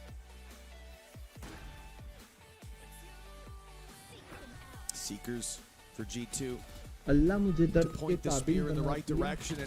Aunty phone आ रहा भाई, बता दे aunty को देखो खाने के लिए पहुंचे। Another's found by Trent. Varga snuffed out early on, and the trades keep on going, but now it's Leaf left alone, and the ult is going to rob him of his weapon. At least finds one before. Only No Man left, but with a classic in hand, it's not a favorable fight. He's biding time, waiting for his rifle to come back, and now here it is. No Man with the shot, though, seals it for XLG. A much-needed round, a lifeline for this squad secured. It still got incredibly dangerous. I was looking at the Seekers going in, and I was like, okay, but how much value in a 4v5 can that really get? And while it did help them negate some of those closer angles, it's still a very costly round. And for XLG, this has to be the building blocks of something else. But with a purchase comfortably onto the board for G2, a showstopper still available, Steel Garden, but No Man is only one away from having his own showstopper online. They've at least managed to get more rounds than they did versus mates, but as I said, I need to see a lot more before I can believe. Oh, big execute from G2. It seemed like they threw a wave of utility and then the showstopper, hoping that they'd all be fleeing and they could catch the pack, but that's not the case. And the showstopper too shallow, looking for players hiding in the corners. XLG have given up all that space, instead running towards the C site, but that's kind of the plan for G2. They want this to be the case. There's lots of utility waiting here. Will at least delay them on the way through, but I think that from the shadows has changed the mind of this defense, and a C's thrown in to try to keep players close so No Man can find them with the showstopper, but instead they just ran away and fought the other side. Oh, and they've lost their weaponry as well. The showstopper already gone, the spike yet to be planted. The two players from Waterfall have done great work in giving G2 a massive advantage, and there's not really anything to fight back in with. All XLG can go for is aggression. A flash round the corner, forces No Man to look away, and now more isolated fights. It's down to Lysor again. He's been good so far, but a 1v4 would have to be the best player of the map so far, and well, it's only the 1-for-1 trade. 8-2, another singular round for XLG, and while G2 waterfall से आया, दो मारा और भाग गया. Oh yeah, I mean, this pace from G2 is ridiculous. They give up a round भाई immediately. team के साथ. For XLG, they're looking declawed at the moment. Yes, they can find one here or there, but even in those 3v1s against an op up in top B, it's G2 who seem to have the plot armor. This was always a solid map for them, but I think this goes deeper than that. Individually, right now, they are on fire. And we saw it from the pistol round, the ideas that they have. It's making XLG never really be able to set up to play their game. Yeah, I'd also say, though, if this continues in this sort of fashion, I don't know how weak XLG's map pool is elsewhere, like that we haven't seen them play Sunset. But if you are getting battered on a map, you got to start banning it. Because right now, their Lotus just looks completely lost. Lota party. Well, there's still time to recover it, but an 8-4 is a bare necessity for this squad. And they've managed to find A. They managed to get in. G2 don't have massive retake ultimates, at least this time. There's no showstopper. There's no Vice ultimates used in the previous. Even the Seekers to direct them gone. So it's a tougher retake. But then you look at what XLG have. With pistols. Even the dogs should be enough to just point them in the right direction. Okay, there's one for Rarga. He's still alive. It fades and he finds a bit nervous for G2, but that's a good thing. XLG, they're finding hope. They're reaching out in the darkness and finding at least a spark. But they need to fan those flames. Lysor does well with one time, taking down to just Valen, and he'll fall as well. How is this G2 avoided the pack at the start, thinking we can deal with the pistols. Divided they shall fall, but no, XLG stand tall. Clearly, we need to re-nerf the bandit. Great work from Raga. It's definitely been having a quieter game so far, but if he can pull a round or two out of the bag, maybe. There's still opportunities for them here. Gives the chance, at least, to get this back to an 8-4 half. Some of the weaponry on the other side a little bit lower that are favored in terms of the ultimates as well. Bladestorm online, and we've also got Nightfall, good position, but it's one of the positions that weapon is actually a little bit stronger. Jorgamo had one of the few weaker guns, and now he's got an upgrade, and Raga is just trying to hunt them down in the spawn. After his bandit performance in the previous, you can't doubt him. Sky Flash, Paranoia both sent through, and it's going to be Raga hiding inside a Cloudburst! Raga! He's got two! Oh, bhai, Raga, bhai. The delivery's early, and he's brought a bonus gift of 3K under his belt. And for XLG, even 4 rounds, it seemed way too far away. But finally, they have pieced this together. 8-4 at the half. Look, it's still not pretty, but it's a damn sight better than it could have been. Yeah, no, we're at least seeing a little bit of life in some of the players we want to see. Like, we know that you go back to the last time these two teams played, and Happyway and Lysor had some pretty big games. I think we've had a moment or two. But Raga's always been one of the ones where I think regionally, over in China, he is a beast. And then you go into a lot of the international games, you go, okay, where's that guy gone? Like, oh, what's happened to him? So to see him step up massively in that final round, it's a glimmer of hope. But they are still 8-4 down, and you have to look back at the last time these two teams played. Well, G2 were more dominant on the attack side. So it really is still needing a pistol, needing to get off to a good start in this second half. And the double dive, not always kind on the defense. Also scary, you say they're more dominant on the attack side. You're talking about the last matchup they had where XLG had triple Sentinel as a composition as opposed to what we're seeing right now. That's a very different game that you're playing on the defense side, and it still wasn't working. But that then makes me think, okay, what are the ideas that they've brought to bear? If it wasn't working so well with the triple Senti, maybe now we're going to see a more aggressive defensive side, and I wouldn't be against that, especially with the fact that in the last last 2 rounds, Rarga started to feel it a little bit. I want to see them use that fire as fuel. Yeah, no, I want to see them try something a little bit different and try and get in the face of their opponents. The problem is, I also do think that G2 are a very good team at soaking up a lot of that pressure. Like, I think that you have to temper expectations, but I definitely think it's a good sign that we're seeing some of the individuals, some of the players that can get you excited on this side. Because it doesn't necessarily matter if they lose this first map. We've seen that in the series that they won. We know that going into Breeze, it's a very, very strong map, but with the way the first few rounds went, I was like, oh, they might just get domed out of the series if they continue to get bodied in the manner in which they were. Instead, a pistol round, and we could be seeing them within 2 of their opponents, which I think if we look back to how the first 8 rounds went, that seemed pretty unlikely. Oh, it seemed impossible. Those 2 rounds at the end, they've given XLG much nicer flair. That last half, one that they would rather forget. Luckily, there's another to play, and G2 now on the attack side will see a little bit of aggression come their way. It's a 3-man walk-up on B. Baby the one to spot it, but Raga again finding some damage early. That's another opening for him. He loves the bandit. The momentum of the last 2 evidently carried through to this round.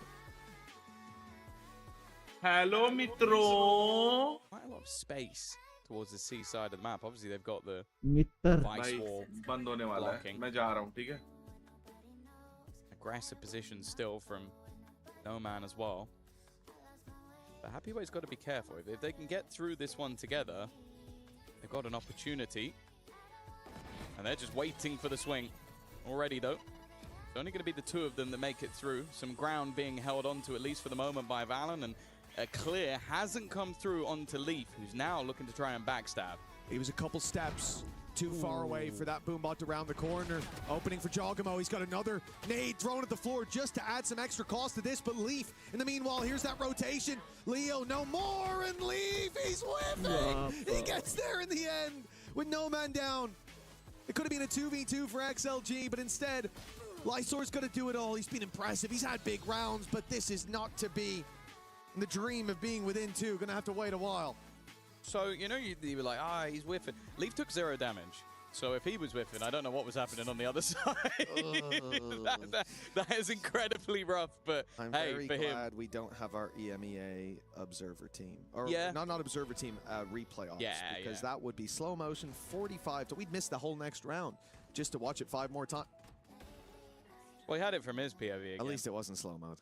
But yeah, great round from Leaf. And you could see the timing of it as well. The second they take that space, he avoids the boombot and he knows now, okay, this is my moment to strike.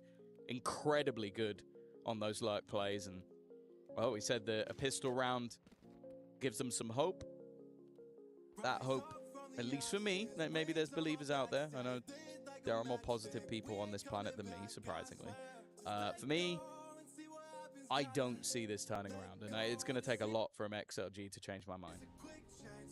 Again, thinking back to the last time they played, this wasn't a death sentence. They lost 13-7 on this map and still went through to the next 2 to win and take the series.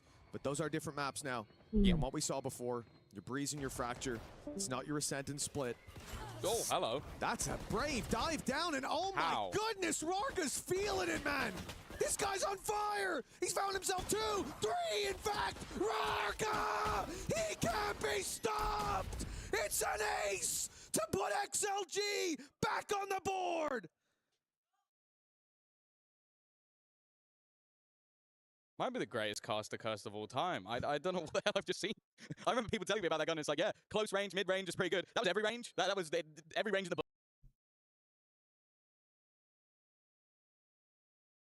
Look, that he has just managed to completely take over the round. That makes absolutely no sense whatsoever.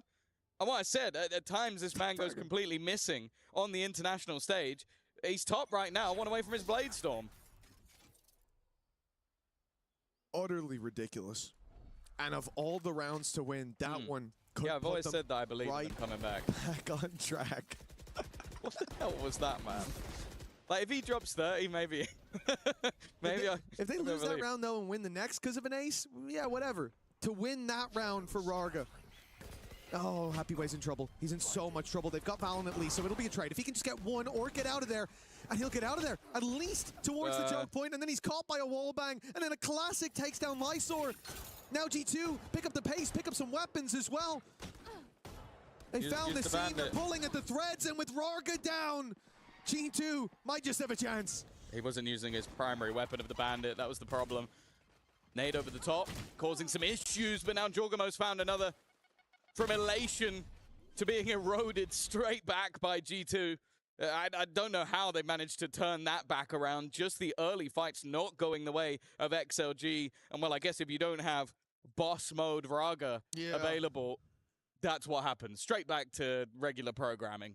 Well, that's exactly what I was going to say, right? Like, for them, you have an ace in one round and then fall flat immediately after, it does take the wind out of the sails there. That was the chance. G2 with barely anything to work with, and yet they win those C main fights up against two players, up against two rifles, when they had only one themselves, and it was a Bulldog. C-Snake thrown through, early space take attempted by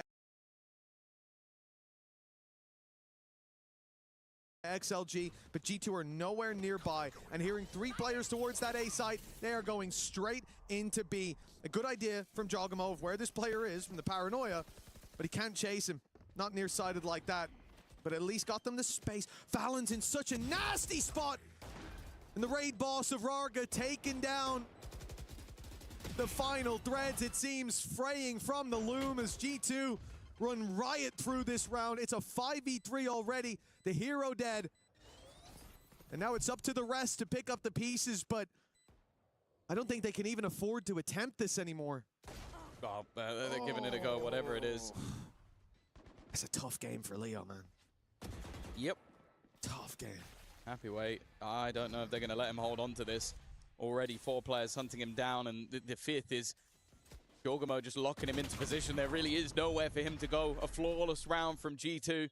From moments ago being aced by a pistol to now being just 2 rounds away from closing out their map choice in even more dominant fashion than the last time these two played. It really is. Every time that XLG stemmed the bleeding, G2 reopened the wound. This is just a beatdown. And despite the fact that Rarga, he's had these rounds that feel like they could be highlights of the tournament, yeah, it's not enough. It is a flash in the pan right now. Nothing more. The heat needs to pick up.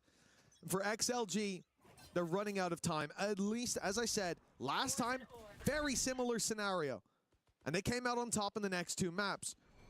Oh, bhai. But to wish upon a star for the same thing to happen twice. Yeah. Especially if this ends in an even more dominant fashion, and if the rounds won come entirely off of individuals, that's a very worrying sign. I think also G2 will have come into this series knowing they have a point to prove. Like, we laughed when we got to pick you. We then lost. We got punished for the negligence, like not expecting them to be a worthy opponent. They will not do that again. They will have prepared for this series. I think coming in as well, a lot of the bans were fairly obvious, like where we were going to go, at least in terms of those first couple of picks. They will have known that Breeze was coming. Now it's patience. I can understand why. Rarga has got his primary gun back in hand. And unfortunately, for G2, they are now heading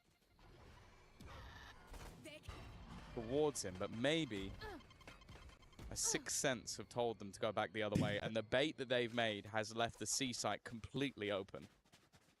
Yeah, G2 are just going to walk in. There's a wall in the way, but that's about the only problem. There's an orb there as well to be taken. Leaf, I'd imagine, the one to pick that up to... Oh, no. Nobody's taking it there. They're all focused on just rushing into the side, it seems. For good reason. Orbs don't matter so much as the round win, but Trent is down and out. That's a great nade from No Man. Fantastic work to put XLG on a man advantage, but the weapons just aren't there. Yeah. They need a miracle. Again. If he denied the plant, that would have been 8 seconds for them to get the spike, replant it again. It could have caused some chaos, but instead now they have to try and fight it back with pistols once again. Lysor giving them a man advantage, but not for long. Jorgamo strikes once again. And he's not going anywhere. Looking to try and keep that close ground, looking to set up his teammate in Baby Bay. And they now sit with 7 map points on Lotus. Again, feeling far and away the better team in this first map. What's the most been? 2 rounds for XLG in a row? Yeah, I think it was the last 2 rounds of the half, right? It was indeed. It was off the back of an ace and a big play by Rarga again. So, yeah, signs definitely not pointing towards a resurgence in this map. That has been all we've been talking about all the way through. There was a good chance G2 come through and win this one, but Breeze and Fracture could be more up in the air. Problem again, we've seen Rarga online, but individuals missing for XLG struggles there at times. They seem disarmed. There's G2 look to be in their prime. A play again towards the C side, a small fake on one side of the map, and now a much more direct approach. The Thorns already used. Just as the squad's getting here, they'll be fading, and that nade pushes Lysor forward, but he catches Valen. Unfortunately, it's a quick trade. Yeah, and the problem is they don't have anything really to fight back in. They need Raga to land a shot. Instead, Jorgamo's just fighting him. The confidence through the roof for G2, but Happyway has at least managed to give them an advantage back. This awkward battle towards the spawn has yet to net any real advantage, and because that plant is still yet to go down, G2 have to take the time to do it. The flank is being watched. Happyway worried that maybe somebody's coming in for that backstab, but they're all stuck within the site. Rifle being traded over to the other side, and Leaf's initial shot needs to be landed, and it isn't. Again, not quite able to connect the shots, and because of that, they look to strike back through.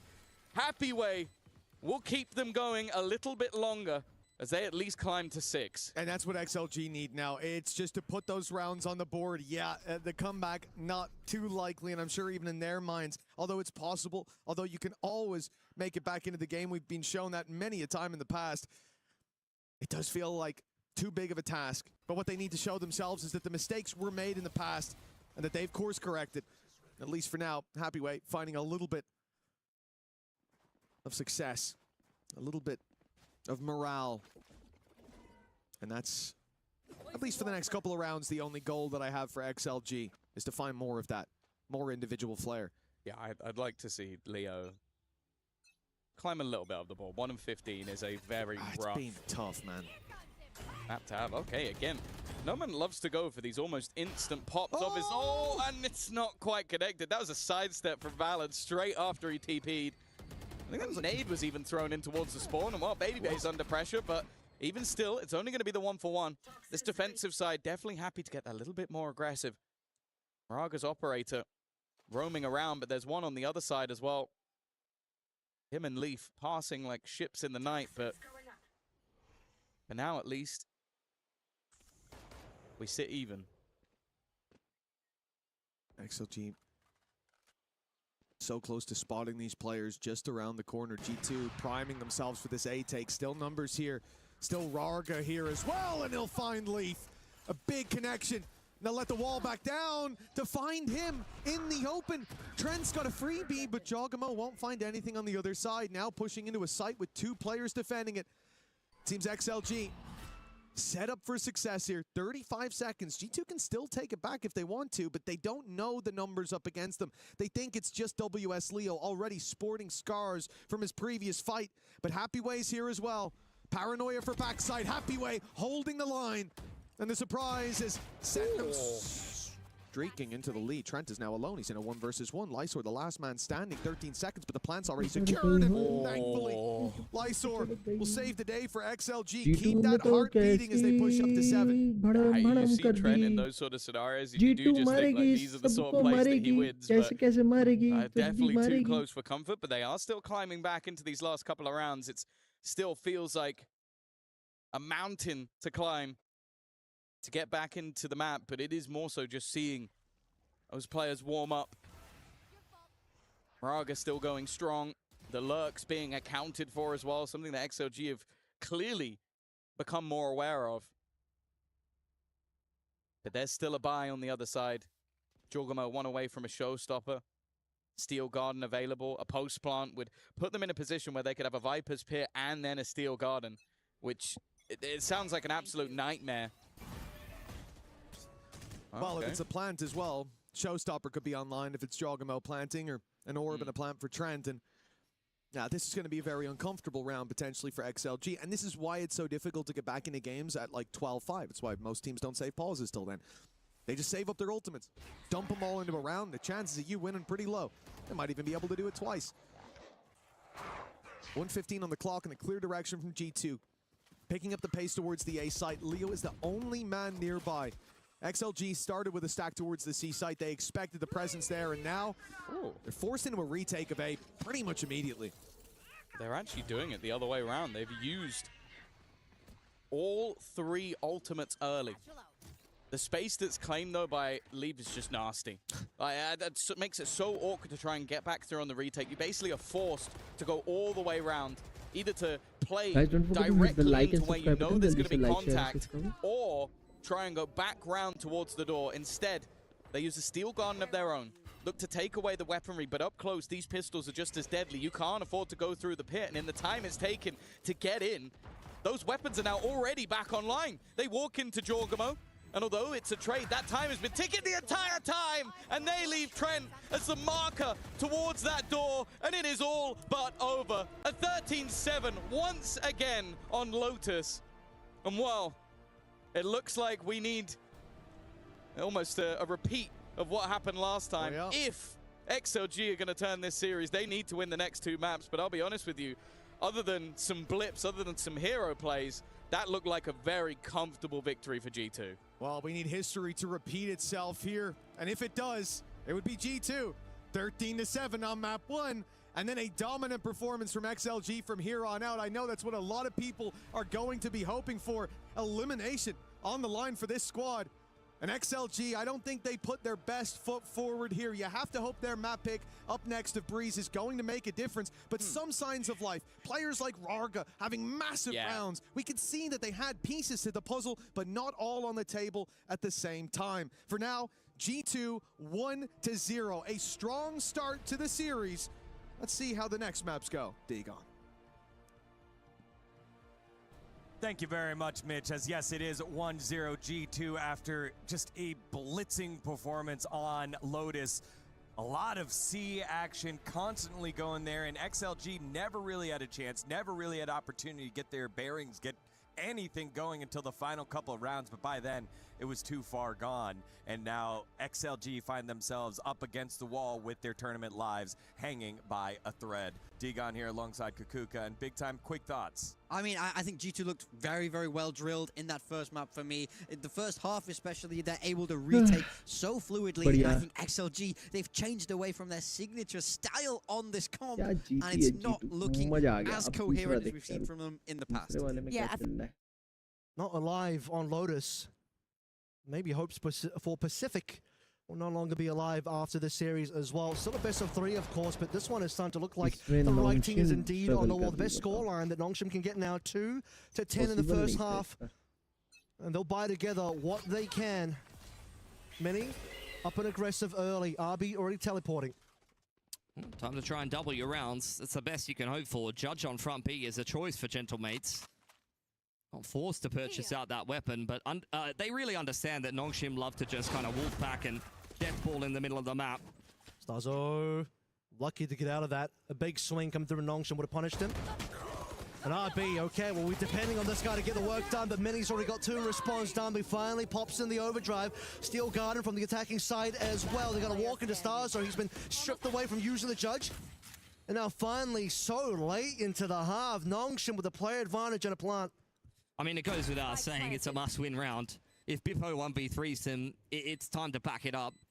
It's going to walk in, but Danby smartly positioning over towards Heaven side. It's going to be really hard to break that and the crossfire towards B main. And with the Guiding Light clearing out Waterfall, I think they're going to be well aware of where Bippo can be coming from. They're going to force him to tap it.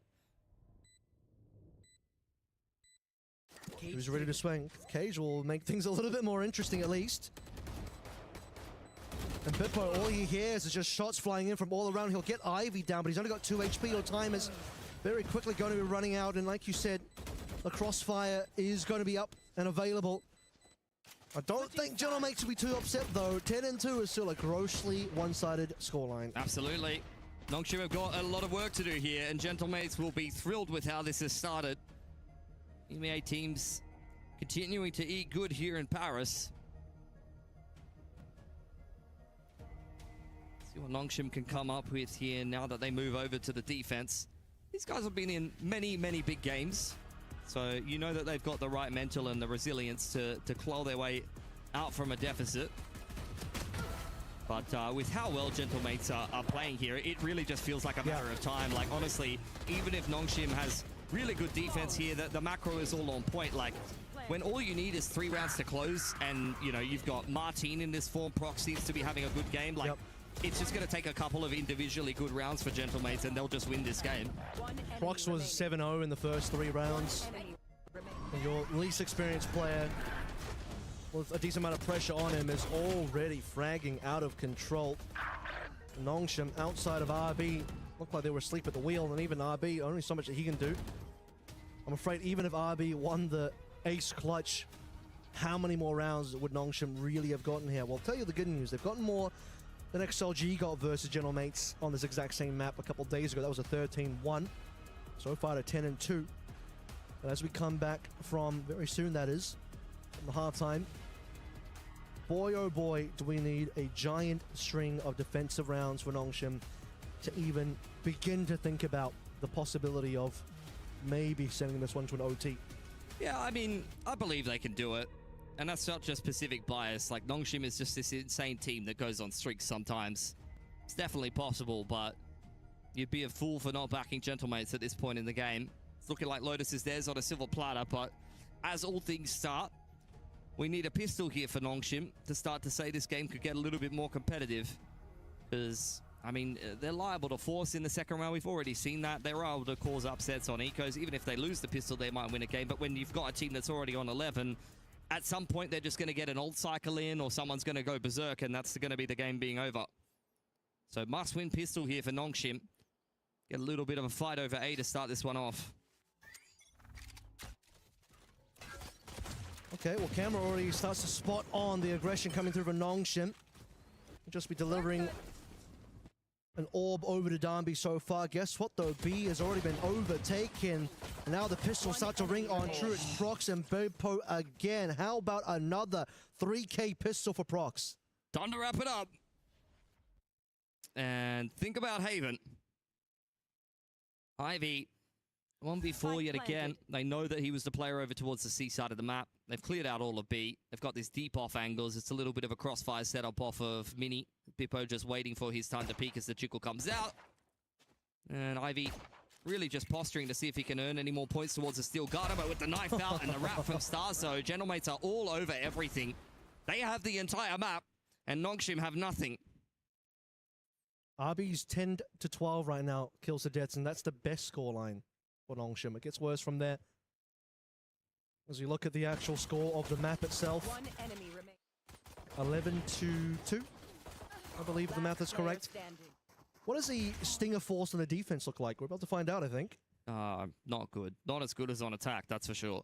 They're probably going to buy Sheriffs and Armor if I was to know Nongshim. Yeah, they don't want a Stinger Force here. Only Ivy's going to be piloting that. And it's looking like much the same as the pistol. Camera spots 4 people outside of A. We don't go A. They're going to go into the Stinger. Here we go, Ivy. Better have something good for us. Razorvine can only do so much here. The fast lane covers the angle and lets everyone else slowly walk on in. Now those Sheriffs slowly making their way over through the spawn as well. Trip's going to mark the long flank angle coming on through. Bippo up to defend against that. Trailblazer going forward here. And Bippo with the Vandal might have been spotted in the corner. Doesn't seem like Nongshim are aware of it. And even if he was, Gentlemates all ready to swing off of that contact. Jump spot from Danby. Already punished. Paint Shells actually forcing Gentlemates into a bit of an awkward fight. But we're looking towards Waterfall and spawn side for Nongshim to finally have some success here. Still 3 players up for Nongshim. This is getting a little bit awkward for Gentlemates now as France is looking for opportunity. It's a good fight! But only gets 1 kill so far, and Ivy, unfortunately, he was on site, but it just doesn't get his one. Leaves 2 players live for Gentlemates and a map point now. Decided. That got a little bit dicey towards the end there, but Gentlemates still 12. Yeah, I mean, look, I haven't looked at the entirety of the game list here at EWC, but Nongshim might be setting like a world record time of speedrunning this game. We should probably sign him up for like Gran Turismo or something like that. I don't know. Is there a racing game? Like I said, the only thing about this that is not that bad for Nongshim is that Sheila Gaming did worse somehow. That's genuinely the only thing. Great. Thanks, man. That's what we get to compare it to. But Lotus is looking like a no-go for any team against Gentlemates. The way mates are playing right now, Nongshim, you called it already having to think about Haven because I'm afraid I'm not believing in the comeback anymore. This is a little bit ridiculous. I'm just hoping somebody on Nongshim goes positive in stats for this map, if that's possible still. That's possible. I don't mean possible in the mathematical sense, but more in like the spiritual sense. Spiritual? Yeah, look, there's going to have to be some soul-searching done after this game for sure. RB's starting to think about where he wants his monitor. He doesn't even know anymore. Nothing's working for him. Not a timeout for Nongshim here. 11-13 RB. I believe, get 2 more RB. Let's go neutral at least. Let's break even. We're going to ignore Ivy's scoreline there. We'll just remember the good times when he popped off versus G2. I mean, before that, he had to struggle some kind of stage in Pacific. So, look, a little bit inconsistent, unfortunately, as Gentlemates have wrestled control of a lobby. That's a little tickle from Danby as Mini follows that Prowler into his death. Nice opening pick for RB. Needs one more, then he goes neutral at least. We're not going to look at a negative score line. Danby doesn't quite land the shot he wanted. So we'll slow this one down slightly. Danby just still checking. Yep, Gentlemates Soul over on Rubble. Bippo exploring mid, by the way, for what it's worth. Smoke allows RB to get a little bit aggressive. Oh my god, that's good. Yes. Woo! 4 kill. He's done it. That's it. And stop the count. That's it. End the game now. RB went positive. I'm not sure that's happening. That's all for we Bippo. need. He's doing a good job here, but RB, nicely done. The ace earned. Wow. That's my man. That's a wooden spoon prize at this point. Let's be honest. But a hell of a round for RB. I mean, that's what he always does. RB always turns on the heroics when Nongshim are down and out. Usually, it ends up putting them in a circumstance where you have a little bit of faith. In this case, I'm not sure that's true, but that is bloody impressive. Try walking through a dark cover with a man advantage that he earned himself in Tree, and just every shot connecting perfectly on the Guardian. That is delicious. RB giving us the best 1v9 performance ever. XROS now looking to help the team out if he can as well, but Martin on just the pistols already responding. By the way, this is only pistols from M8. And now they're upgrading. Nongshim, come on, you got to be doing a little bit better than this one. 2 rifles now for Prox and Starzo as they start to make their way onto C. Neural Theft coming out and cage to zone. Gentlemates trying to get a little bit of a feel for where Nongshim are positioned as the spike starts to go down here. Danby is still sitting on this outlaw line. From the shadows punished as Starzo continually tries to get this spike down. He'll finally be able to do so. Once RB. And if RB goes down, the round is probably over. Prox still holding that position, making things annoying for Francis at the moment. But there's the shot from Danby. Play advantage not quite found as Bippo will be able to get one back. But tell you what, Danby and Francis will get the 2 required. Man, Francis waited a long time before he got that kill over towards Mound. We might have hit 12 for Gentlemates, but Nongshim's deciding just to give us a little bit more. Yeah, they're working their way into the series. It's a bit Sesame Street-esque, you know, counting one at a time. I think that's a relevant reference because it's like, you know, they're coming back to life here. The coffin's open, the count's out.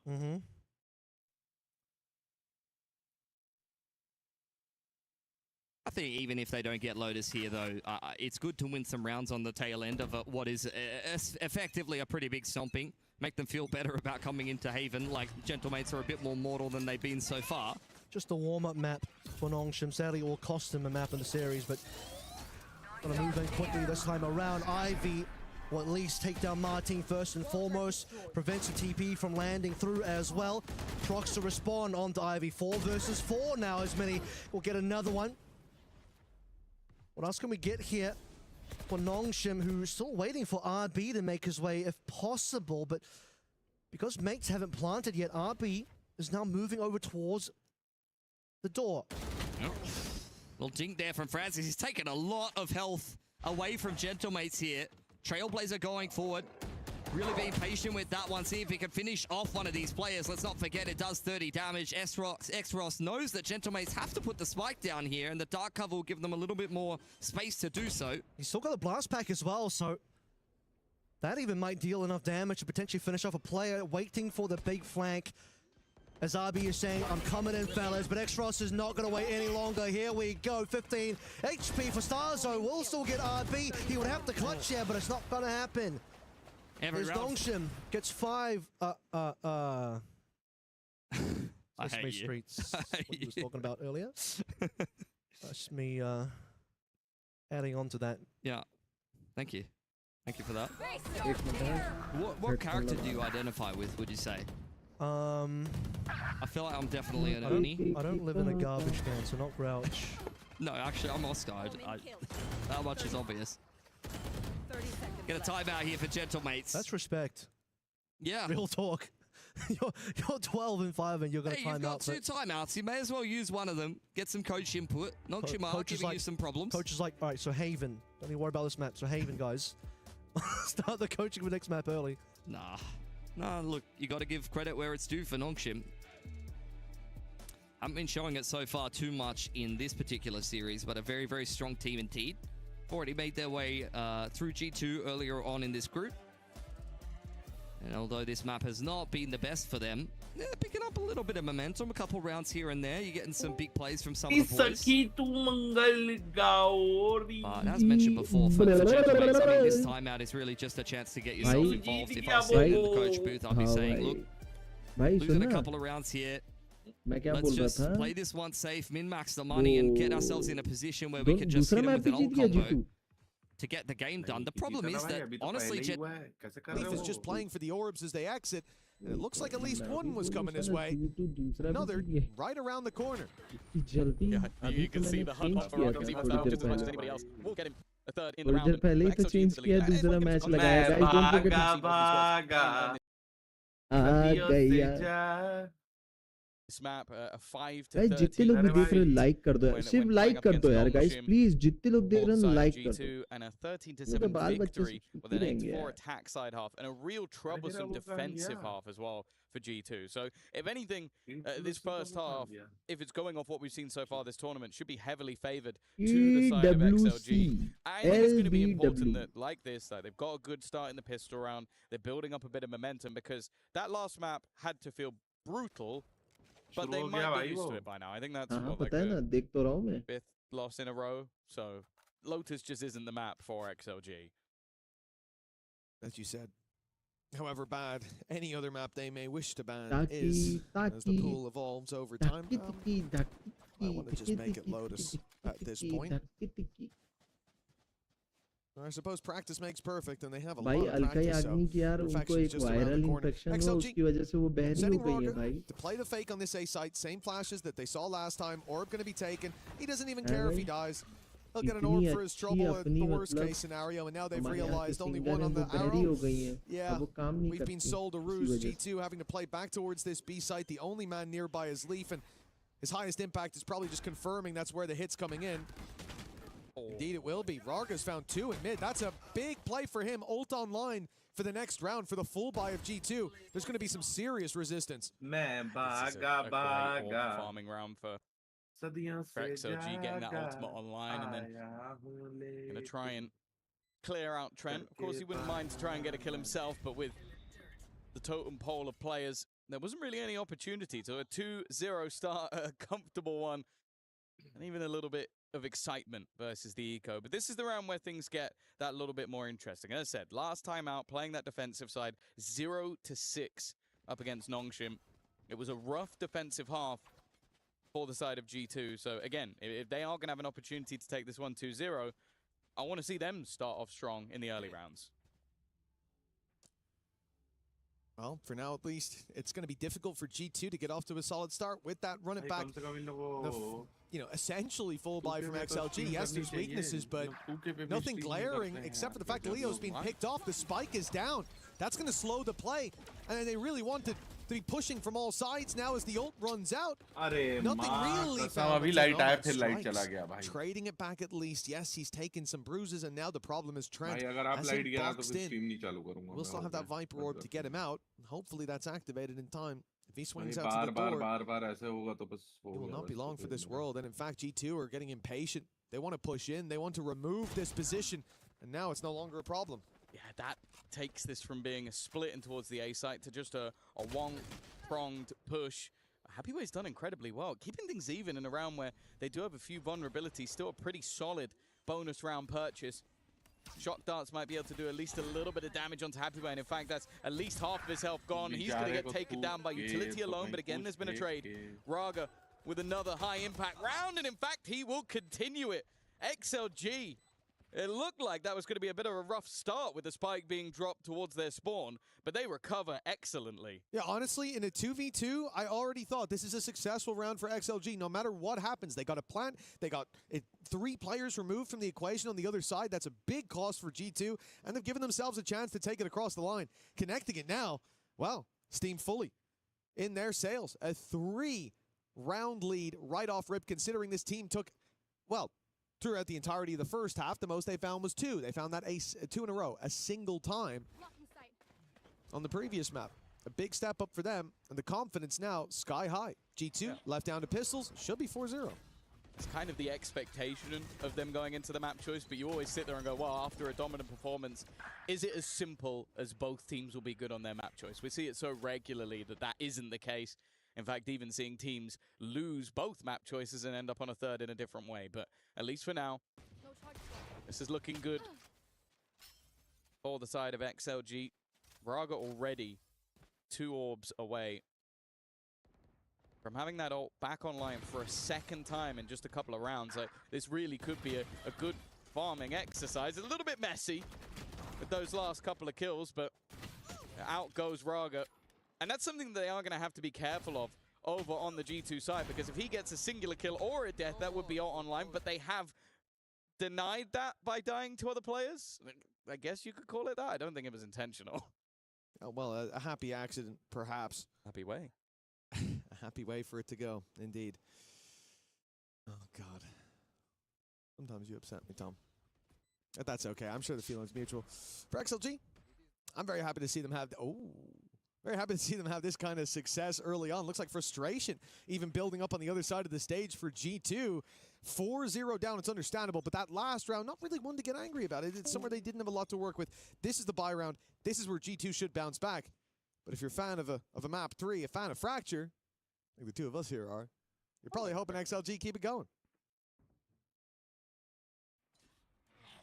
Might be more of a niche palette to enjoy Fracture, but yeah, I'm a big fan. Again, G2 struggled on this defense in the last matchup. They did the same versus NRG the time before that when they played it. 0-7 on the defense, so it would be the first time winning a defensive round in 13 if they were to take one here, which sounds crazy for a team of the caliber of G2, but it has been a troublesome map for them, and already it's a bit messy, but Baby Bay gets away with it. Even still, though, he's traded out immediately. And still bear in mind that they have been defending that orb outside of A, and there's only one man that's going to be picking it up. If anybody else picks it up, I'm going to be really mad. There you go. Braga with the run it back. Fragment used, but he runs straight through it. Jogamo's done well to defend this position, but again, the trade is immediate. That's all they need to do off that ult. Have impact there.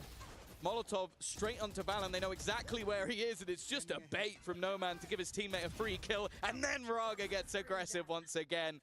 Still not looking like a defensive round will be coming through anytime soon for G2. The struggles are continuing. And with that streak, that's 18 rounds. If you just include their defensive rounds, 18 rounds in a row that they've lost on defensive side of Breeze. I mean, at the moment, I'm not even sure what G2 need to do. You know, maybe it's an argument for the TikTok agent, the Neon, to not be on the Unk. I don't know. I'm just throwing out some ideas. A timeout. That seems to be their solution. Rethinking how they're approaching this early round. He's young. He's still got lots of life. Yeah, I mean, I don't know about that, Tom, actually. Now that I think about it, no, he's up there. He's up there in the age. I think it starts with a 3. Soon. Don't say that. Soon. No, don't say that. That's a long way away from me. Soon. That's a long way away from me. That's many years, quite literally, many years away. Join us. No. Don't do that to me. Me, you, Baby Bay, Rob Moore. We're all in our 30s, you know. Rob is in his late 30s. Oh, he's not that far away, so I do have to be careful not to speak too loud. He will come back over here. Well, yeah, he's come here to support G2, and as of right, the second he leaves, they haven't got around since. He's here to support G2. I'm going to leak for the people at home. Rob Moore is currently sat watching the Gentlemates game. Okay. So he's on the other side. Gentlemates were doing really well earlier. I think it's still going, though. Actually, just for a quick update on that. It was 12-5. Now it's 12-9. Okay. Ooh. Mates Nongshim certainly heating up this 12-5 is the new 9-3. That's what I'm hearing. That's what everybody's saying, Tom. You said it since the start of the tournament. Yeah, You're day one of that. Day one believer. But yeah, for XLG, a 5-0 start. As we said, there are a lot of, in this event alone, a lot of comebacks we've seen. A lot of strong starts that then teeter out a little bit. I don't expect this to be one, at least in round 6, because XLG are up against pistols, an SMG for Leaf, and a very spread defense. G2 setting a bit of a trap on mid, hoping to be able to burst out of the double doors and find a fight on top mid, or top mid players quickly pounce on any reaction around middle, around the double doors, but XLG are going elsewhere. Spike is still left in spawn. They're very much exploring the territory that they left open, making sure that G2 haven't got any extra control, that they haven't ratted a player into a nasty little spot. And that's the main aim of the game in a round like this. When you're up against those pistols, they're usually only, they're certainly the most dangerous when you don't see them coming. An unusual position from Jogamo, and he's missed. Okay, Baby at least with one. Gotta be careful, his ult's gonna run out soon. If he doesn't get a move on, Paranoia is gonna force him back, and well, there you go. Now down to just a classic, the weaponry being joggled away as well. But the time is ticking. 25 seconds on the clock. One of the better opportunities just because of that time alone. Trent is in a decent position. He's gonna put a reveal above their heads just to try and make it awkward for them to exit here. They need to get a move on. That time is running all the way down. 9 seconds as they need to get onto the site for a plant. It will be at the last second. If anybody can get in and kill this player off, the round will be G2's, but they can't. And already that advantage dissipates, but then a couple more. A couple of kills back. Weaponry has been found, but that outlaw still as deadly as ever. Happy Way snuck his way over towards A main. Got the crossfire on the walk up now, although Leaf might be closer than expected. He was. Leo didn't think he could be in that spot. It's a small mistake, but one that could be very, very costly. Happy Way pops the wall up, but he needs to put it down soon to get sightlines. And there it is, a freebie. Baby Bay down and out. Snake bite there, and it's landed as well. Leaf, he can't get this done anymore. The round won just off the delay by Happy Way. He's even going to take the kill as the exit as well. This was a man that was a complete nightmare for G2 the last time they played the series. And thinking back to that ascent that they won so dominantly, and that streak of rounds is continuing. As said, I think that's now 19 rounds in a row. If you're just looking at the defensive side of Breeze, that G2 haven't managed to win. This side of the map, I think it is by far their worst of any. And sure, that's not against XLG, but that streak is still going. For XLG, this map pick looking like a stellar one. 6-0. Over on the attack, but this is where, other than that Neon Orb was used in the last round, G2 have everything. Excuses go out the window. मैं चुप होके कब से देख रहा हूँ पता है मैच की कम से कम कुछ अच्छा कर लेंगे कुछ अच्छा कर लेंगे Started off strong, the trades back thick and fast. An advantage for G2. Lysel with a chance, but a little bit late. Nice shots by Trent. Still with that Hunter's Fury back pocketed. No need to use it in this round, it seems. It's just Leo and Happy Way. But if that spike makes it to sight, things could definitely change, especially with the drone now used up. A Viper's pit would have changed the game, but now the spike's on the floor in the open, and Leo, much better start to this map. This would double his kills. Yeah, I don't think so. Very much seems like G2's first, but he is in a good position. Although Jogamo saw him from the corner of his eye. 6-1. G2 on the board at long last. Yeah, it's the combo of 0 and 6 in defensive round, 0 and 7 in defensive round, and then 0 and 6 again has now been broken. So there you go. They can win defensive rounds. It doesn't seem to be phasing Baby Bay too much, but they do need to now build this into something else. Otherwise, we're looking at this very similarly to what we saw on the last map. Like, okay, you found a way to break back into things. They used a couple of, or at least the Viper's pit to get them there. But again, there is no problems for XLG to buy back into this one. Raga once more is one away from having that run it back. And although he hasn't been getting too many kills with the run it back, every time it has been traded out by somebody following him up.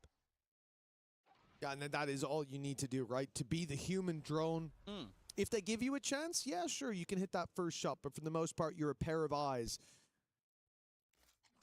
Teammate, the ones to strike. In goes the drone to start this out. Leo going to be cancelled by the ultimate of Jogamo. Null command, robbing them of util, stopping them from making any more strides. But there's 1 minute and 5 seconds on the clock. This isn't going to delay them enough that they decide to go back. Instead, pumping the brakes and readying for the next hit. They have lost their drone at the very least, and there is still a Hunter's Fury on the other side, so they have to be careful of a tag out of this one. It's a tag. Is he gonna gamble it? No. Maybe. Right call, but we can see would have got huge value. Oh. Leaf on the edge of the smoke. Playing around his orb. There goes the Hunter's Fury, almost just acting as disruption. And Leaf has done incredible work lurking around the edges of all of that utility. Maybe the start of a G2 streak, unless Raga, never mind, unless Lysor has something to say about it. First kill, easier than the rest. And he's managed to get a second. On for the ace, but he would have to get past Trent. He predicts it, but can't quite land the shot. Baby Bay will be a little bit closer, but neither player rushing in. Neither player wanting to give him anything. Well, it's close from Lysor. A couple of opportunities to take down Trent, but Trent will be the one to put him in his grave. Yeah, I'd like the fact that Trent kept the Hunter's Fury as well. Like we said, from our perspective, 3 players there. You've tagged the guy in the middle. No matter where he goes, he's bringing you to another target, and that's going to be a beautiful setup to get 1 or 2. But instead he waits, knowing that this is quite clearly, if there's a jet there at that stage of the game, they're looking to play through tunnel, and you know what happens when they go in tunnel. You crossfire, or you line up that Hunter's Fury with main as well. You're catching players in the walkout, and there's not really many places that they can go. Works well to slow the pace instead of it just being a Hail Mary for some damage. This is, again, Raga running it down. Last time they slowed him decently, it was the play from behind that ended up causing so much damage towards the XLG play. But now look at this. Trent tucked in early. He's dropped the spike, but they know he's stuck in that corner, and he won't be making it out. Still, they have to deal with Leaf. He's been a problem at the back of this B site. A first pick already going his way and leaving some of these attacking players somewhat isolated. A flash. Maybe expect... He's not seen him! He just walked right past without checking the close angle, not expecting anybody to be that close to the smoke. And because of that, Raga has gone down, but eventually, again, Lysor is there with a trade. A 3v2, still advantage with G2, but an opportunity.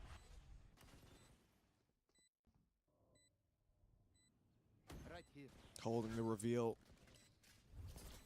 If this lands, it could bring them back into a workable position, but it's broken immediately. Man advantage for G2 in the retake. All they have to do is trade, and that's exactly how they started. Leo needs to step up in a big way, and he does that for the first and the second. He was quiet on the first map, but all of XLG have woken up now. Yeah, an important clutch as well, because it did start to feel like G2 are about to build momentum back into this one. I think Leaf especially has had some pretty decent rounds on that side of the map. But being able to isolate those remaining players, a little bit more disjointed from the remaining 2. And that was enough for them to get their 7th. And again, a victory here would put the economy of G2 down to nothing. Ultimate's not particularly close either. And we could be seeing a minimum 9, but maybe even a 10-2 half. So G2 have got to make this one count.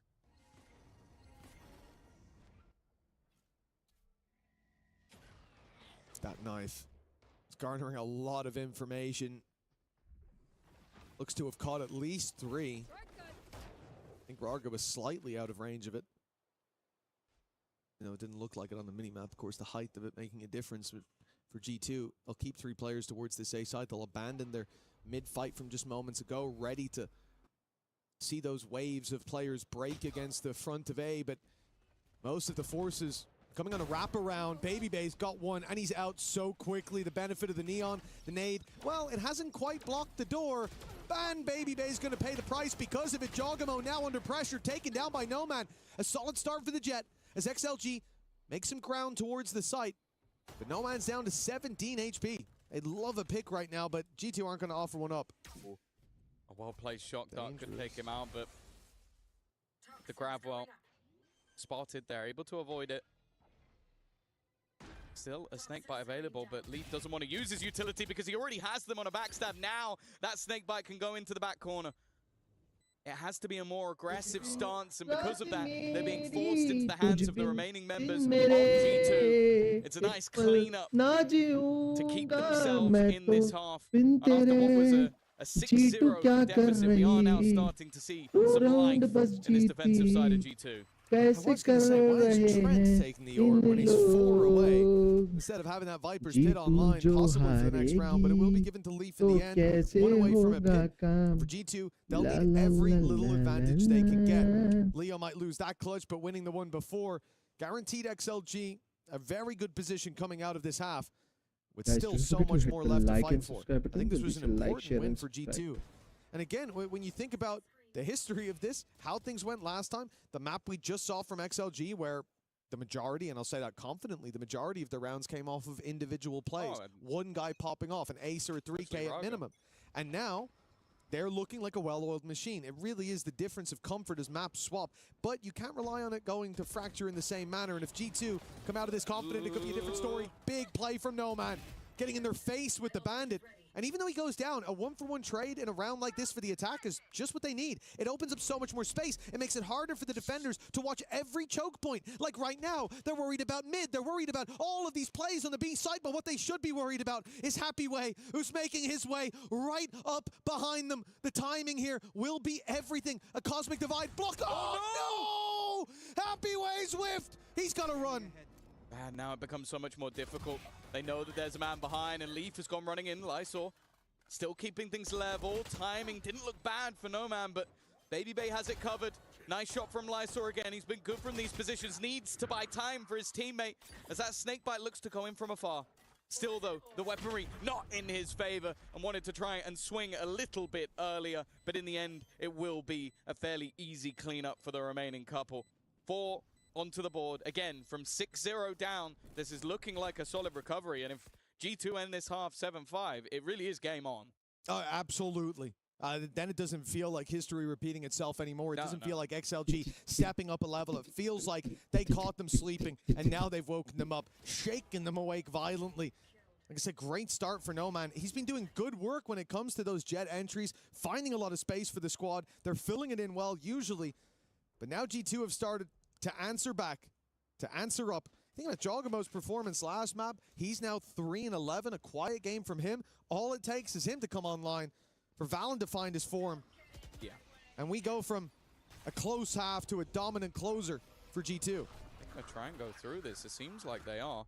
A lot of counter utility putting into play, and with the From the Shadows not getting the space that they wanted, the main push at risk doesn't hold the same value anymore.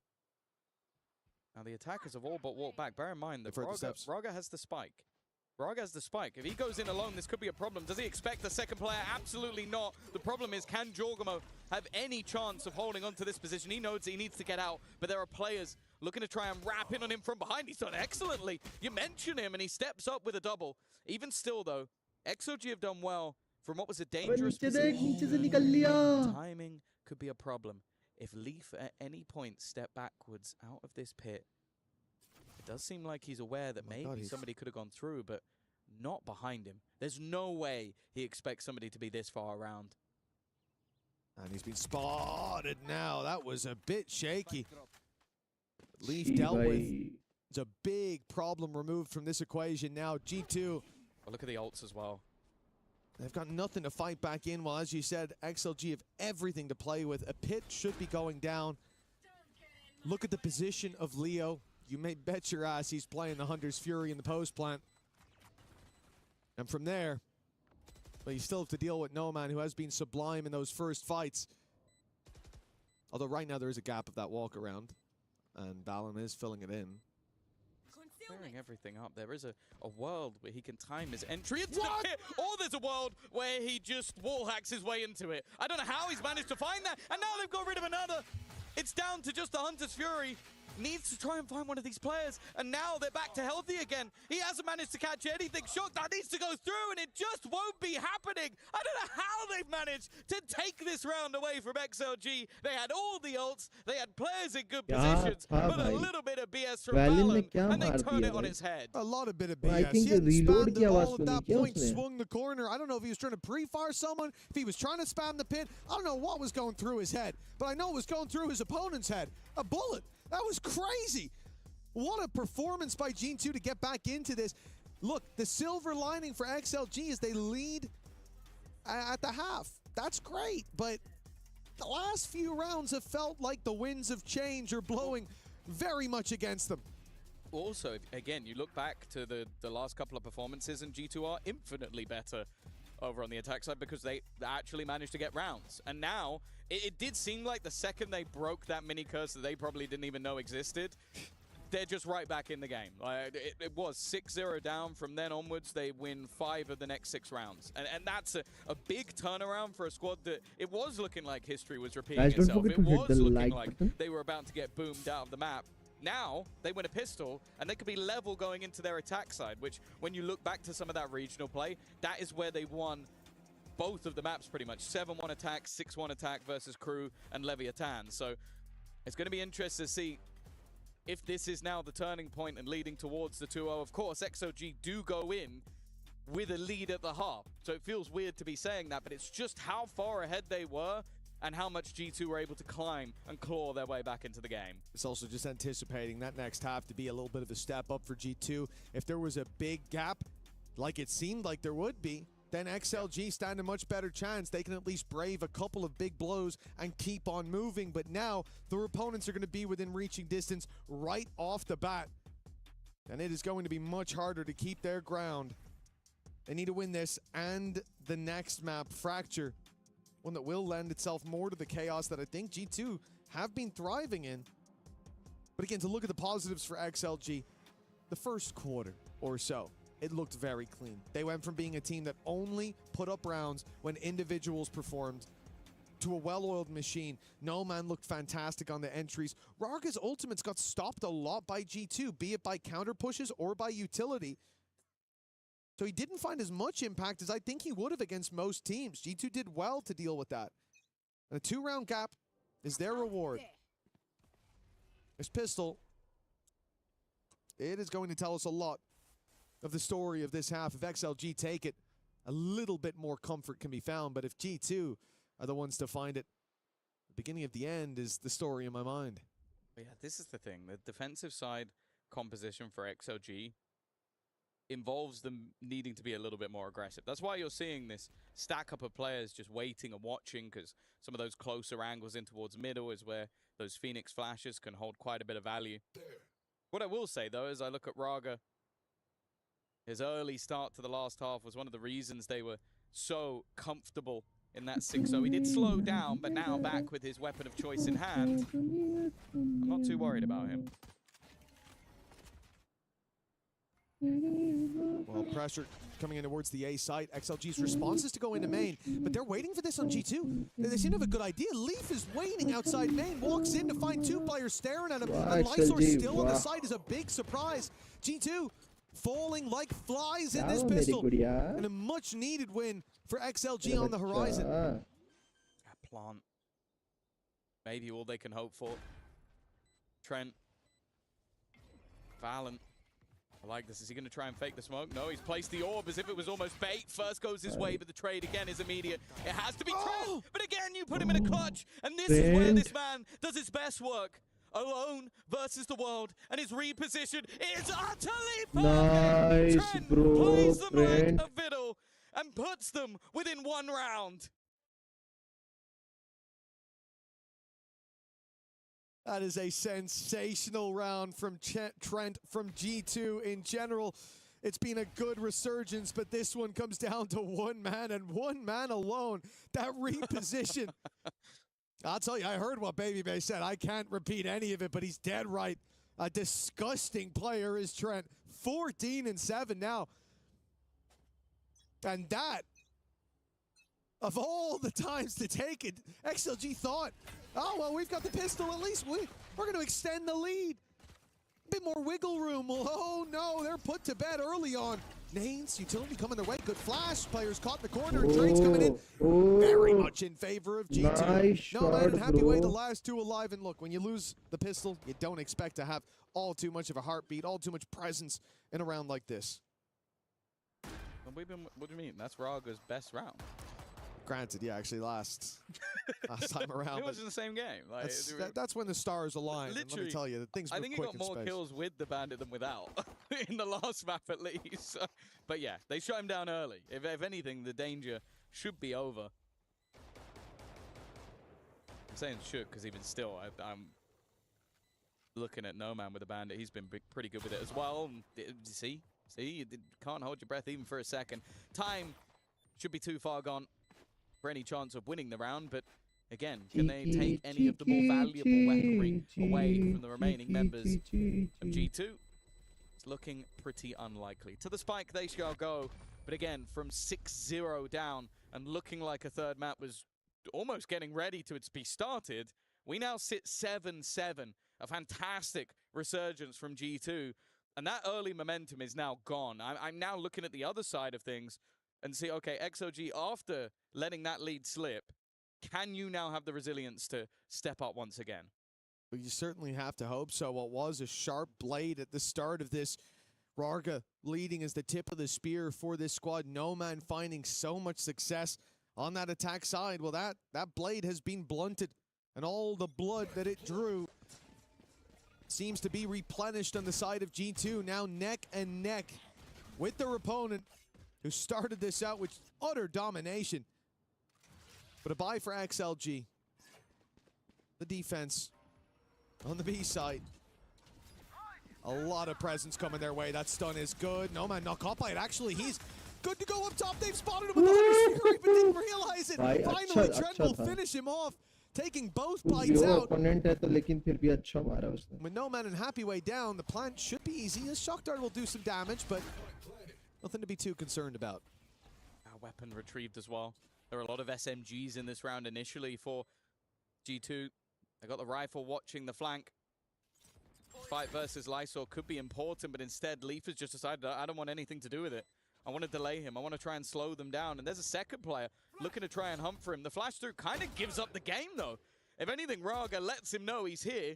That sneaky play, he doesn't have the time for it anymore. And I think the remaining players go, okay, well, we haven't dealt with the flank. We haven't found anybody on the site. G2 are giving us nothing. We have to just run for the hills. We need to bring some weaponry into the next round. And I can't believe I'm saying this. G2, they are taking the lead. 8-7. They have won so many rounds after what was a massive deficit and now sit in the lead.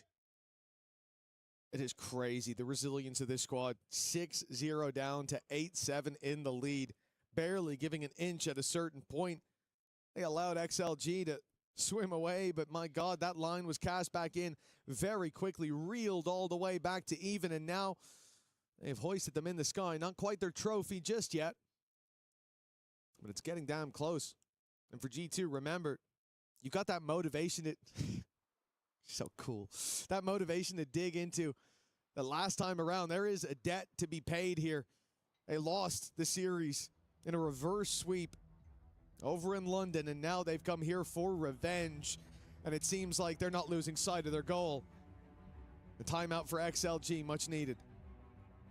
Well, that was the sort of the story. They got to pick their poison in London. They got first choice of the teams to play, and it seemed like they picked wrong. But at least right now, G2 are showing that, okay, maybe we underestimated them last time, maybe we made mistakes, and now after struggling in the first 6 rounds, we are starting to see why this team has always been considered a world beater, why they've always been considered a team that can and maybe even should have taken an international title. XLG, though, they've taken a pause. 6 rounds in a row in the other direction after they did the same. Can they now look to turn back around? Of course, this purchase is a little bit of a weaker one, but a chance maybe for Rarga. If Baby Bay gives him an early fight, he's going to need to win it, and he does not. Nice. The wall up, he could be getting out. Now they know he is. Escaped the crime scene, but Trent's been left behind. He couldn't get in the getaway car. Now they're all stuck up close. A flash in and a swing on the back of it. It's a bloodbath. Baby Bay, Valen, Jogamo, everybody down. And a stab in the back from Leo confirms it. A thrifty for XLG. Whoa. Yeah, I'm not sure what was said in that pause, especially with how weak the purchase was. And the first gun was lost immediately in that early fight. But just grouping up and battling and brawling together, and then even having the late backstab at the end. It's a massive round for the side of XLG. Interestingly, this says they've taken... Guys, don't forget to hit the like button. Please like the stream if you can. That will be their last Please opportunity. like the stream. That would be It crazy. will really if they help took me a 2 lot. pauses in 2 rounds in a row. I believe that has happened. Yeah, we just got from the producer. That is... that's very, very interesting. Called a pause. Won the round. Called a pause. Yeah. I guess whatever, maybe it's what was said in the first pause now doesn't apply. It's just cancel right, guys, that. well, okay, this is going wrong, blah, blah, blah. We're going to now, going into the buy round, we're going to do this. And then he's like, oh, they've actually won and got a load of bonus cash. Never mind. We're going back. We've gone from plan A to plan B. Now we're going back to plan A again.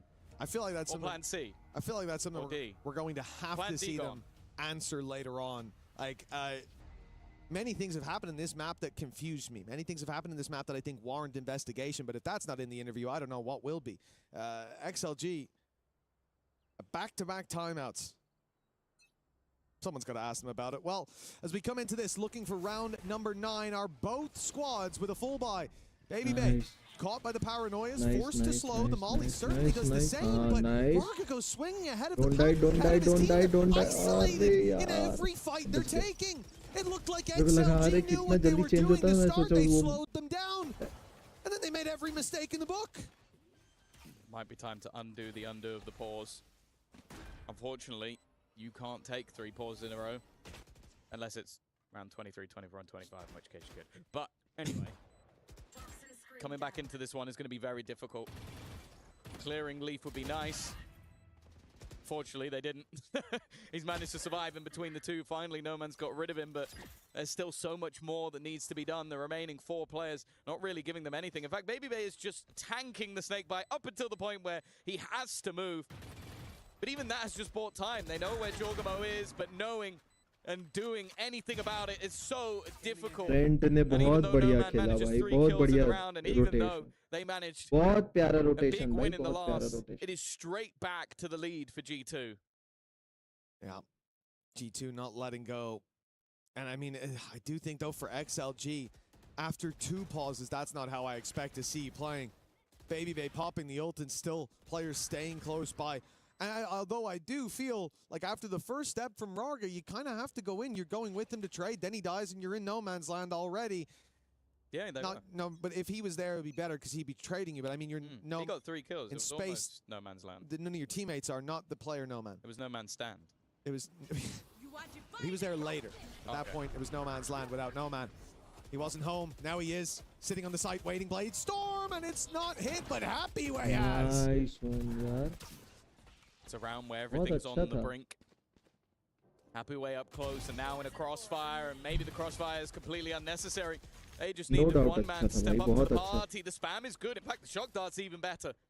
They've at least got rid of the man that dealt 3 of their brothers death-dealing blows, but is there any form of recovery from streaks of rounds to streaks of rounds the other way? And maybe No Man ending ने in a बहुत back and अच्छा forth. मारा, बहुत अच्छा मारा. XLG have them boxed in. फिर And it light would be an चली गई individual यार. fight for Raga. As I said, he started this game off incredibly strong, but has teetered off. Is there any world in which Leaf will clear this angle? Well, if he does and Raga falls, we're in big trouble here.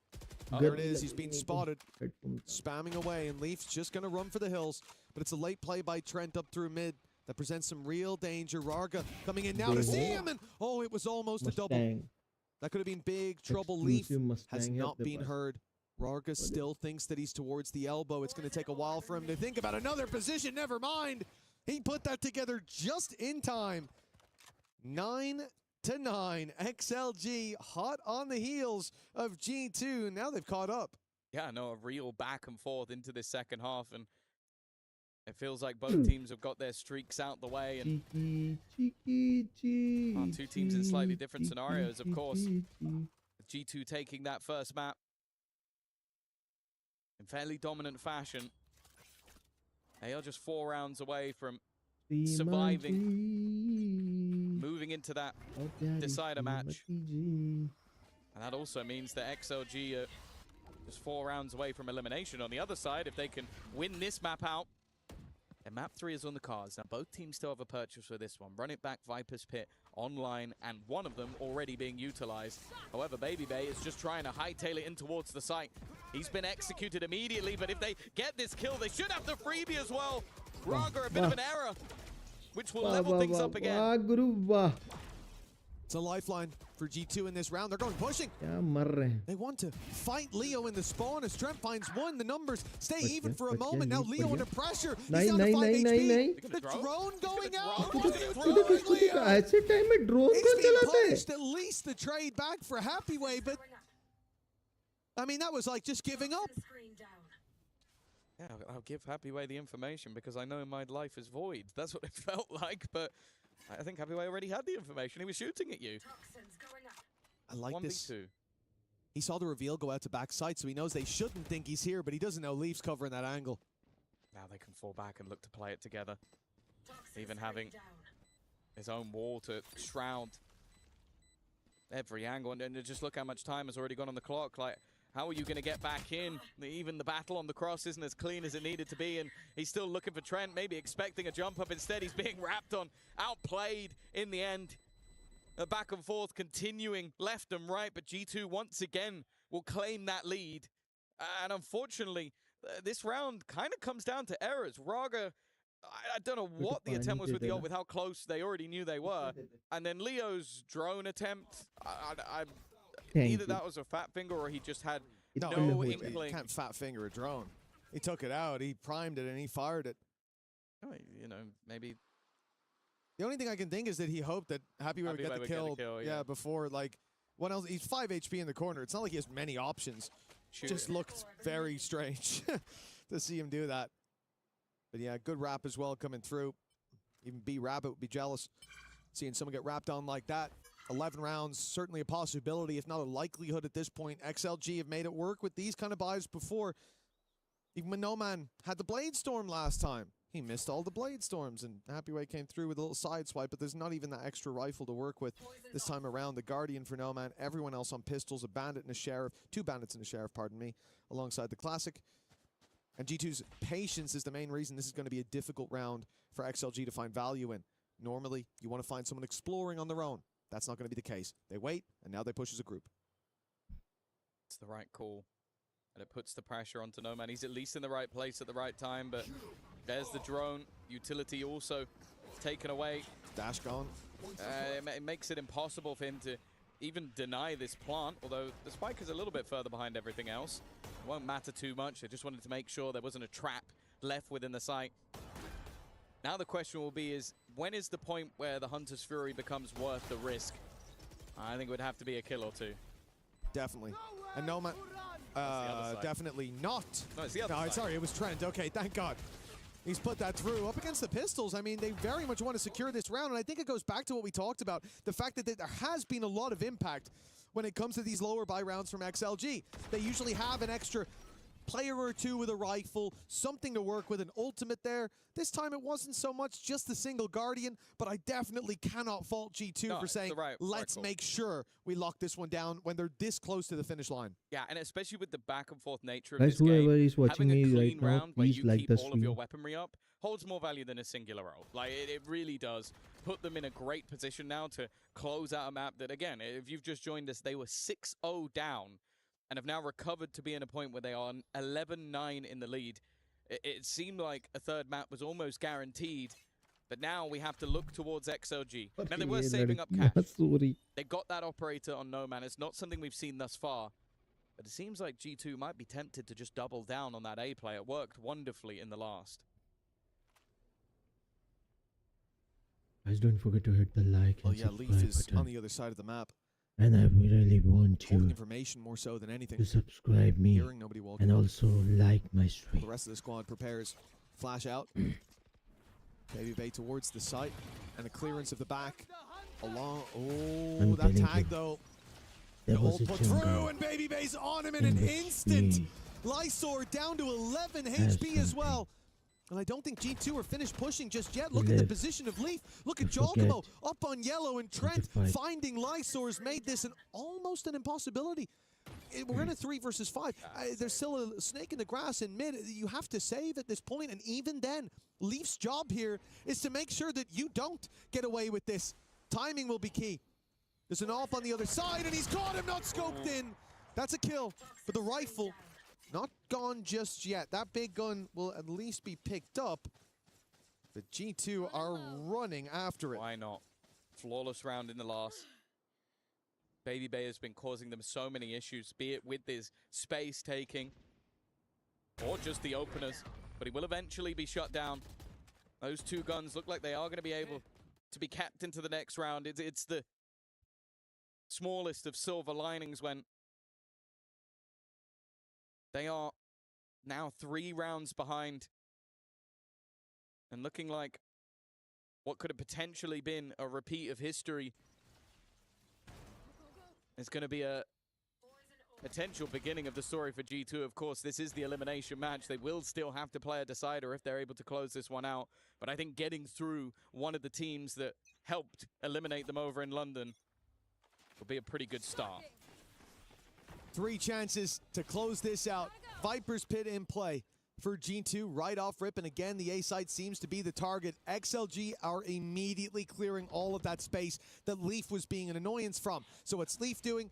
Being an annoyance from a different position. Now he's going to wait on mid as they once again easily walk into the A site. No Hunter's Fury to try to keep them back. In fact, no Leo anymore. Great pickup from Baby Bay. And now, where do you go from here? You go through mid, of course, and then you walk into Leaf. He's here, popping his Viper's Pit. An unusual strategy to say the least, and he caught Lysor. This is ridiculous. Leaf has been a thorn in the side, and now ships in the night as he slips past No Man. No idea. It may work against him, but in a 5v2, it may not matter. Happy Way has managed to find a small gap, and it is a small one. And that's the thing, No Man's been chasing shadows this entire time, and that shadow bites back in the end. It is revenge for G2. It looked like after the first 6 rounds of this map that we might be seeing history. 6 rounds of this map that we might be seeing history repeat itself. But they will be changing the history books, beating the team that defeated them in London, and now look to go marching on into that decider game with a 2. No, it's the other side. Sorry, it was Trent. Okay, thank God. Sad ending for XLG. G2 जीत गई। अब ये चल रहा है नॉन्गशिम versus कौन जीतता देखते हैं। Sometimes they have these rounds मजा आ रहा है भाई। पता है ये चीज अच्छा है। Around the map, they're trying to kind of push and pull, and individuals are trying to step into some of these spaces. मतलब पूरे टाइम एक मैच ही चलेगा। एक मैच दोपहर को, एक match just get a little bit too disjointed like this, and then you drop the spike. जल्दी खत्म हो जाया करेगा। ये अच्छा लगता है यार, ऐसा मैच देखने में सीखने को मिलता है, पता है। You can learn a lot of things from watch party. Still have the Hunter's Fury in the overdrive. This could be a really quick one towards A here. He's only Mini over there by himself. Cannot afford to go down early. We've seen Mini die here before. Both the Phoenixes killing both the Neons in the previous round. Hello Ashu bhai, welcome to the stream. An aggressive angle. हाँ भाई, G2 जीत गई. For some utility has traded Nongshim, this time heading into garage. Somewhere they haven't really been. Ashu bhai, एक काम करो, एक हल्के हाथ से 50 gifted करना तो. Yeah, you could see the rotation already from Gentlemates after that initial A pressure for Nongshim. They're a little bit out of position. Trying to scramble back on in. Pitbull under pressure now. A lot of utility dumped on his head. I'm surprised he's still alive on backside, and he's been able to make it out courtesy of the flash from Martin there. Ivy outside of garage, able to trade back the kill from the Hunter's Fury. Martin on the backside of the site is good for the double, and Francis replies with one of his own. Here we go, it's 2 versus 3. Spike is stuck on site here for now, and Ivy still has to buy himself back in. Going through garage, trying to dodge out from the drone as Francis finds a timing. Doesn't get the kill, just too shaky in the shots. There should have been a freebie. Martin counting his lucky stars there a little bit. Ivy up for the 1 versus 3, but there's maybe just too many players to work against him. Martin is at least low HP that allows Ivy to get the first. Second player right towards his right side behind the logs. भाई अचानक से डरा दिया बेचारे को IB को. Well, a bit of backup from Prox. Yeah, 9-2 for Starso. It's having a lot of impact Ashu here भाई for the सही में आवाज Gentlemates. चली गई क्या मेरी आपको? Hunter's Fury hello. kind of finding its mark in that last round. He सही catches में the गायब spike हो on गया short in तुम just तो the round chat से. previous, and is able to अरे यार win that ऐसे नहीं localized बोला था यार, one-on-one ऐसे on that गायब C मत side. हो Just यार, मजाक stop कर Ivy रहा any है. chance of clutching that, because we've all seen Ivy clutch those. Gentlemates in a pretty uncomfortable position, but Martin this kill. I mean, yeah, that kill's fantastic. What's a little bit better is the fact that he makes it to C site in time, despite the fact that he was rotating A earlier on. Yeah, good read by Gentlemates and good speed shown there as well. And oh, that's a decent scan. That reveals that quite a few players on the opposite end. Martin now trying to dodge away from the relay bolt and will successfully do so. With a little bit of help coming through from Mini on the fast lane. They're still hanging in the balance. Starso and Prox are a little bit richer than everybody else in the rest of the server. Aggression on short side. Ivy, that's good. Secondary is Oh, even better. nice, Ivy. About 3 in a row here. This Oh, shit, shit, bro. And now they're about to find out where Starzo is hiding as well. The player that you called that had a lot of money on Ivy him. ने क्या 3 Money bags better get टप्पे ready बजाए to defend this भाई. one. Flashed up, but he dodges it. Can't quite dodge against Darby. How about a flawless for this round? That is massive for Nongshim, honestly. I was जबरदस्त saying both टप्पे थे Prox भाई. as well as Starso have got some decent cash to work with, but the rest of Gentlemates were pretty poor. And I think that's at least going to be somewhat of a reset earned by Nongshim there. They safeguard their own economy with 4 guns up, or 5 guns up rather. That was a flawless. It's a big boon into this half. Now 3 apiece here, and as mentioned before, Gentlemates out of cash, but with enough money to be able to put together some hero rifles here, and one of them in the hands of Martin, who has the run it back ready to go. Mini's got the overdrive. This is a dangerous round still for Nongshim. Many want to speed this one up. Be the first time Gentlemates have pushed up that quickly in quite some time. But speaking up, push up quickly. B is under control. Darby's all the way in link. First up is going to be Prox, easy kill. No issues there. Relay Bolt's going to cause some issues for the rest of the defenders still stuck inside that corner. And the rest of Nongshim seem to want to challenge this one right behind the Blaze Wall. 1 HP for Francis. How is he alive right now as the overdrive gets ripped by Mini? Going on the hunt now for the very low HP Francis. Should be dead through the window. Dice to Stars would have probably created to his death anyway. Meanwhile, the plan has actually come on through. Xros keeping things busy on the right side of the map. Now suddenly the runner back to come on in. Doesn't even have a chance to really get a kill here. And Xros and Ivy now just going to clean everybody up. Not quite a flawless, but Nongshim still walk away 4 alive. Yeah, they're really starting to string these rounds together more confidently now. This is their map pick, and the attacking side is starting to look better and better. It's been some good rounds in there for Gentlemates. Much more back and forth game than what we got in the opening one. When I say I want a close game, this is what I'm talking about. Not quite 2 in 10 both halves into an OT, although that was quite fun, Pilski, but this is the back and forth that shows the quality of the 2 teams. Starzo on 10, Darby on 9 here. Starzo, of course, a player I've been really looking out for since that Shilai game where he really stood up. As Gentlemates now stand forward and strong, walking down grass. Camera and the drone confirming that there's a couple of players in the middle of the map for Gentlemates. It will forfeit that space for the time being. Mini's got the operator out here, and he's posted up on the garage line. It's really not somewhere that Nongshim have been heading over to too much, but they might consider it in the mid-round this time around. They've been starting A, or at least pressuring A to start out a lot of these rounds, but with the curveball over towards grass, we'll see where they end up going in the mid-round. Yeah, they have to sort of re-clear this area because they're not too sure where Martin and Co have gone. Of course, they're trying to clear out any potential trips on B as well, but the Cypher setup's gone over towards A, which is exactly where Nongshim start to walk. Yeah, Starso has a dart here. Martin's on a really, really nice rotation timing. This could be a great hold for Gentlemates. Camera ready. You'll see it. Multiple players spotted there. Wall comes through. Darby under pressure from Bipper, but he's good for now. Cage has been popped. Bipper making sure that short is still going to be clean here for the time being. Starzo still sees plenty of players here, but time starts to run on out. Bipper now goes hunting, and he's actually found Darby through the wall. Just the sliver of his head picking out. We got a massive misread though here.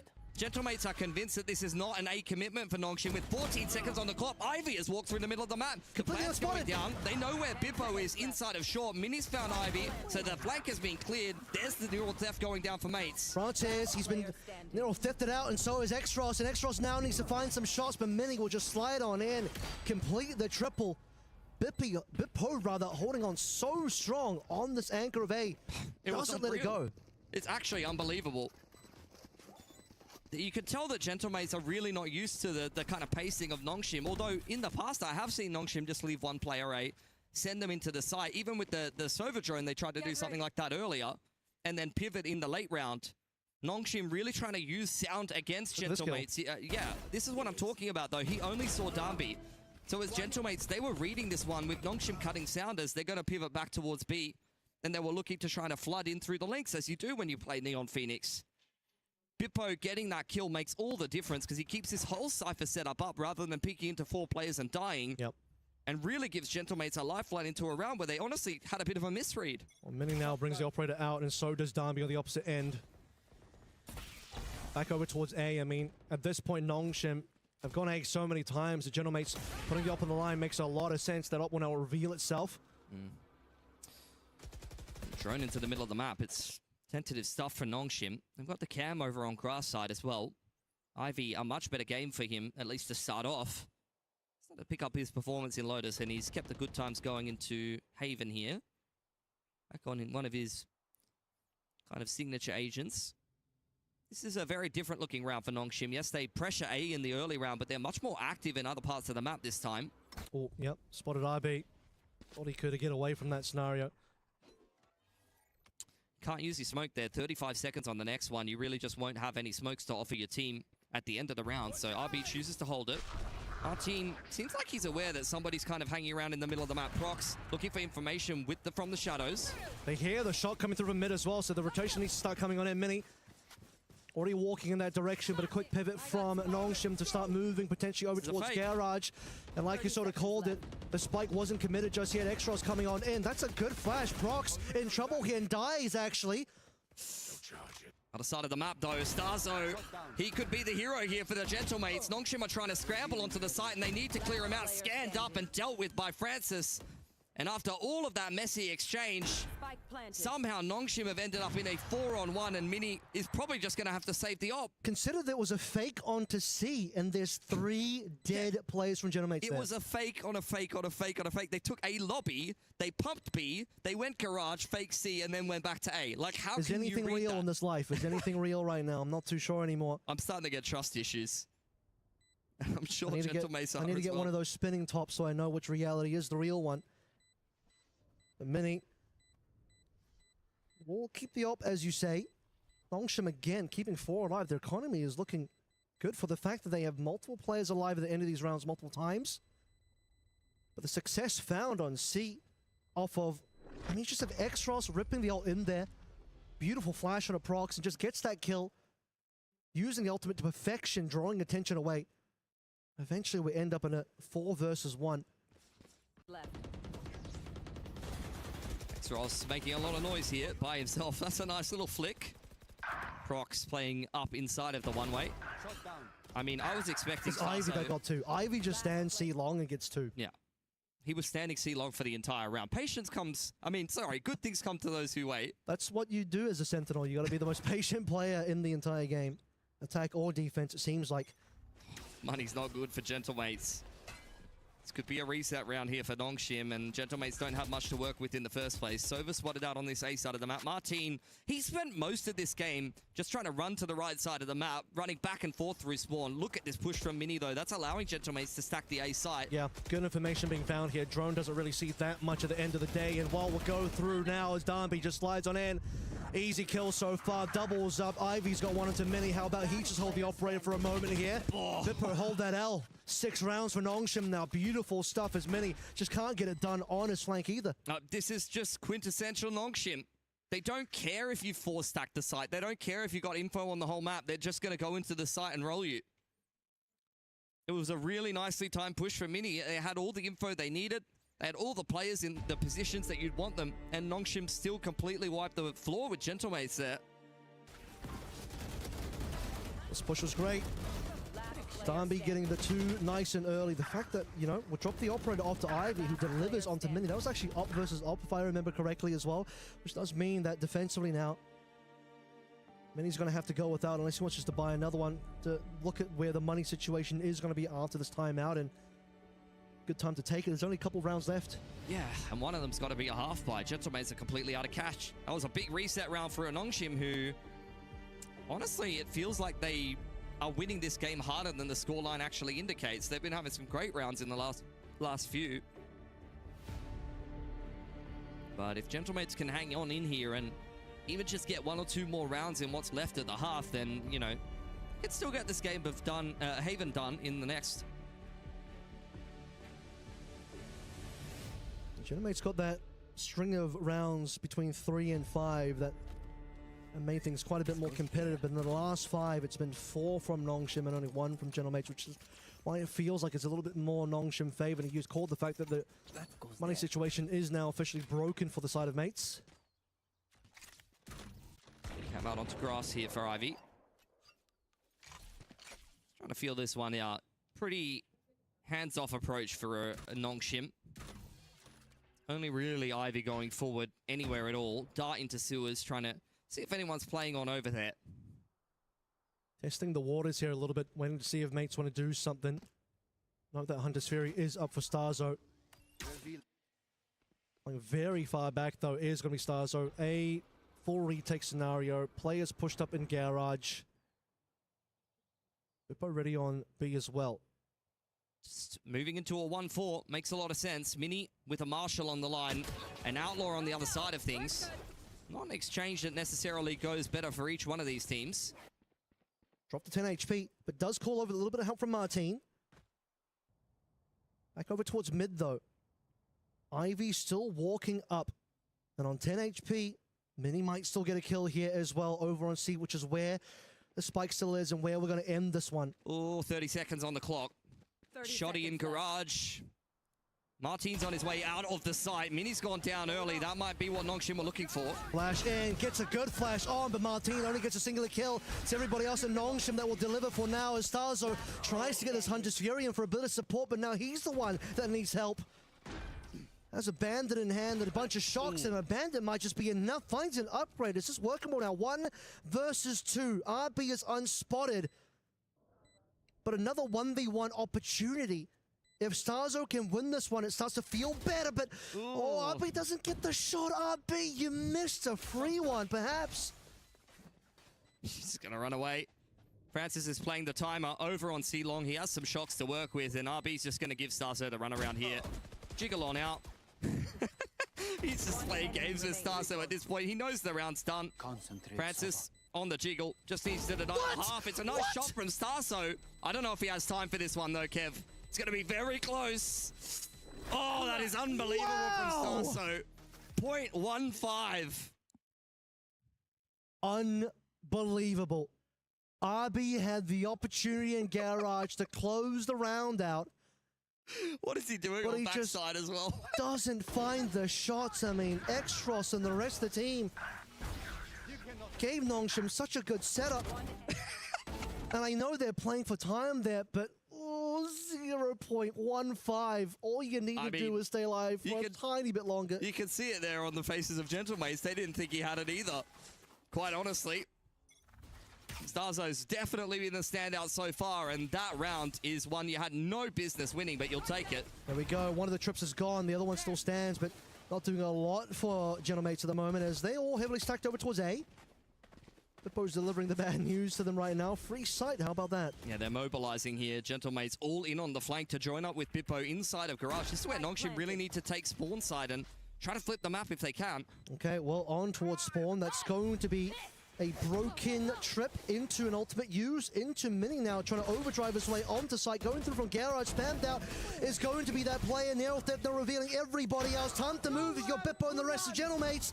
Gotta walk into this one, but you've been flashed out, lots of good util. Extros, Ivy, Danby, all getting kills, and that will be the round. That still gives Nongshim the advantage coming out of the half. Yeah, a bit of a slip up in round number 11, but they well and truly make up for it. That's a pretty convincing one to close out the half for Nongshim. Looking good here on Haven, but like I said before, even if some of these rounds haven't looked particularly close and have really been favoring Nongshim, I mean, a 7-5 half says it all. Still anyone's game here. It's up to Gentlemates to continue to fight for this game. They're already down a map. This is a progression game. Make your life a little bit easier. Go into the playoffs, get yourself a break. Because this group is pretty stacked. Like, you don't want to have to play G2 or XLG again. None of these games are easy. And it's going to be G2. That's who they're going up against if you do end up losing this one. Sheelight Gaming does end up falling on the A stream here. Lotus 13-7 to G2. Breeze 13-9 to G2. G2's hopes for a better international run still alive here at EWC 2026. Still alive for Gentlemates and Nongshim as well. It will be a Nongshim G2 rematch on EMEA America's showdown in that decider. Speaking of rematches, this game in and of itself still is Santiago rematch, which Nongshim cleaned up 2-0. Yeah, it might be a 2-0 again, but not in the fashion that you would have been expecting if anybody tuned into that first map. Imagine if you were the biggest Nongshim fan and you see the first half of Lotus and you walk away. I would have turned it off. Bedtime. Wouldn't have blamed Hopefully you. tomorrow's a brighter day. I don't know what time it is in Korea, but might have been a good call. Honestly, as it turns out, it would have been a bad call. No, 100%. There's someone who would have done that. I guarantee it.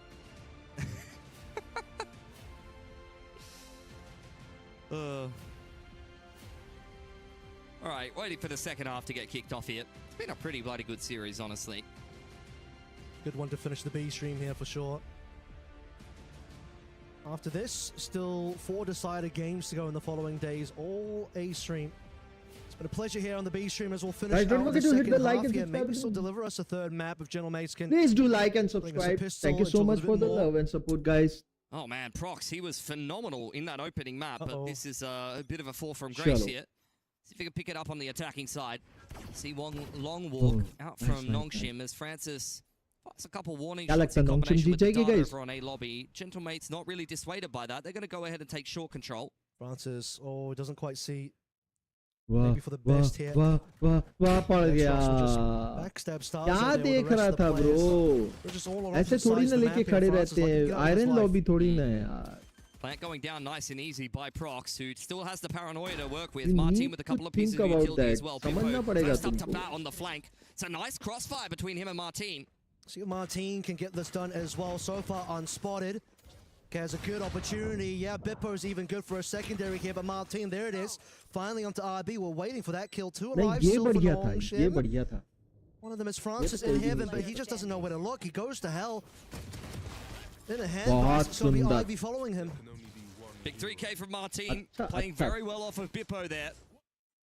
अच्छा Gentlemates देना walk into that site बहुत without really अच्छा having they to रहे हैं use too ये much utility. They lost Starzo competition on the flank, but take that positional advantage, pushing Francis away towards spawn side and then utilizing, you know, the paranoia, curveball.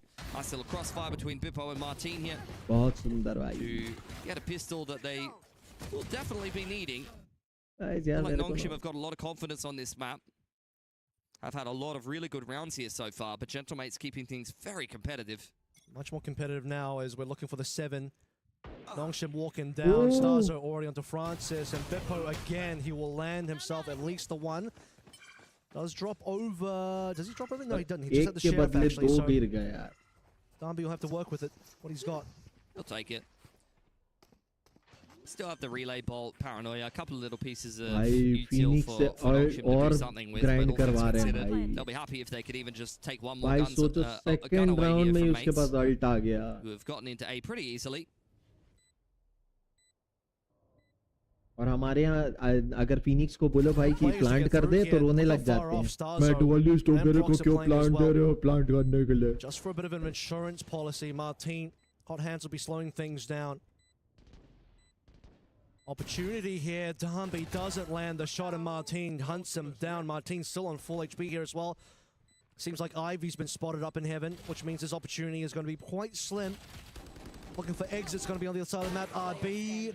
Nice to Starzo, 1 singular shot, and now Ivy just has to jump in the spike. Yeah, very happy with that as Gentlemates. Martin goes on the hunt and earns himself the run it back Starso with a couple more towards the Hunter's Fury.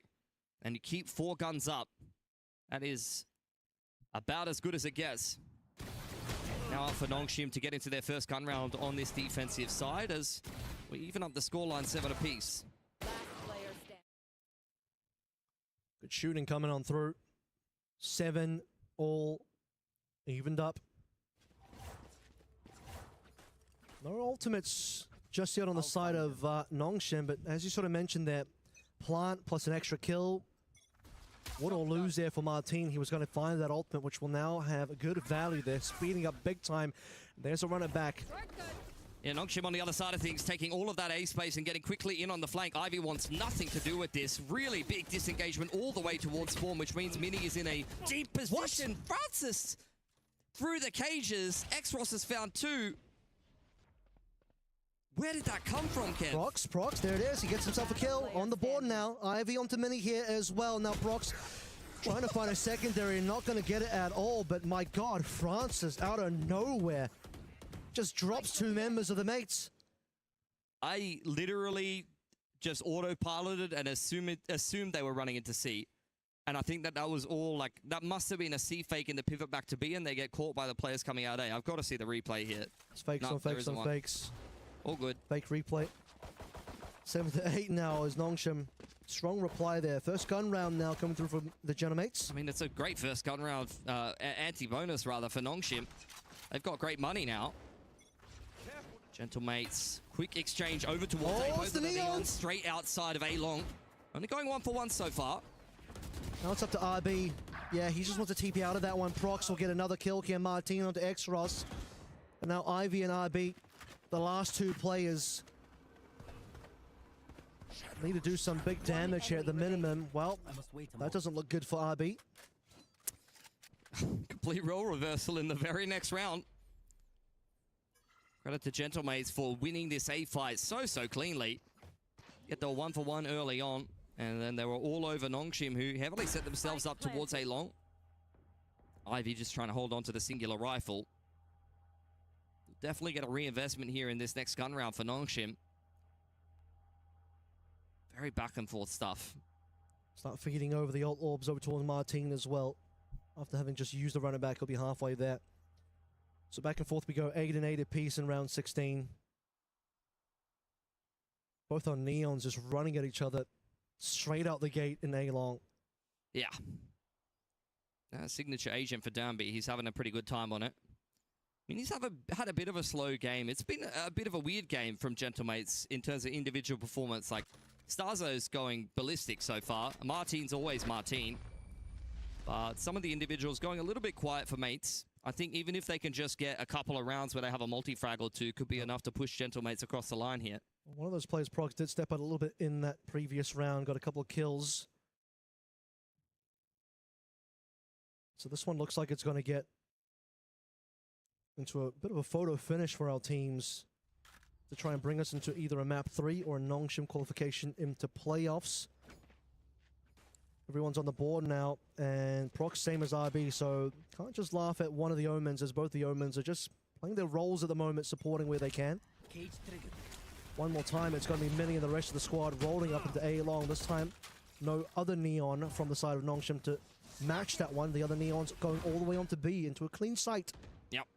Bippo tucking himself back into spawn. Prox ready to confirm that Nongshim are deep on the flank here. Gentlemates have not committed to this B site just yet, though. They're continually tapping it, and they're going to pivot into C. So he's got a camera and a single trip. The camera's gone. Bippo now. Opportunity at the Derby. Goodbye. Nero at the reveal finally. He's got 2 more players to look for over towards spawn. Bippo has to be the first one that Nongshim are looking for. 3 players trying to go for the chase, but Bippo's going to be able to hide behind a bunch of his own utility here. Martin onto Ivy, but not before Mini goes down. XLG's ultimate on the floor here as well. 3 versus 4. XLG finally clearing out Bippo on the flank. He was looking for him for quite a while. There's the curveball. Martin not committing in on the peak. Francis now trying to meet up with RB. There's so many different arms in this push, and that is a nice double peak from Gentlemates. Prox with one on the flank. All down to RB. Caught on the cross by Martin. That round was all over the place, but Gentlemates are able to pick it up for themselves. Francis a little shaky shots there. Could have had a free kill a little bit earlier on, but Gentlemates setting themselves up for success. Bippo buying a lot of time for the team, just keeping things busy for Nongshim. Trying to flush him out. Now timeout to try and figure this one out. Yeah, I mean, there's been a lot of these rounds where it's just both teams 1-4ing. It's a full retake on one side of the map for Nongshim that Gentlemates are stepping into. Nongshim are dominating that A lobby control and then just trying to take the whole map. Credit to Bippo. I think he just wins that round outright with all of the work he did on the flank. Yep. opening kill and the neural theft, confirming all of the positions of Nongshim, and then he just wastes so much of XROS's time. He baits out his runner back. By the time he's actually cleaned up on the flank, like Nongshim has just wasted half the round and half the post plant. Yeah, really wanting to chase down Bippo, who I believe even got rid of the runner back from XROS as well before eventually dying, but the fact that he just wastes all that time, all the resources being put in. Underrated player on the team, I gotta say. That's exactly what we were talking about. Bit of an all-over-the-place performance so far for Gentlemates, but Martin and Starso definitely the standouts, and they're getting a little bits of help from the other boys. This is a common scoreboard that you'll see from Gentlemates. That's a big round for them to win, though. You can see 16 and 17 picked up, and Nongshim are now broke. 5 sheriffs, 3 armors, only the light variation. 1 away from the ultimate is going to be Francis. RB's just going to reveal his position there, hoping for a stray shot to land on a head through the cage. Cannot count Nongshim out in a sheriff round. They are usually pretty good at winning them. Danby is one off his overdrive as well. That could be very helpful to help them overcome Gentlemates with the gun advantage. In is going to be Mini, and following through the rest of Gentlemates behind in the fast lane. Trying to find something here. It's going to be XROS. Good couple of shots and the triple kill. Caught it, but the sheriffs are nasty for Nongshim, and Bippo now left alone. My God, XROS, that was good. That is just such a lifeline here, and Bippo gonna have to do something even more impactful than just around previous. Charging through with the cage, jiggled out by Ivy. That is a bit of an overcook. He's getting wrapped on by RB. I'm not sure he'll be ready for that. Inside of the aforementioned player's dark cover, Bippo is going to patiently wait here. Taps his cam on grass side. Swing out from RB, gets it done. Thrifty win for Nongshim. Had no business doing it. And that really kind of turns this game on its head now. It felt like Gentlemates had finally started to get themselves a bit of a foothold. Seemed like Gentlemates need a little bit more to happen in their favor after the fast lane comes down, because that curveball from XROS, a curveball metaphorically as well as literally in this case, completely denying dismantling. As soon as the fast lane was gone, what was the plan there for Gentlemates? I mean, it's just vintage Nongshim, really. How many, like, literally 3 kills and 3 or 4 bullets to the sheriff from XROS in like 2 seconds. It's really what they do best. Well, that round just completely throws a span in the works for Gentlemates. Yeah, the money's pretty cooked now. They do have some good ults to work with, though. On the other side of things, Nongshim pick up a lot of weaponry, and that's going to help out their economy. Operator is out on Danby, and he's got the overdrive to help him in one of these retake scenarios. He's going to try to dodge out the drone, but that's really heads-up stuff from Starso to push him away. Also 4 ultimates as well. Do mind that we walked into the last round, Nongshim not even having a single one, just मजा आ रहा है ये देखने में तो बहुत मजा आ रहा है Speaking of the ultimates, दोनों बराबर चल रहे हैं what can Ivy do here for the rest of the squad? Nothing so far. Looking for tags here. Opposite Hunter's Fury now going to come on through on the other side of the map. Estarzo finds a tag, not quite a kill though, unfortunately. Onside is Proxo, mind that you. He's still in the mix, barely tipping out, not quite. Danby takes him down. Gentlemates are pivoting to B.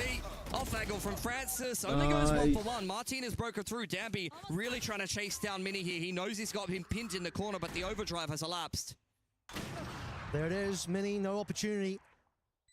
Maybe it would have been better for Mini to try and slide that one away. Okay, the flash does not end up helping Martin enough here as Ivy brings it down to only Starzo in a 1 versus 4. He'll at least drop Danby down. Put the operator on the floor if nothing else. That's almost up. One more. Recon. But Extra swings for a big one. And the operator will be recovered.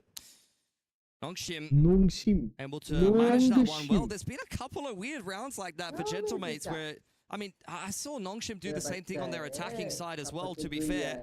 It's pressure from the Phoenix ult and a lot of noise being made to try to draw out a reaction and a rotation. Prox kind of trying to sell the fake by himself on that C side, but Nongshim, I mean, like I said, they run similar kind of rounds on their attacking side. They love the chaos, they thrive in it, and they were able to manage that one really well. Not as coordinated on the fist bump, so we'll work on that one for Nongshim. They're at least ahead in this map so far and in the series. I mean, if they win this one, this map in particular, then they'll have more time to work on it. Straight into the playoffs. Money not so great here for Gentlemates. Martin given a hero rifle. There's one player you trust, it will be Martin on that. See if he delivers something over. RB walking forward. And he's going to give a gun away. Oh, he took a gamble, that one. 145 damage is a little bit rough. Or in that case, maybe 95 damage. Okay, that's a one more gun given over potentially. Does Prox have the opportunity to go for is the question. I mean, these are just the rounds that really make you question Nongshim at the best of times. Anti-Eco just walking out in one at a time in one-and-done positions that they don't necessarily even need to be in. Ivy's got a good position on the flank here, but he will be kept in check by the trip, at least for now.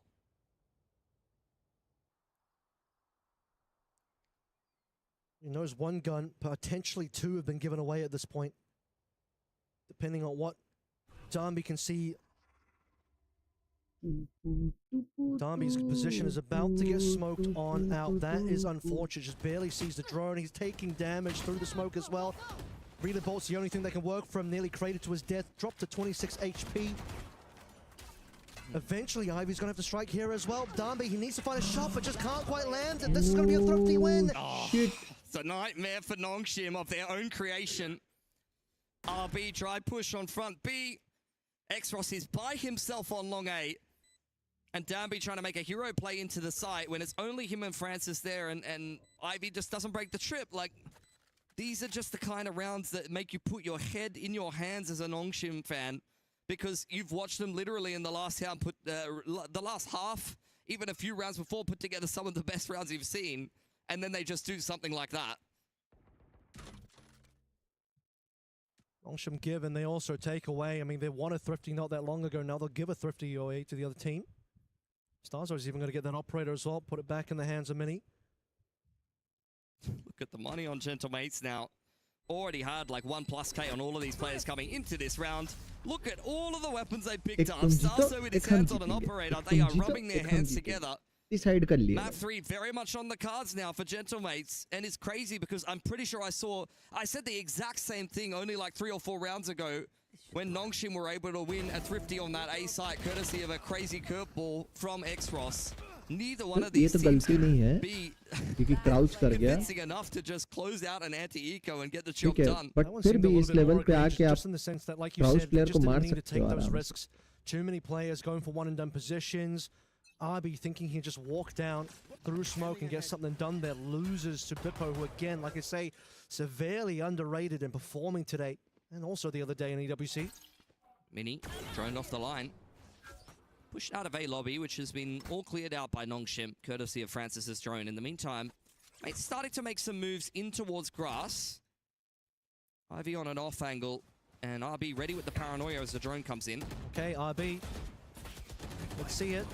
Trip gets saved there, which is kind of cheeky from Ivy. Like to see it on the defensive side of things. For all of those trades, calling over some rotations. Mates will slow it down now as Ivy pushes up slightly further. XLG has to run it back. That is the key ultimate here for Nongshim, because they are out of cash. If they lose this gun round, Gentlemates will probably just run away with the rest of this game and will be heading on to Ascent.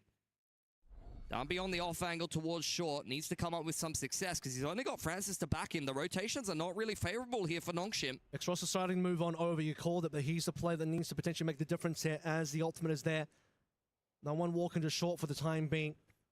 Late on the lurk is going to be Ivy, or rather, Bippo left behind over towards mid. Time running out. Here we go. Speed things up now. XLG popping ultimate, wanting to get some work done. But it's going to be Danby sliding on in. Mini gone. Goodbye. Big TP from Prox. And we're going to shift over towards B now. Ivy is the guy that is suddenly in position as Bippo just sees him move over towards the gong. RB prepping the paranoia. Doesn't quite land. Gets a couple of cheeky shots in the Martine at least. Nongshim going to tap it inside of the garage. Bippo just trying to waste as much of Nongshim's time as possible. He still goes 1 for 1 even though the curveball comes out. Both of our players coming through from garage now have to dismantle the 3. All off sight. It's a miss from Starzo. Doesn't quite land the shot, but he'll recover onto Ivy. Martine on the RB Heroes on XLG. He's got to get it done. He's flashed, but so is the other player. Martine is going to be one that falls. The Phoenix versus Phoenix battle, but still got to defuse here. It's no time. That is perfection from Gentlemates. And at the end of the round, oh, insult to injury. Starzo swinging out with the bandit. 20+ for him on the Sova. It's another carried performance. It's the AG.AL of Gentlemates, and that money will break Nongshim. That round will break Nongshim's money.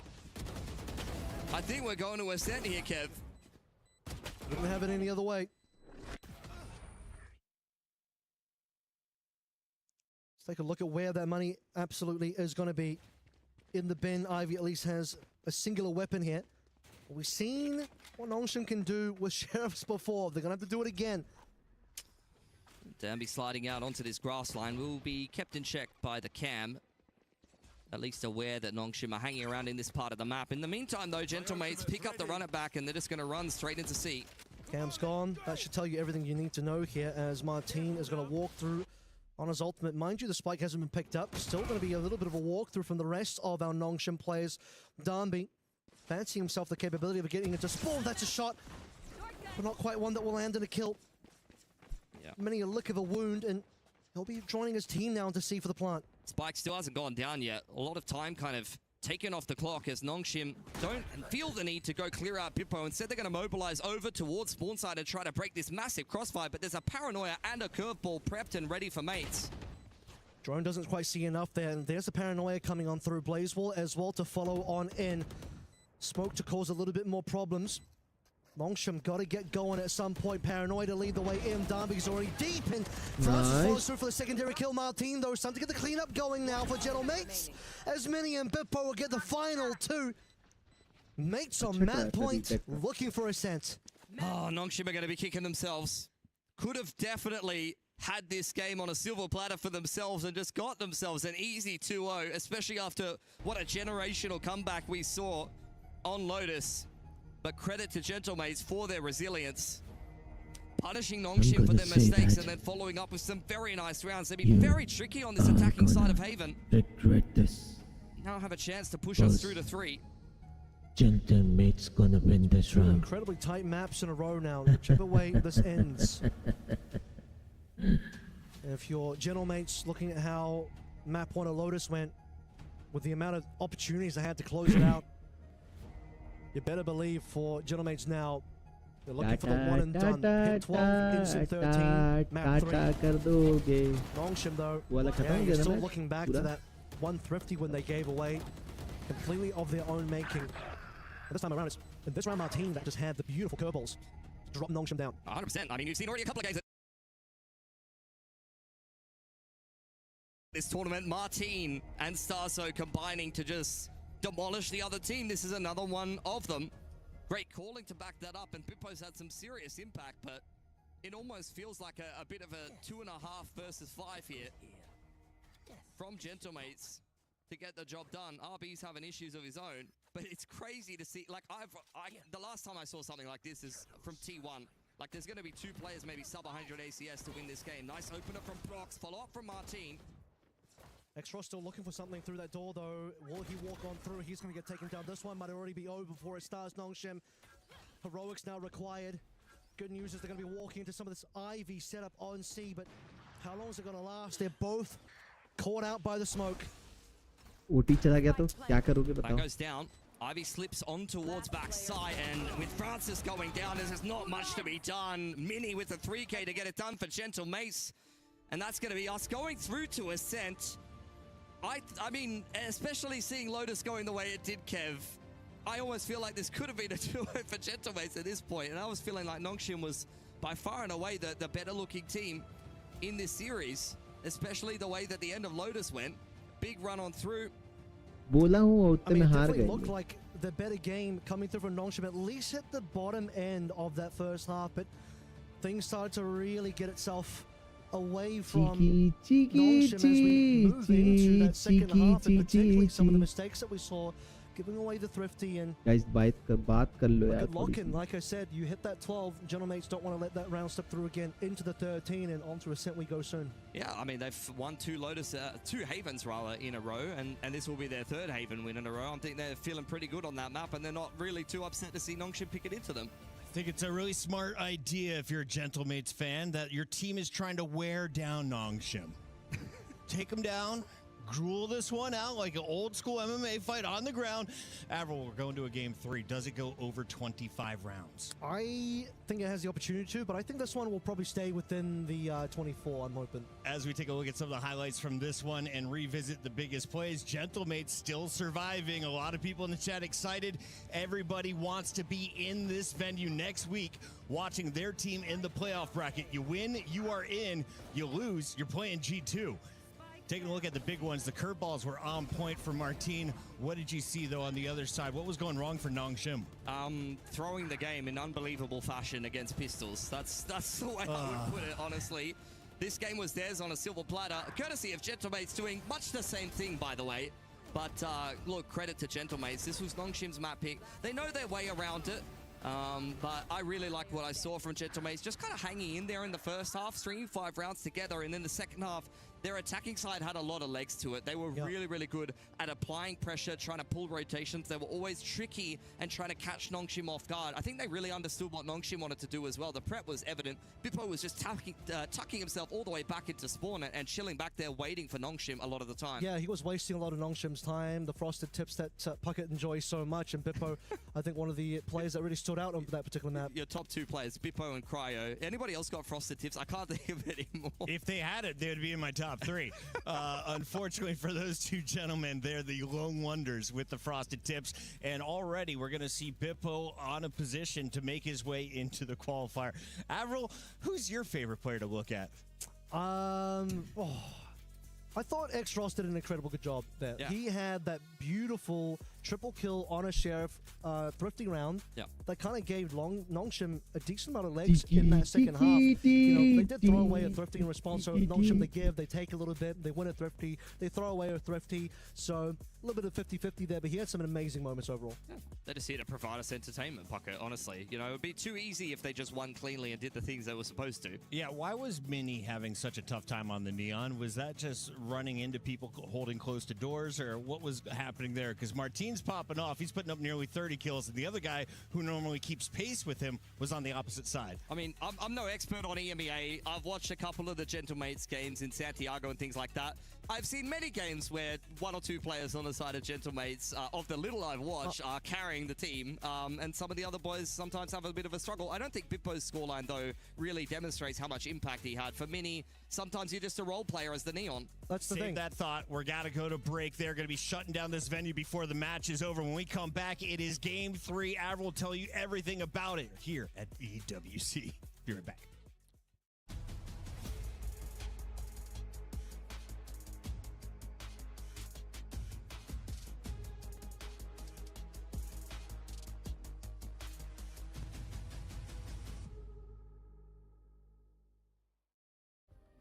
Play is in our DNA. Whenever we let it out, like नहीं करते हो यार, तुम लोग it गंदे लोग becomes हो our यार, superpower. छीछी है यार ये. Now imagine an entire city being built to supercharge it. Kadir City, powered by Play.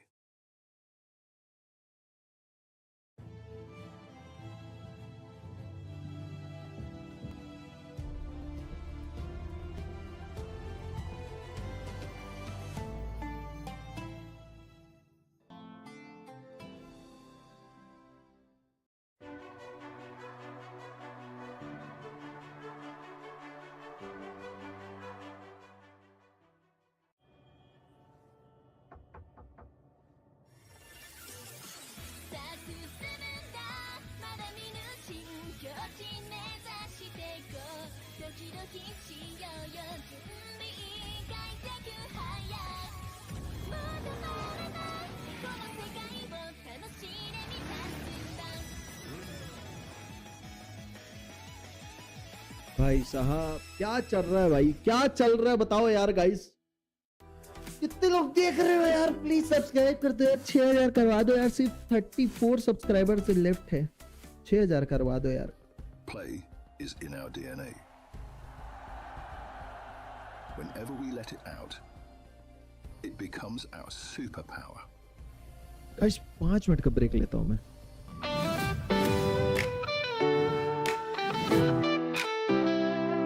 Yo, it's Alibaba, time to lock and load. Gaming legend in the house, yeah, you've been told. From split to fracture in every zone. Valorant master, he's claimed the throne. Teamwork's the name and he's got the drive. Hyping up the squad, keeping dreams alive. Spike planted, he's got the clutch. With tactics so smooth, it's more than just luck. Alibaba, leading the fight, bringing that energy day and night. Valorant king, he's the real MVP. Strategy, support, and positivity.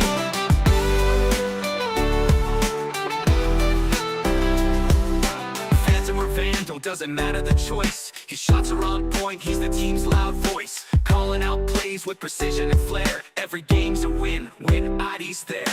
Jetting with Jet, locking with Killjoy. Every agent's a weapon, he's bringing the joy. Enthusiasm pumping, you feel the thrill. When Baba's on stream, it's a highlight reel. He's got your six, he's got your back. When the odds are down, he's leading the pack with laughter and love. The vibes are pure in Alibaba's world, the wins are sure. Alibaba, leading the fight, bringing that energy day and night. Valorant king, he's the real MVP. Strategy, support, and positivity.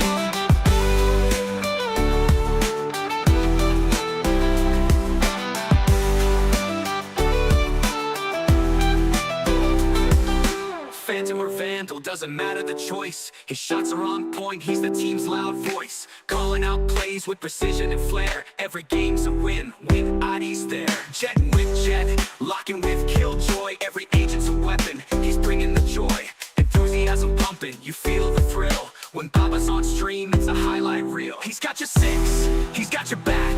When the odds are down, he's leading the pack with laughter and love. The vibes are pure in Alibaba's world, the wins are sure.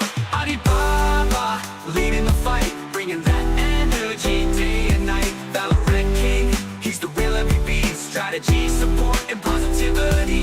Alibaba, leading the fight, bringing that energy day and night. Valorant king.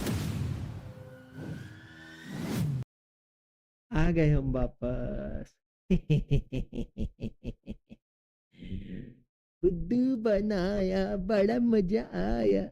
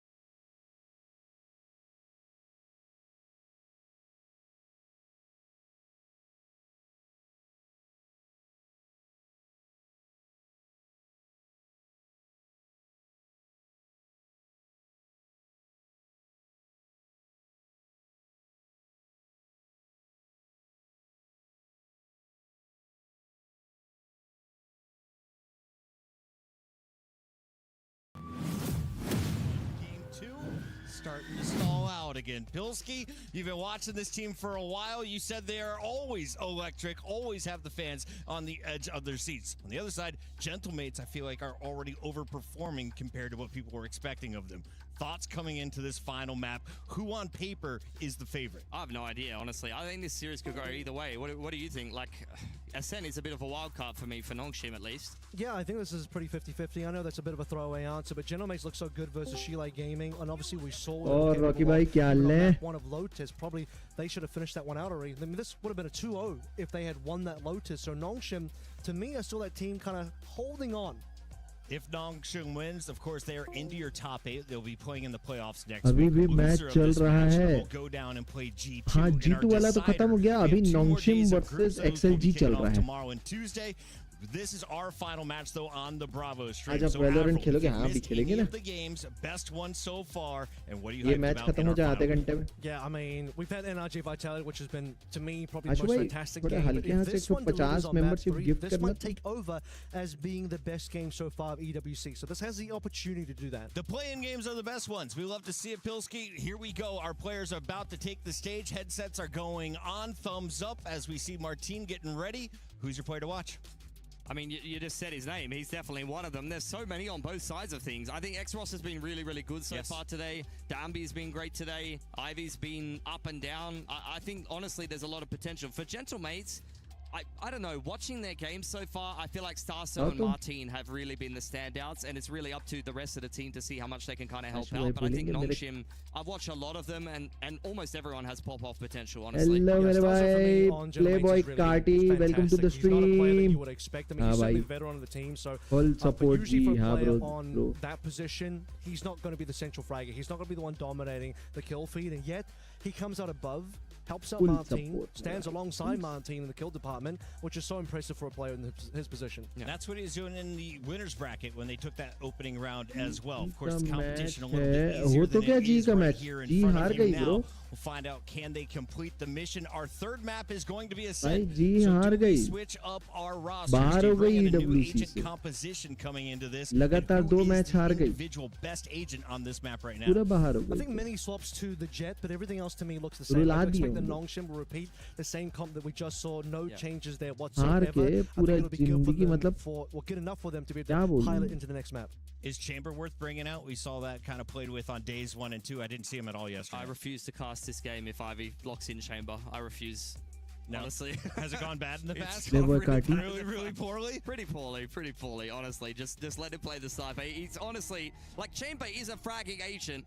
And but Ivy always frags harder if he's playing like Viper or Cypher. You know, it just doesn't fit. 2 match खेले और दोनों match हार गए. I don't want to see him be playing the Chamber. Her team 2 match खेलेगी. There's a look at 2 match खेले हार गए. The final battle here on Bravo. Thank you all for tuning in to EWC 2026. If you're wondering what's different this year, well, it was all best of 3s. No best of 1s in the group stages, which meant we needed an extra week. We also added $750,000 to the prize pool. So just getting here, you're guaranteed $55K for finishing top 12. If you win this, you're guaranteed $90,000 and a chance at that $600,000 first place prize and the 1,000 club championship points, which I think both of these clubs would really like to walk away with. Specifically Gentlemates, though, you're looking across the board. They are here on home territory. They have all the French fans ready to storm this arena. If they can get into a playoff bracket, I'm telling you, that 6-man could give them that extra push they need to get into the quarters. I totally agree. I think that these two teams have one thing in common, a decent start to the year, a great start to the year for Nongshim, and then a little bit of a dip in performance. This is where they want to change that narrative. They can just cleanly get into the playoffs here of EWC and cruise through the rest of the year with some good results behind them. I think they'll be feeling very confident for both of these teams. As you already mentioned, for Mates, 100% they want that home turf advantage. For Nongshim, though, they're the last Pacific team. They have got to perform here or our region is buns, and I can't argue with that.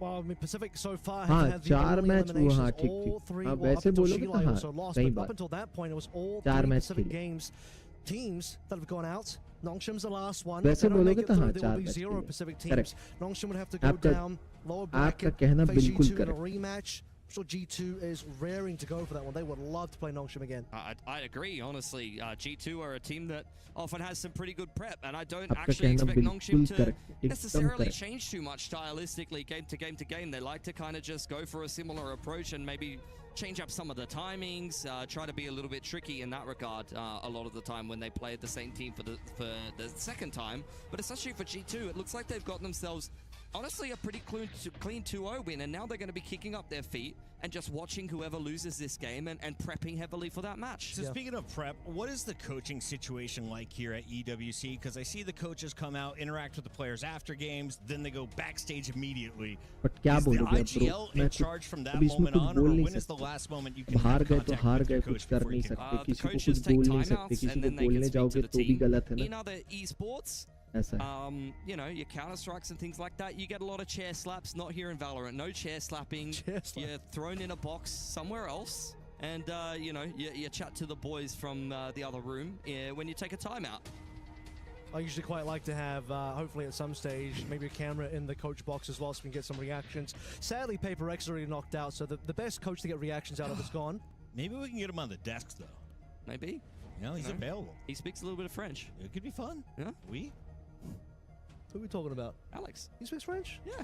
Okay. He is French. Real? Yeah, partially. It's the only negative thing about him. Wow. I'm just kidding. True. True. Based? No. It's just banter, guys. We're just waiting on this match to kick off. I'm not exactly sure what we're waiting on from our players, but you can see the intensity on Starzo's face. This man is locked in. Martin has been trying to backpack the squad in-game, and you saw his duelist duo finish in single digits. Needs to up the fragging and set that pace he saw earlier in map number 1. Remember, it was a 12-2 start before Nongshim really showed up in this match. Since then, it has been back and forth with a 10-round straight run from Nongshim on that opening game. Yeah, 100%.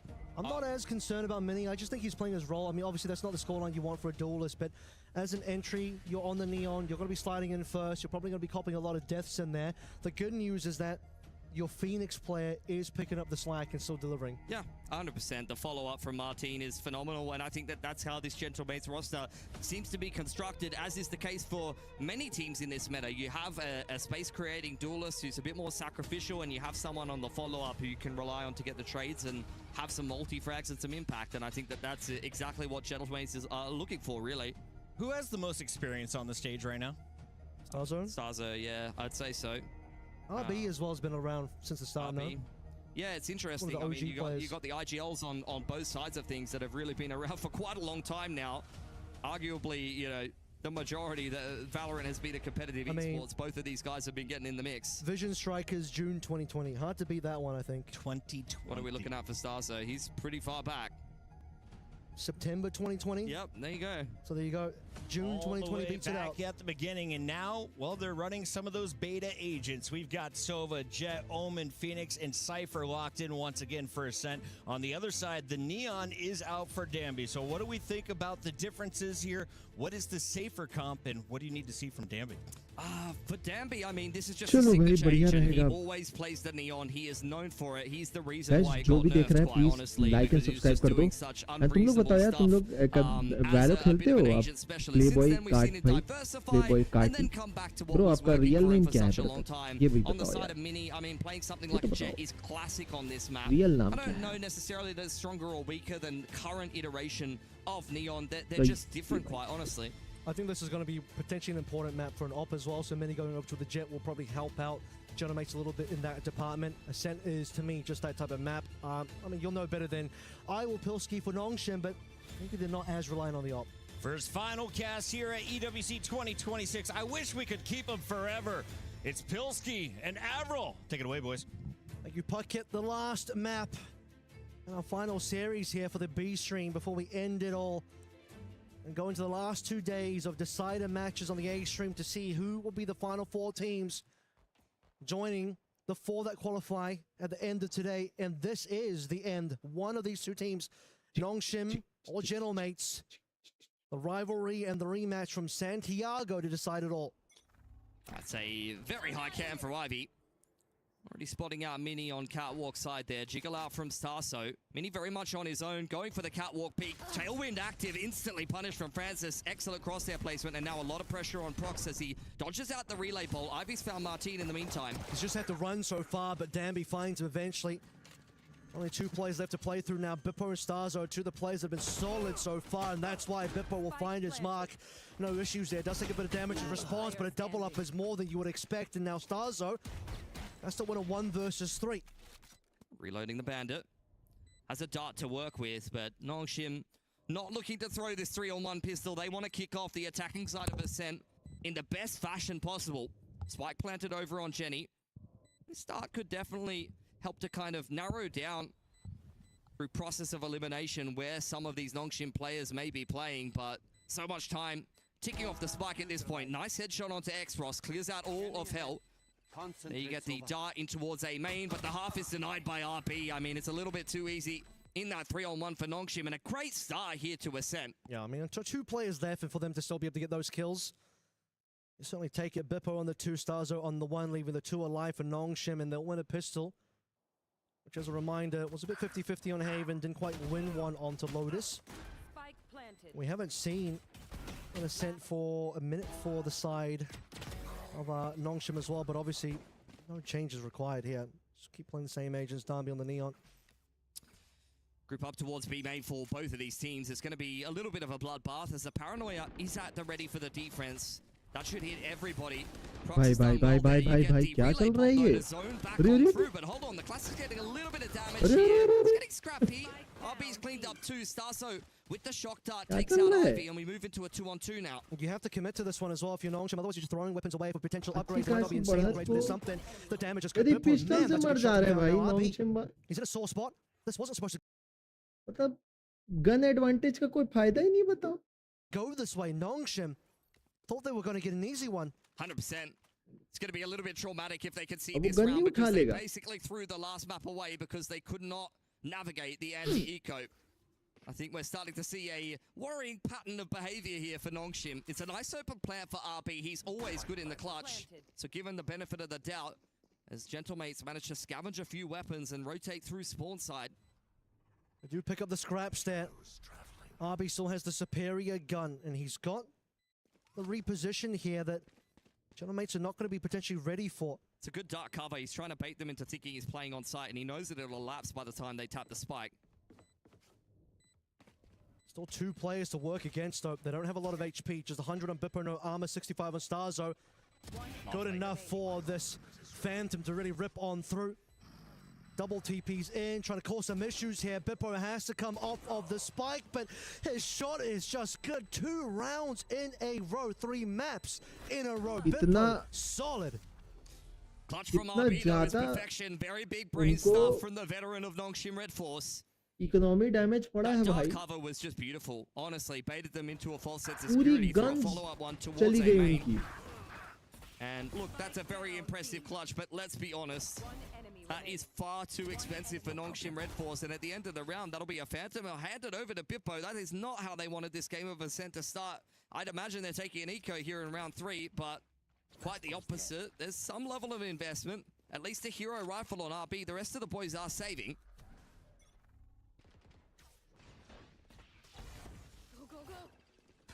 Trying to clear some of this trip, but first one's going to go wide because it's on the floor now. That's going to slow down Darby a little bit. Starzo trying to hold them off for the time being. Darby's in anyway. Good stun. Readable hits 2, but Bippo still finds his shot regardless. That's a fan to be recovered from a little bit earlier on. Martin onto Ivy, and the rest of Xros/Nongshim trying to get anything. Rotation था उनका भाई. Of them will get a singular kill. Yeah, perfect. Jord level का rotation दिया उन लोग. Coming in on the rotation, that's exactly what you want to be seeing from your Omen. Keeps them safe in the backside of the boat shed, even though there's a big connection on the relay bolt, as we see here in the replay. Bippo gets scanned. Dampy, he needs to get that entry, and the fact that he doesn't, and as well as the fact that the rest of Nongshim all commit to lane side, is exactly what lets Gentlemates turtle on backside and flood into the site super easily. There was just no contest, really.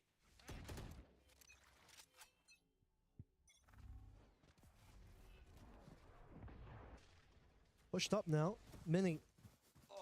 Take flight. Will just play behind that smoke, looking for a potential timing. Dash prepped and ready, hoping someone's going to walk in. Backed up is going to be Martin as well. Might just be a flash and dash backwards, actually. Looking for a pick on catwalk. Nongshim with a drone to pressure the middle of the map. They're waiting for a reaction here for Gentlemates, but I think that seeing the cloud burst and the curveball on catwalk can make it pretty obvious to Nongshim where the strong side was for Gentlemates. They'll reset this one. In the meantime, they're taking all of A main. Jiggle out from RB here as the paranoia and the curveball comes in. That will be the clear for Gentlemates, but I'm not sure they know that RB saw that. RB's going to choose to smoke all the way into mid as well, so wait for the potential of the 2 omens to look at each other. Looking like a fake as it's going to be a pivot from mid to A now. On response, so look at Mini. There's no more curveballs here for Martin, so that's going to make it harder to hold this catwalk pivot. Okay, Martin doesn't need the curveball, just finds a shot indeed instead. Blaze coming on in. He's the one that actually gets flashed, but it doesn't matter. Mini and Martin will be able to get themselves 3. Wow. Dropping Nongshim to 2 players as RB finds himself in spawn. Thank you, doesn't quite land myself. the kill. Francis going for the plant now. RB still exploring. Gets himself an upgrade against Bippo. And now the opportunity again. The opportunity to clutch one more time. Paranoia in. Still a player above. And Stars are through the smoke on RB. Prevents the clutch. Yeah, really nice stuff for Gentlemates. Feels like they are in control of this game right now for Nongshim. Felt like there was a decent chance they actually could have pulled off that cat split. drone the middle of the map. They throw out the fast lane in towards the boat shed to pressure out onto B and draw out a little bit of a rotation and reaction. But you can see that Gentlemates, courtesy of a great rotation time from Mini, were in all the positions they needed to hold that. Even without the curveballs on Martin, they had no problems there at all, and they will break Nongshim's money here. RP. So the Marshall here, that's the only thing they can afford, realistically. Mini is just sending through those outlaw shots. Bit of a warning as Nongshim working their way up into Pizza, now through Market, and Ivy into the main as well. Drone up the top from Starso. There is a lot of trips on this site. This is not where you want to be heading as Nongshim, especially because you got Martin barking down on the flank with his runner back active. Does pick up Francis. Hold on. RB's putting together a couple of Marshall shots on in here, but that's not enough to get it done. One of those was on the runner back, and consequently 4 alive for Gentlemates. It's a very easy anti-eco. I'm starting to get concerned for Nongshim. The money on defense is looking very, very good indeed. It's going to cause for concern for a lot of rounds now to be required from Nongshim to start to break that economy, their own economy. This is the round where they got the guns together. Need to find something special here. You know, I think RB did as best as he could, but weren't expecting too much from that round in all honesty. The game hasn't quite gotten away from them, so Nongshim still in play for now. Run it back for X-Ross this time, hoping for some magic. Mini walking down middle, looking to get potentially on this tiles line. He's helped out by the rest of the team who have got him back nicely. Very clear what the intention is here for Gentlemates. You cannot afford to make a mistake here as Francis, and courtesy of Ivy's camera, he won't. Important camera that spots out the operator, and now are they going to re-clear with something here? Do they believe that Mini's already dropped off the angle? Oh, it's a good drone. Yeah. Just nullifying any potential risk with good utility. And in the meantime, over on the A side of the map, you were looking to make some inroads straight through the fast lane. Double kill for Starso. That is unbelievable. The veteran AG.AL steps up one more time. Drone to spot the last couple of players. X-Ross has been flashed, and RB stuck in a hard place to work with at the moment. X-Ross, hello! A collide on the Starso and Martin. Drop someone out of nowhere. What else can we get here? 2 versus 3. Bitpo's uses ultimate as well now. They know where the enemy are. And again, Nongshim need this round. Their money is not in a great spot. Finally coming through with the plan, and Bitpo looking for RB. Finds him. Caging up 2 versus 2. X-Ross low HP. He's off the site itself. Ivy has to be the one that also delivers now. Trip spotted out by Bitpo. Knows that Ivy is probably in this neck of the woods, but that is very, very nice from Nongshim Sentinel. Mini knows he's got him pinned into the corner over on Hell's side somewhere. Spy cam dart needs to be pulled out by Mini to try to work his way through the rest of this 1-on-2, but the camera, the trip, nice shot converted. X-Ross very low on HP. This is very doable for Mini to keep mates on a good roll, and he's sticking it to completion. No peek from X-Ross. In fact, he does right at the end of things. I honestly thought that spike got diffused to completion. I saw the white bar fill all the way up. But right at the last second, X-Ross coming through and getting it done for Nongshim. Unbelievable. Timed it to perfection, but maybe almost overcooked it. Speaking of cooking things good here, Starzo just started out so strong, but the response from X-Ross was just disgusting. That double onto those 2 players is absolutely criminal. Gentlemates were not ready for that one, and yeah, you're not wrong on the defuse there. Pause the frame, because that one was basically on completion. I 100% thought it was done. I'm not gonna lie. Danby with a lot of pressure out A here. Okay. Walking through, but not going to happen. Big scan as well. Hunter's Fury trying for a little bit more damage. Seems like we just know where everyone is. Starzo certainly knows where a couple of players are. As Ivy, Francis, and X-Ross slowly making their way on towards the site. Hunter's Fury again, slowing things down. Starzo will not allow the plant to come on through, but they lose Mini for it. Oh, and an opportunity missed there through the cage as well. They know that Nongshim are pivoting over towards this B side. The trip is in the way, and it is triggered. Gentlemates looking to try to catch them on the cross, and that's exactly what they do. 4 for Starzo, and Martin to back him up there. It's the same duo again and again for Gentlemates to continue dominating this tournament so far. Yeah, I mean, they just read it correctly. Obviously, you see the player's head running across the cage. You know where their pivot's going to land.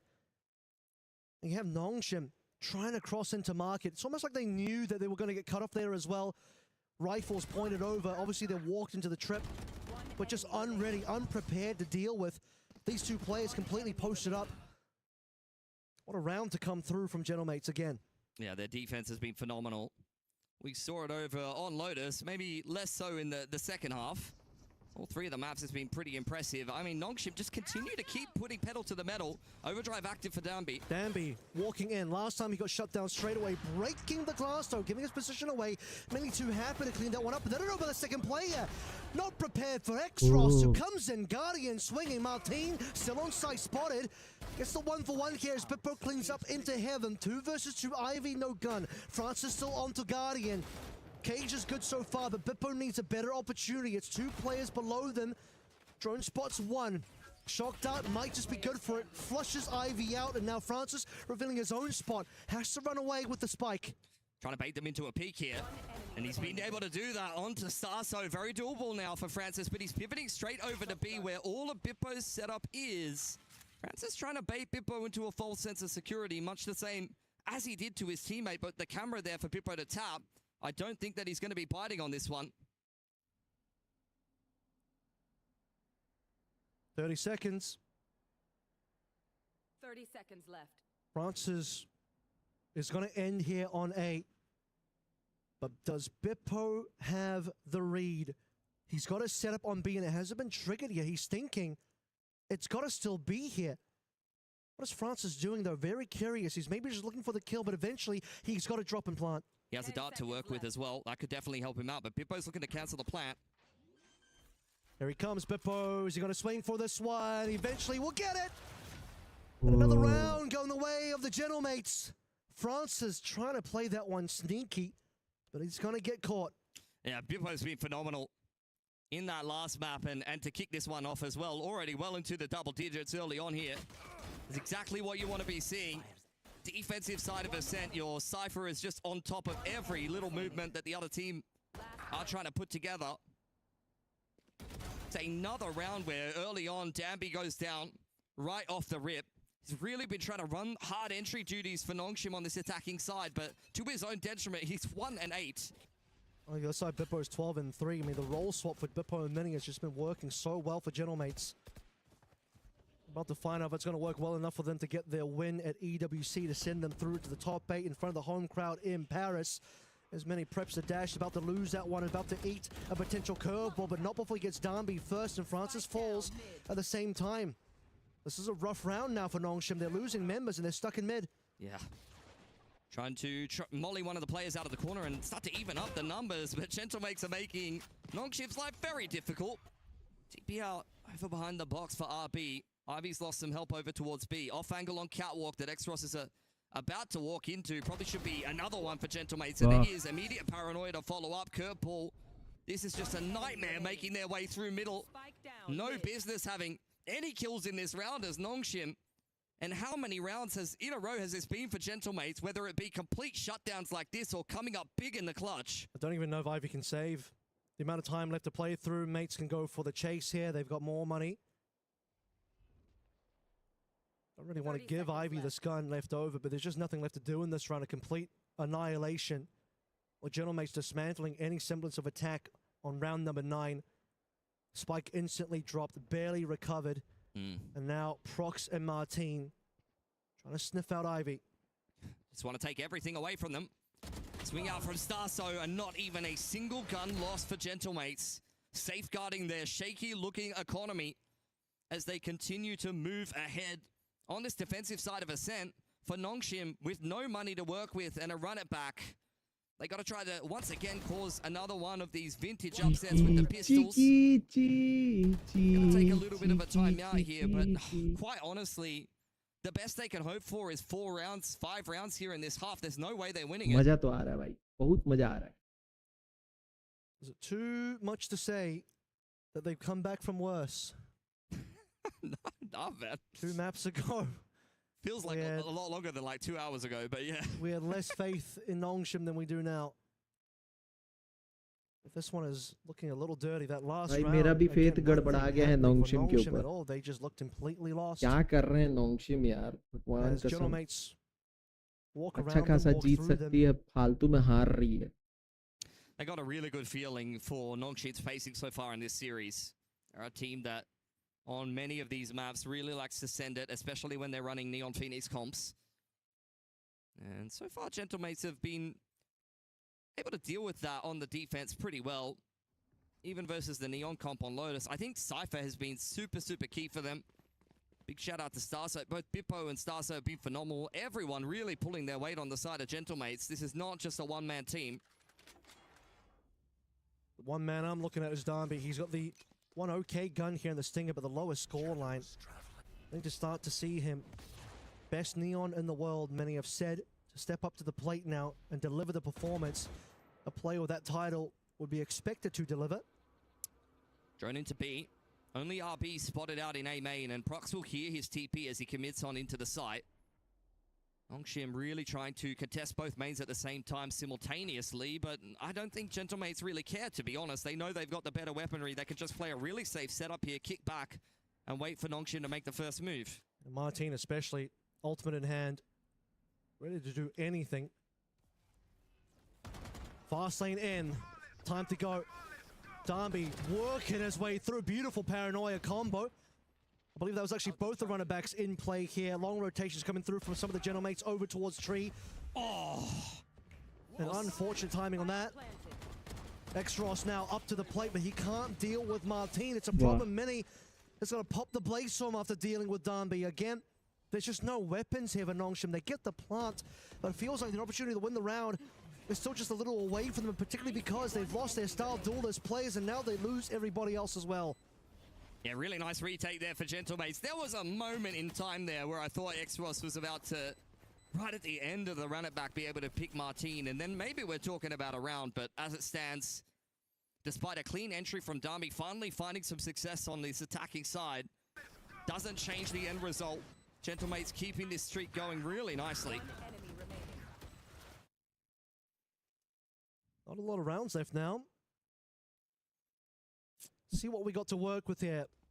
Money online again. Careful. One of the few remaining opportunities. 2 more to play, 11 and 12. Just a singular ult on for RB. Nothing else to work through. Starzo 2 away on the side of Gentlemates. That's going to be Mini on the line for B as well. No one biting on that side of the map. Similar looking start to the round. This time the drone through middle is really just a clear signal that Nongshim want to deny information across the map. Mini has been able to get on that info line towards B main despite the camera out from Ivy. Blaze Wall looking to apply a little bit of pressure here for Nongshim, who are very much grouped in towards A main. The intention is clear. They want to pick up the pace into A, and it's Bippo and Martin to defend. Bippo in an interesting spot here, but obviously full util to play through. Bippo and Martin. Plenty of util here. Fast lane up and ready to go. Behind the cage, Bippo ready to strike. And Martin finally swings on out. His position was completely unspotted. He just can't quite get a secondary kill though, which is a little bit of an issue. RB and Darby, good for it. Yeah, that was a decent little bait setup, but Martin needed a multi-frag there because Bippo didn't have too much success inside of the site. Now the dark cover slowing Prox down. Trip dealt with over towards door side as the drone leads the way on in for Mini. Let's take a look at what we can get. Information only sees Darby and it's enough. Mini rips his head off and now Mini looking for a little bit more. Going onto site. Main has been clear, but XLG has not. Low HP means XLG will eventually fall 1 versus 2. The young rookie of Prox will once again have to be the one to deliver this for. Gentlemates and give them 8 rounds. RB is so close and too close to comfort.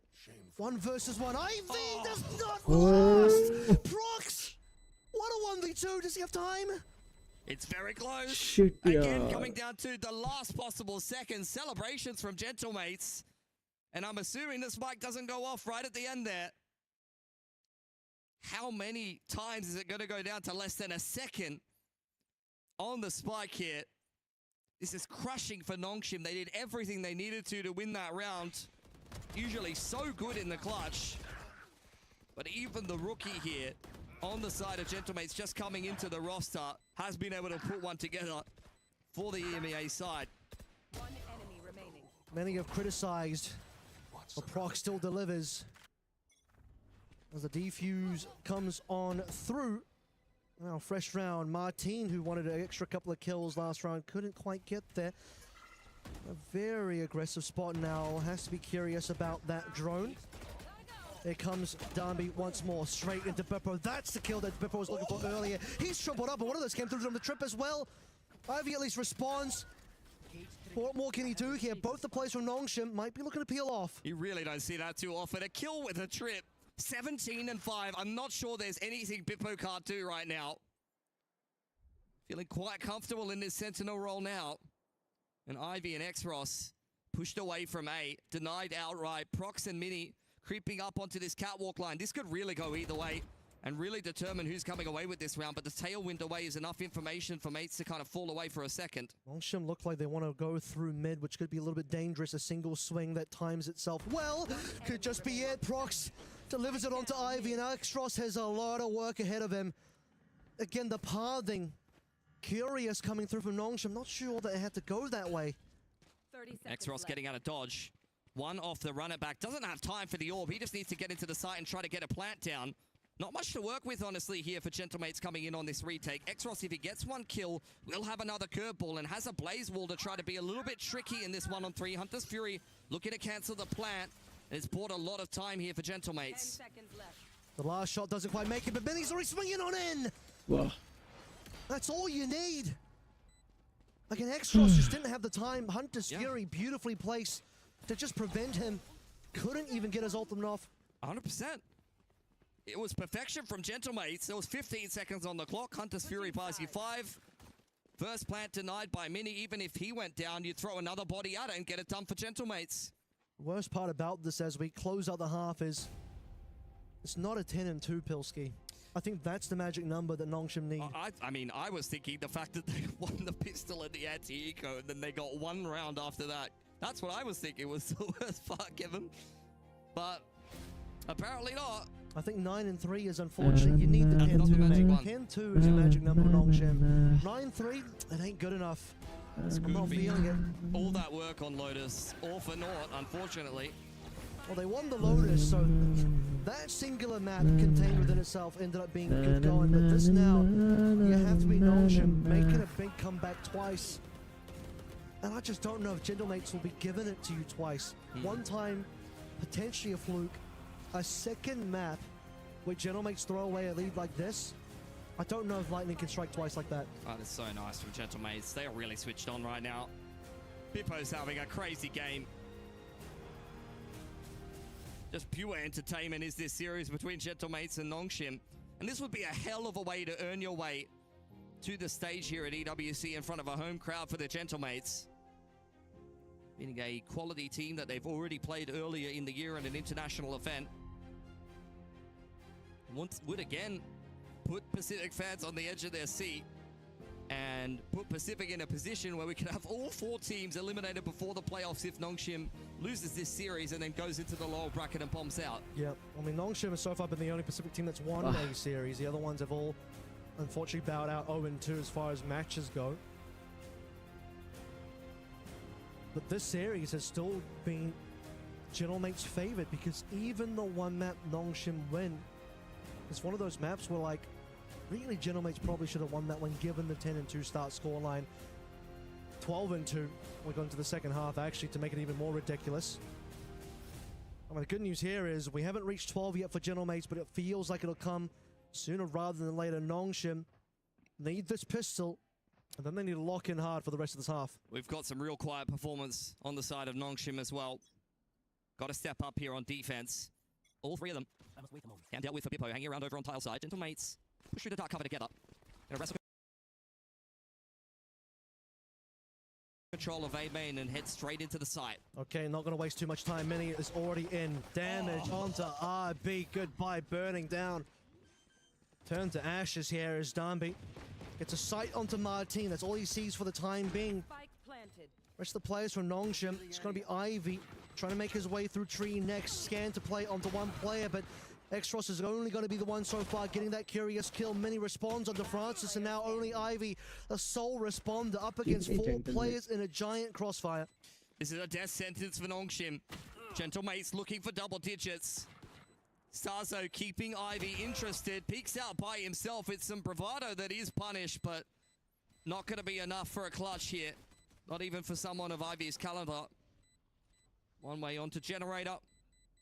Can't even tap. There's nothing to do. Mini gets it done with the frenzy. He was so aggressive in on the entry in combination with Martin's hot hands there. Finds the opener. And when Nongshim try to fight out heaven, it's the Jet that gives them a lot of problems. The fact that Martin is still in A main as well means that Darby doesn't have the confidence just to drop down and challenge for Generator or Hell. That is so good. Like the frenzy v Sheriff there, that's exactly what you were looking for. Last kill for Mini as well. Already starting to look to build himself up a Blade Storm. Many would ask, if you were down as, well, if you lose a map like Lotus for General Mates, where you should have really have just won, where would your mental be after that moment? I think the answer is, at this level of pro play, you'd just be mad that you lost, and now you get to take that anger out and redeem yourself. Well, this is sent as RB had the opportunity to get that kill, but doesn't quite find it. A beautiful flash from X-Ross. We've seen better from him before.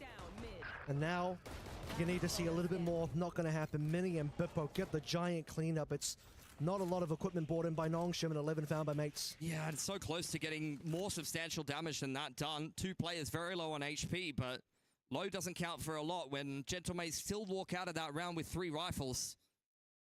Should be a pretty good looking bonus here for the EMEA side. And Nongshim, I mean, how often does Lightning strike twice? Let's be honest. That's what I'm saying, dude.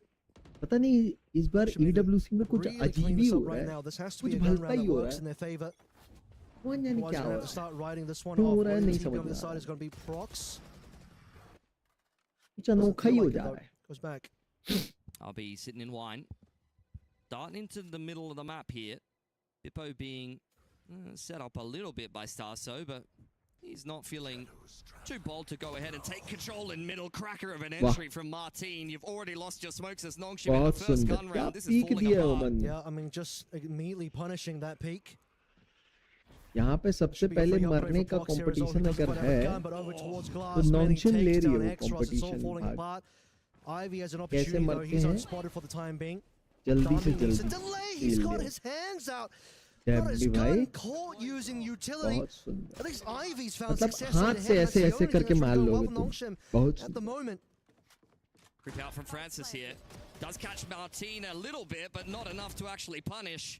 One player deposited under Hell, looking pretty similar to what we saw in the pistol. Dart dealt with, so at least there won't be the spam through from Starso, who is caught in the corner. But again, no punish for Nongshim. They can't capitalize, and this is series point for Gentlemates. They could have got it done earlier in 2. Had a monumental combat from Nongshim, and honestly on Haven, a chance to close out the map. But they didn't get it done, and now they are going to be feeling very sheepish about it. Yeah, I mean, this is now feeling basically impossible. I know they had a 12-2 comeback, but look at where we're going to be. A final 4 spy to come through with Nongshim. It's kind of dirty that Francis can't beat Starzo in the Hell battle as well, when Starzo only had a pistol. He even had advanced knowledge of the fact that Starzo was hiding behind those boxes. A final timeout to try and just bring it together one last time. It'll be a desperation 4 spy and another ridiculous comeback for Nongshim that I just don't think they have in them. Guys, don't forget to hit the like and subscribe button. button. Too good of a game, let's be honest, and it's not even a 2-man show. Mini and Bippo have been outstanding. Do it quickly, bro. Boxes, 1 clutches too. Every single player on the side of Gentlemates are performing where it's needed. Looking like a really well-rounded squad right now. And look, here in EMEA, we're in Paris. They're looking to maximize the amount of teams they can get into the playoffs here at the detriment of Pacific. Starzo 1 away from ult, Mini 1 away from ult. Ivy, the only player on to Nongshim that can do anything, and he's got Phantom in play. Francis is going to have to be a little bit sharper on his shots to make use of the Vandal. Darby, he's been so quiet so far in this map, but it's got to be heating up now over towards main. Mini and Martin looking to finish things off. Darby is down, and now Ivy is all that counts. It's the final round, the final opportunity. Martin can feel himself winning this for the Gentlemates. The runner back will not find anything done. But off the back of that one, Ivy, not saving this one, buddy. You gotta go in, you gotta make it count. वैसे impossible नहीं है मुश्किल है लेकिन impossible नहीं है. It's hard. That's exactly what I'm feeling right now. Ivy doesn't have anywhere to go. Here comes Martin. Perfect flash. And the Gentlemates will be the second French team after Vitality now to make it into the top 8 of playoffs for EWC. As that rings the death knell for Pacific. All 4 Pacific teams will fall in the group stages. Yeah, unfortunately for Nongshim, they're going to have to get down there into the lower bracket and get another game done against G2. That's not going to be easy by any stretch of the imagination. That is great revenge, though, on the side of the Gentlemates for what you saw over in Santiago. They're going to be thrilled with that win. Thrilled to represent EMEA in France here on home soil in front of a home crowd in Paris. Fantastic win for them. And in the fashion that they did it, they're going to...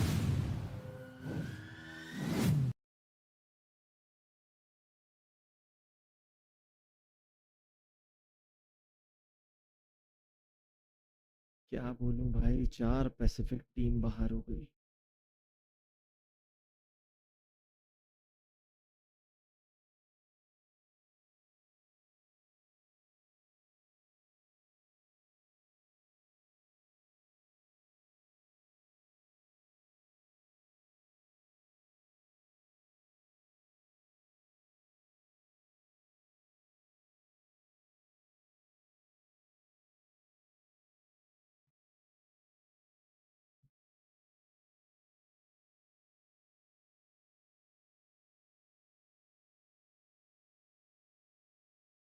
चार Pacific team बाहर हो गई, मतलब क्या ही बोलोगे अब तो. समझ रहे हो तुम लोग?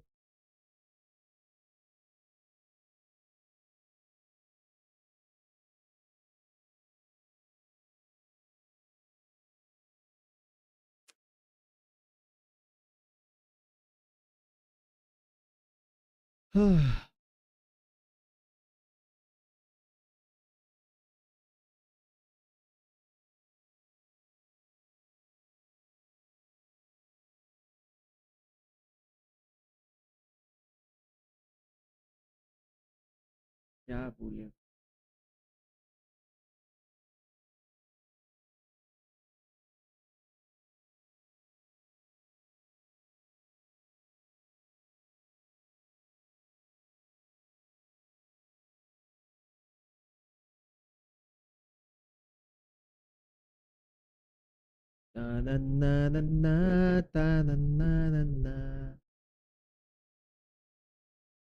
चलो गाइस, आज की सभा हम यहीं समाप्त करते हैं. है ना, बहुत देर हो गया. Good night and sweet dreams. आज संडे है, कल सुबह जल्दी उठना है. चलो good night, sweet dreams, take care, love you all. Good night Avinash भाई, गुड नाइट. अगर मैं मतलब दिल मतलब मेहनत मतलब अंदर से हिम्मत हुई तो वैलोरेंट खेलूंगा ऑन स्ट्रीम. ठीक है, आज बहुत निराश हो गया हूँ भाई, एकदम मतलब दुखी हो गया हूँ. ठीक है, चलो good night, sweet dreams guys, love you all.